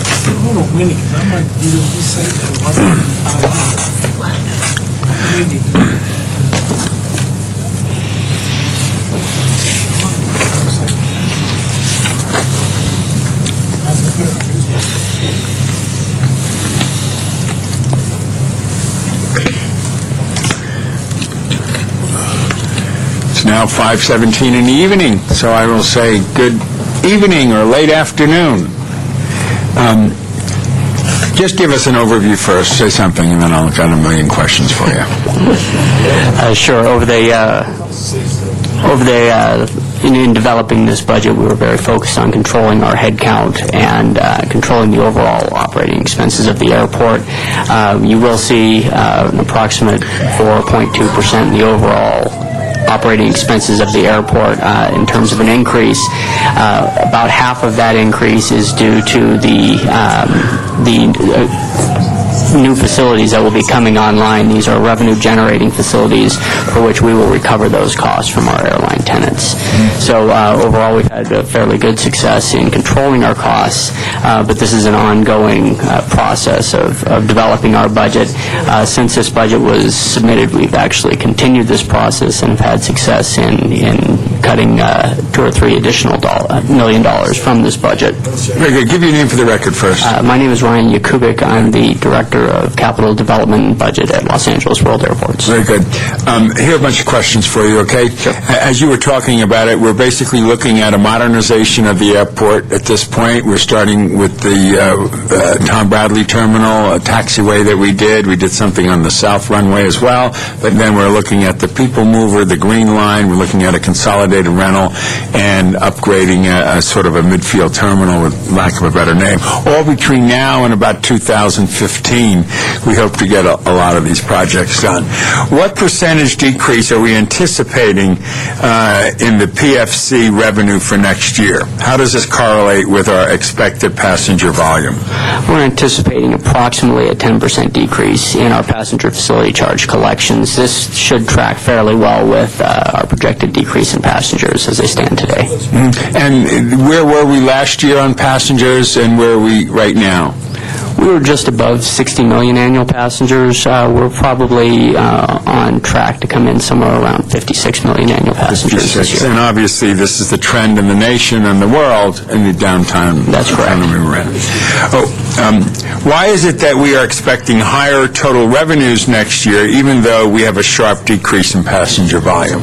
A majority of our revenues at Los Angeles World Airports, particularly at LAX, the biggest source of our revenues, are dependent on agreements with our tenant airlines that are based on cost recovery and are not influenced by the traffic that's passing through LAX. Our concession or non-aviation revenue is indeed impacted by passenger drops, and you do see decreases in those revenues for next year. There is a significant increase in proceeds from debt issuance. Is this to pay for the Tom Bradley and the central utility projects? Do we anticipate any problems issuing these bonds in the current economic environment? In the next fiscal year, we're actually looking at slightly less than the debt we issued last year, somewhere around $700 million. But yes, it is indeed to pay for the improvements that are expected at the airport over the next year. Those are the continued improvements of the Tom Bradley Terminal, the Crossfield Taxiway, some elevator and escalator improvements, as well as the inline baggage system in Terminal 3. Very good. At what point can we pass on capital costs to the airlines? And can we use recent FAA rule changes to pass on those costs before the assets are in use? Typically speaking, you do not start charging the user for an asset until it has actually gone into service. Depending on how a project is phased and if pieces of it can be completed on an interim basis, you can charge the users at the time those individual pieces of the project do go into service. And we actually saw that on the work we did on the south runway, where we did separate the actual south runway from the taxiway as part of the charges that were passed on to the airlines. What the public doesn't know, maybe you could help me on this, LAX is the number one destination airport, if I'm not mistaken, in the world, and it's the fifth or the sixth busiest airport in the world, right? We are the largest origination and destination airport in the world, and that means that all of the traffic that is coming and going from here is not doing that as part of some other airline's hubbing strategy. Yep. People are either trying to get here or they're coming from here to go someplace else. So that's a positive for the airport in terms of our traffic is inherent to where we are and will tend to stay here. Another thing that people don't know is that for a major metropolitan airport in the United States of America, we have the cheapest takeoff and landing fees of any of the other airports. For instance, Chicago and New York and Dallas and Atlanta and Miami are more expensive to take off and land. Why? Well, actually, generally speaking, we may not have the cheapest landing fee per se. It very much is dependent on the agreements at different airports around the country. They can be influenced by different things. The overall cost of operation for an airline operating at LAX for an airport of our size does tend to be the cheapest in the country. And that is primarily due to the fact that we have not done a very large capital program. Most other airports of our size are really at the tail end of their capital programs, and their costs of operation at those airports are reflected in the fact that the airlines are paying a good amount of the capital costs that were poured into the airport. And that's why when people talk about regionalism in Southern California, LAX right now has nonstop, direct, frequent, and discounted flights, and people even come from San Diego to go out of there, which when these modernization projects come online, Ontario will look more attractive to an airline, because right now an airline does not care, I don't care if it's American, United, or Delta, or any of the other big ones, how long it takes you to get to the gate, just as long as you get to the gate, right? By and large. So as we modernize the airport, which we hadn't done since 1984, those costs get passed on to the airlines, and they will begin to see the value in nonstop, direct, frequent, and discounted flights out of, say, Ontario, where there's an inland empire and a market, in Orange County, where there's a market. When that price differential comes into play, there will probably be some of that. Passengers who are closer to airports will tend to pick the most convenient piece available to them. Some of it's driven by population, and some of it's driven by availability of flights. So it could indeed play the way you outlined. Well, that's my dream, because right now most airlines don't have nonstop, direct, frequent, and discounted flights out of Ontario. So even if you live in Ontario or the Inland Empire and you want to go nonstop or direct somewhere, you have to go to LAX, because they're not providing that opportunity at Ontario. That's one of the main reasons why I'm thrilled about modernization, besides we need a modern airport, is it will cause the economic issues to make regionalism more of a reality. We are receiving $8 million for law enforcement officer reimbursement. Where is this money coming from, and what will it be used for specifically, and how much are we getting from the TSA and other federal sources? I think we'll actually be receiving some amount less than that, but it is primarily from the TSA, and I believe it is mostly for reimbursement for operating expenses associated with I think, bomb sniffing canines. And the screening stations. Very good. There is a 6% increase in materials, supplies, and services. Can you explain the sources of these increases and why they are justified, even decreasing passenger traffic? Sure. As I mentioned earlier, about half, a little more than half, of the increase in our materials and supplies budget is driven by new facilities that are either coming online or have been acquired in the last year. When you have new facilities, you have new costs associated with them. These costs will be recovered through our agreements, through our rates and charges to our airline tenants. So, by and large, the majority of the increase is there. We actually, year-on-year, in terms of our year-on-year expenses, we're able to keep them flat and actually slightly down. But we do have another $10 to $20 million in initiatives that we're looking to undertake over this year that are important to the airport.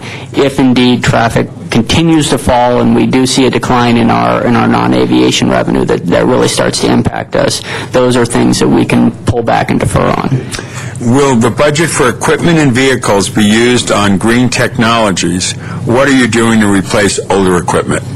As a policy, when we replace vehicles, we always look for alternative fuel vehicles whenever we replace vehicles, assuming that they are available. So that is a general policy of the airport. What is the status of planning for the Consolidated Rental Car Center? How much will we collect from this next year, and how much will we spend? The planning effort for the Consolidated Rental Car Facility is ongoing. I think the current year we're going to probably spend somewhere around $3 million. Next year, depending on how the planning process goes, we'll probably spend another $1 to $2 million on that. We continue to collect the customer facility charge at LAX, and that money is set aside for specific uses for that purpose. Great. How much of the Tom Bradley and Central Utility Plant projects are we funding using debt issuance versus versus other sources of revenue? We will fund a majority of those improvements through debt issuance. We'll likely use some of the airport's cash for those purposes as well. We are budgeting an additional money from the federal government, including stimulus money. Are you seeing any of that? Actually, yes, we are. We have been informed by the FAA that we're expected to receive about $15 million in stimulus money. That money is specifically marked for the relocation of our airfield fire station as part of the Crossfield Taxiway project. Great. Under what line item is the flyaway budget included, and what are our flyaway expenditures compared to revenues? Sure. Our flyaway expenses are typically budgeted for in the contractual services, although there are some personnel expenses associated with that as well. Our revenues, of course, just go into our concession revenues. We typically see about $14 million annually in expenses associated with the flyaway system, and we generate revenues of about $7 million. So there's a net loss of about $7 million. 3 more questions. When will the 3 holes of the golf course be put in Westchester in that golf course? Well, we expect to sign a lease on that space with the tenant sometime during the next month, and we are hoping to have those 3 holes in place by the end of this year, calendar year. The construction will, of course, start sooner, but it's going to take some time once they put the sod in for it to take hold. Okay. Are the overall architects and planners and modernization people aware and sensitive to the Green Line? It was approved in Measure R. The Green Line will find itself moving toward the airport and getting hopefully hooked into the people mover. Do you see coordination between MTA, DOT, and LAWA on how we could make this somewhat seamless, especially through the multi-billion-dollar renovations you're doing? There are definitely communications between all of the parties, and it is certainly part of our planning efforts. Okay. The last thing is for the general public to understand you're a proprietary department, and what does that mean in terms of the budget we're dealing with in the city? As a proprietary department, we receive no funds from the general fund. We are entirely self-sustaining. We generate our own revenues. Due to FAA regulations, we can actually not send any of our revenues off of airport or use any of our revenues for non-airport purposes. So we are effectively a self-sustaining department, and we're a lot like a commercial business. And the last thing is report back again with the planning department on the status of the relationship of the northern area of the airport and the MOU and getting that moving forward. We'll be happy to do that. Thank you. Thank you, Mr. Chair. Thank you. Let me just ask, and I hope I didn't miss this, but we had asked over the last couple of years just where you are on your hiring plan and where are you as it relates to eventually eliminating LAPD out of those overtime positions at your podiums. Sure, and I think Assistant Chief Thompson can help you with that. Yes, Assistant Chief Bill Thompson. We're actually ahead of schedule. Mm-hmm. We committed to you last year that we were looking towards the spring of 2010 to retake the screening station, the podiums, that presently is staffed by LAPD officers on an overtime basis. We presently have about 35 vacancies, and with the pace that we're seeing right now, we've got 2 terminals left to staff. And a year ago, we were roughly at about 45 or 50 LAPD officers that were staffing those podiums. We're down to 12 beginning this week. Is that per day? Per day, correct. Mm-hmm. And that means that we're hoping that by the end of this calendar year, we'll fully be able to staff the podiums. Okay.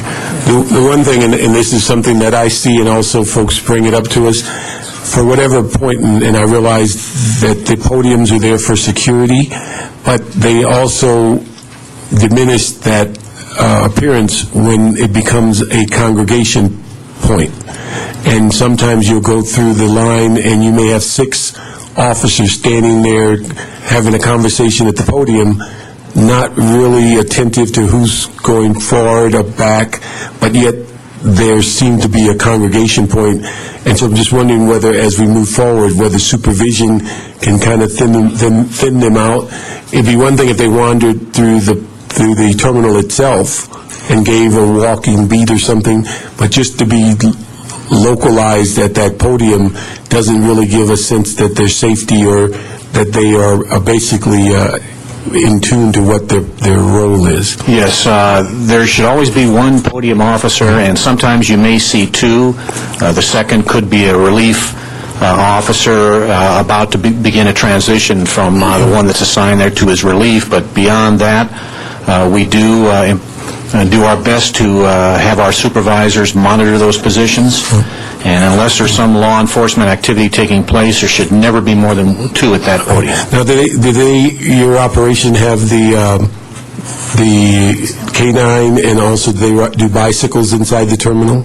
Yes, we do. We have the K-9 staffed inside the podiums, a foot beat, bicycle officers that primarily work the curb, and we also have officers on the Segway device that will travel between the screening station into the gate areas, higher visibility and quicker to move from the gates to the screening station. Please let your chief know we really appreciate him staying with his commitment, because that's been a process in which I certainly will save you money that you can do this on straight time, but also it saves LAPD from elevating to the higher level of overtime more quickly. And yes. And it has done a tremendous amount of good to the officers at the Airport Police Department, their pride in taking care of their airport that's so much a part of their lives. Now, the green uniform traffic are yours also? That's correct. Okay. Now, they are peace officers? They're non-sworn, and they are not armed, and primarily they're broken down into either a traffic assignment where they work the curb. Those are the ones that would tend to encourage you to move your car along. And the other ones are security officers that are assigned to the posts at the entrances to the airport. Okay. Since your reorganization, now that you have command staff coordinated amongst, the 4 airports, I guess? Correct. Now, how is that structure? It's all in place now, but how is that structure performing now that each location has its, I guess, commanding officer or chief position? Well, each, actually Ontario and Van Nuys has a captain, but they report back to LAX, to the chief and assistant chiefs with their activity, and we monitor as well, along with their budget. Okay, now also, is Van Nuys part of you? That's correct. Okay, so you have captains at every one of the locations? Correct. Okay, thank you. Couple questions. It looks like the parking revenue has gone down substantially, I think. Yes. 11%? The parking revenue will tend to track along with the passenger traffic. Okay. And so your budget then reflects that change in the anticipated revenue for this and what are you looking at for this next year? Do you think it's going to increase? We're looking at that to kind of maintain along those same levels. And you have a huge amount in your reserves and unallocated balance. Is that particularly for the capital? It's about $3.3 billion? Yes. In terms of the reserves, a good chunk of those reserves are funds that have been, that are proceeds from debt issuance that are waiting to be expended on capital projects from the debt issuance that occurred in July of this last year. In addition to that, we have passenger facility charge collections, which are collected for specific purposes, typically safety, security, or capacity purposes at the airport. And so we're somewhat restricted in how we can use those funds. And of course, customer facility charges are collected from the rental car companies for the purpose of in our case, a consolidated rental car facility or a consolidated busing system. And I don't know if Bill asked this question, but the salaries increased it by about $8 million. And what's that related to? With the drop in the number of passengers, and is it related to the construction or? No, that equates to about 2.5%, which is actually slightly less than just the straight COLA increases that are come through as part of the MOUs. We've been really working hard to pull down our general staffing expenditures and really pull that thing tight. So we're hoping to either have some small amount of reduction in overall headcount. There'll also be an impact from a lot of our employees, particularly our engineering folks, will be charging against our capital budget. Okay. And I know, I can't remember what airport I was in the other day, Sacramento, I think it was.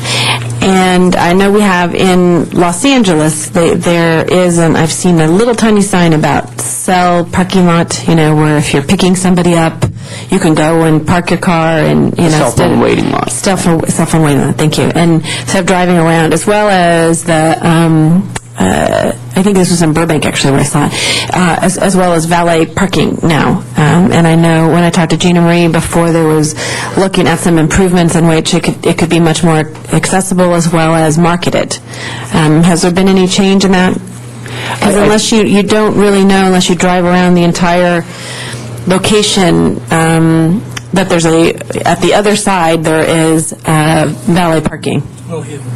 It's well hidden, okay, I see. No, I think we're looking to get greater visibility on those things where possible and where feasible. Because, and nothing against LAX, but I do live in the Valley, so I probably, if I have an option, Burbank is closer, and Burbank also has that easy parking, get in, get out kind of system, and it's people will pay the money to do that, because it's actually even a little bit cheaper if you did the all-day, parking for that one day. Well, we're definitely reviewing our overall parking rates as part of our approach to re-looking at all of our revenue sources. And I would point out that you also have access to the Flyway bus system. We can always use more riders. I know. And I have taken the Flyway. I do take the Flyway. And hopefully one day, what do we have, Mr. Rosendahl? A subway or light rail, green line to LAX, so we can use that like they do in DC, so many other cities. Wonderful. Once we get it into the airport, all the other dreams, the mayor's subway to the sea, the Crenshaw line, the others, all have a place to go into. But more importantly, for me, to be candid with you, it's the north-south relief that doesn't exist on the west side. So from Redondo Beach up to Santa Monica, that line will go as well. So not only will we have a connection to the airport, but we'll have a north-south relief. And I want to get it done while I'm still around, so we got to start moving. Speaking of Flyways, since you mentioned it, I know that we subsidize that substantially. How is that? Is that still in the substantial mode? As I pointed out from Mr. Rosenthal's question, we subsidize it to the tune of about $7 million. $7 million. Okay, I'm sorry I didn't hear that. I must have stepped up for a moment. There was one other question that went in and out after we asked that Flyway question. It'll come to you. It'll come to me. So it's been a long day. Mr. Smith, I think, is next, right? I'm finished. Let me just ask the final question. When you mentioned earlier about parking kind of ebbs and flows with ridership, you, I think in the last year, just had a new RFP on your parking concessions. Now, did you see a bubble go up once they came on board, or how have the new company performed? We did see some increases as part of the rollover of that contract. The previous contract, I think it was 3 or 5, had been in place for 3 or 5 years, so we did see a step up in the overall rates.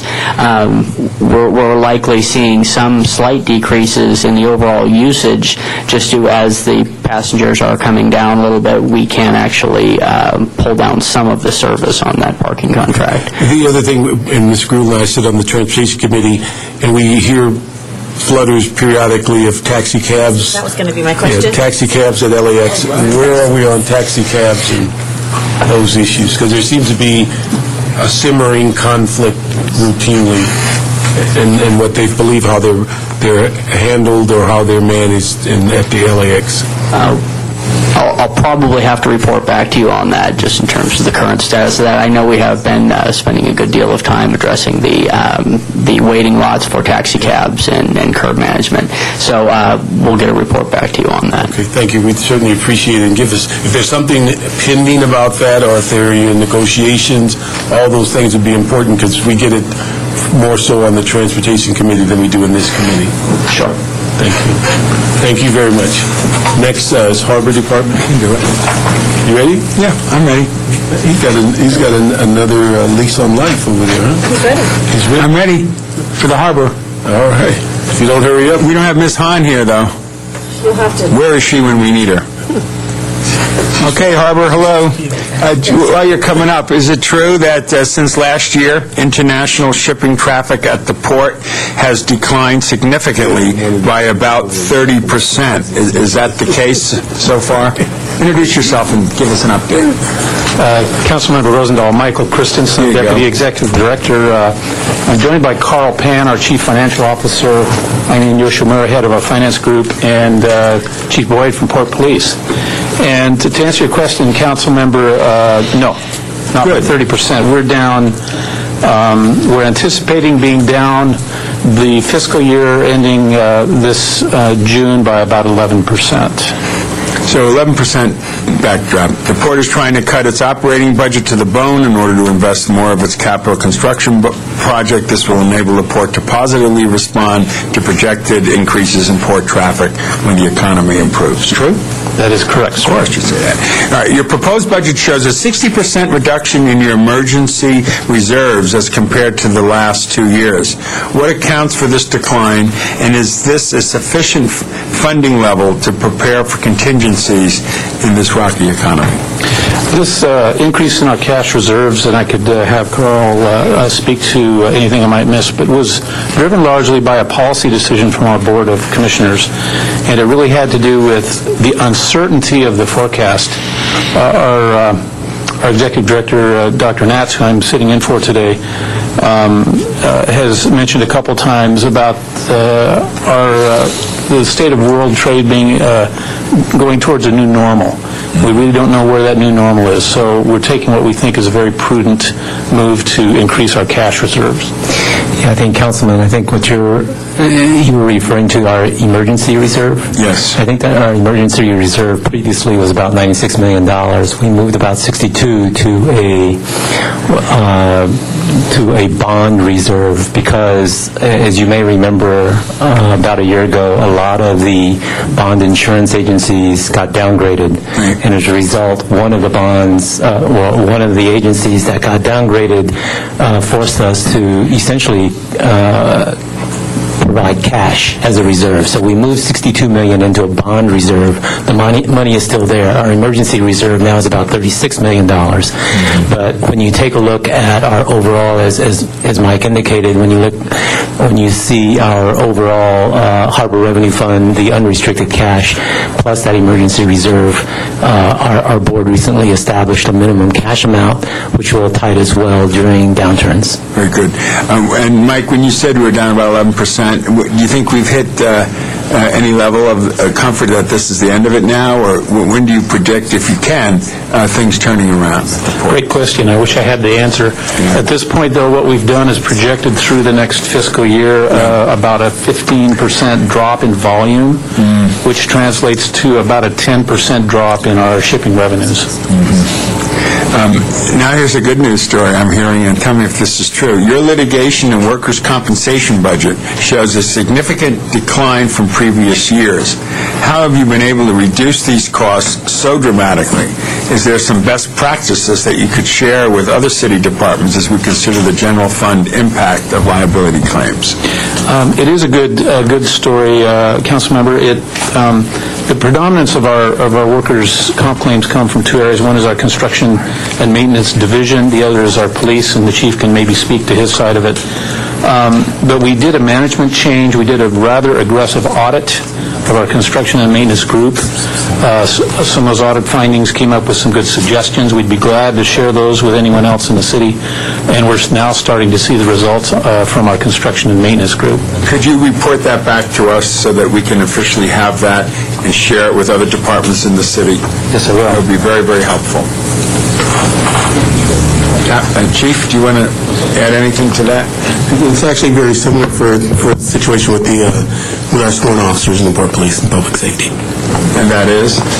Over the past year, especially, we've been able to take the staffing levels that we currently have and compare them to the tasks that we have out. We've hired quite a few new officers and brought them on board.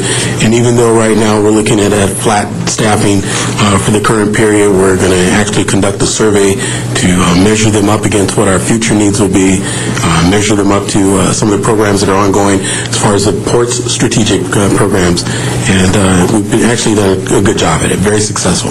If it's possible to give us a report back from the policing end, because I think both the LAPD and the airport police might see some best practices in there that could assist them as well. It'd be our pleasure. We'd love to see that.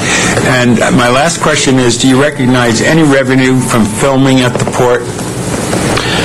We do, Councilmember, but I believe a good share of that is going direct to the city. We do a lot of filming there. The filming permitting process and the fees that come from that, I believe, were shifted over to LA Inc. Or to the city's filming office about a year or so ago. So I can't tell you how much ended up with us. We could get back to you on that if you'd like. Yeah, I'd like you to give us some stories about how often filming groups use it and how effective we are, and if there's anything we can do to even be more friendly to the film industry. Yes. Okay. And I know when it comes to the council, Ms. Hahn will be asking questions. That's all I have, Mr. Chair. Thank you. Let me just ask, with the stimulus confronting us all, what are some of the areas that the harbor will be in line to address as far as your needs? Yes, Chairman Parks. In fact, we do have a good success story. We just got a road widening job stimulus funded to the tune of a little over $20 million. We also, where was that located? The Harry Bridges Boulevard in South Wilmington. Oh, okay. We also have gotten our hands on some Diesel Emission Reduction Act, DERA funding for a clean truck program.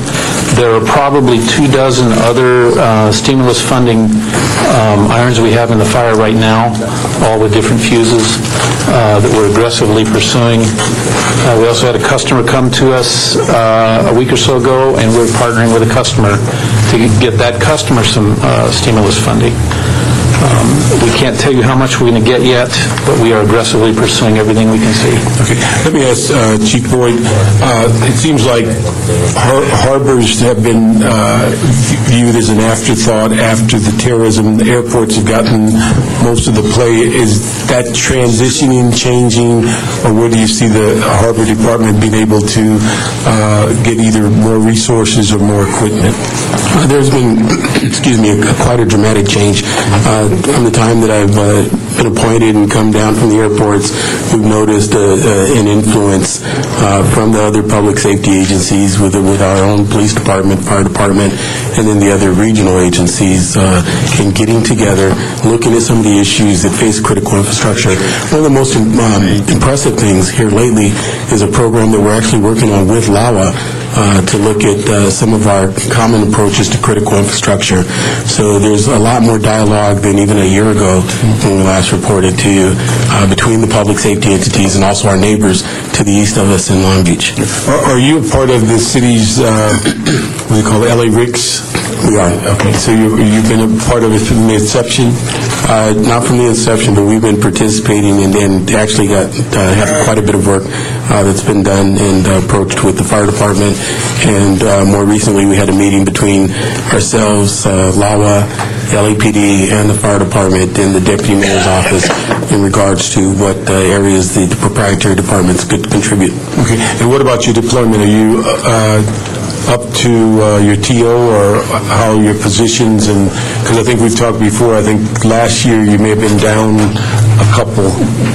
Last year we were roughly 70 positions, slight of our TO. We're taking the opportunity right now. We are frozen, but we're actually studying the current TO. We're looking at it based upon, as I mentioned earlier, what our strategic plans are and what our capabilities are. We're going to be bringing some new things online, in fact, the coming year. So we've refocused towards the water. I still see us at roughly 2 or 3 dozen positions short of where we might want to be, but we also need to be very fiscally conservative as we move forward. Okay, so you've gotten a better situation than the 60 to 70 from last year. We are. Okay, and then from that deployment, what are some of the water issues that you're looking to get involved with? We've done two things. We've increased, first and foremost, the presence on the water. There's a greater presence of waterborne patrols. We're looking at IED detection and swimmer detection and a number of programs in conjunction with our law enforcement partners. But more importantly, we realized over the past couple of years that there was a need to enhance the training for public safety officers in regards to maritime patrols. In other words, so that officers would have a better operational base and a better foundation for training. We found a need to put together a training venue. So we've been working with the state and with the Department of Homeland Security, and we're about to initiate the country's first maritime training enforcement center for public safety officers at the local level, state and local. Now, does Personnel Department handle your backgrounds? They do. Is that worked out well for you? It's working out very well. Okay, thank you. I have a couple of questions. I know I had a chance to talk to your general manager recently about the fact that your numbers were down as far as cargo, but that this last month was better, and that you're hoping that, I think is some of the questions Mr. Rosendahl asked, seeing it, hopefully, cargo increase, that it was one about Chinese. Is that still about that it's always slow in February? It is always slow in February, but February was a real shocker for us. It was way down. March wasn't down as badly. We were a little less than 10% down. I was say, she said a little less than April numbers are not in yet. But I think, as I had answered to an earlier question, we have not hit the bottom yet. We know that we have more reductions coming, so that we believe we'll carry a negative 15% for cargo volumes through fiscal year 2010, and we anticipate that the rise beyond that is going to be slow. And I know that I think the head of your economic development division left recently. You're replacing that position? We are looking for a replacement, but in the meantime, we've taken one of our top people and put them in that slot so that we don't lose any momentum. That's important. And there was about $40 million spent on outside services last year. What is that normally spent on? What is outside services? I think I'll let Carl and Eileen give you the details on that. It's a combination of professional services, outside consultants, as well as city services bills. It's primarily just outside consultants.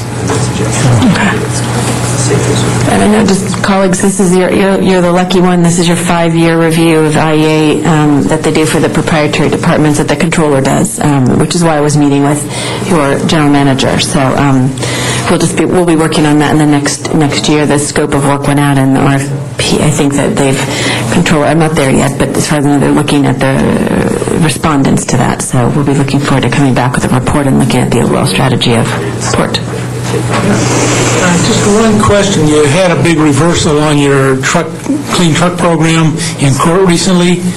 And wasn't there a big setback on that? It's a continual series of battles. Sometimes we win one and sometimes we lose one. We had, and I wish our city attorney could put it to you in proper language, but we had an appeal that didn't go our way. We just had Judge Snyder in U.S. District Court here give us an injunction on certain elements of our truck program. However, the basic program is still intact, and we are still collecting fees. Given that we're here on the budget side, that's probably the most important element, is we are still collecting our truck fees. Okay, so you're collecting the fees, but you're sequestering them, so in case you lose further down? No, we're not sequestering them at all. Those are going into our revenue. And there were a certain element of application fees that were enjoined from collecting, but those were not to be retroactive. Those are from here forward, so we're not going to be hurt too badly on that. Okay, well, what's the downturn on the budget then on that? from that? Not major, because we're just talking about the Not big dollars. application fees for the concessionaires, and most of the concessions are in place. Now, if you lose the appeal, what would that do then to the amount of money you're collecting?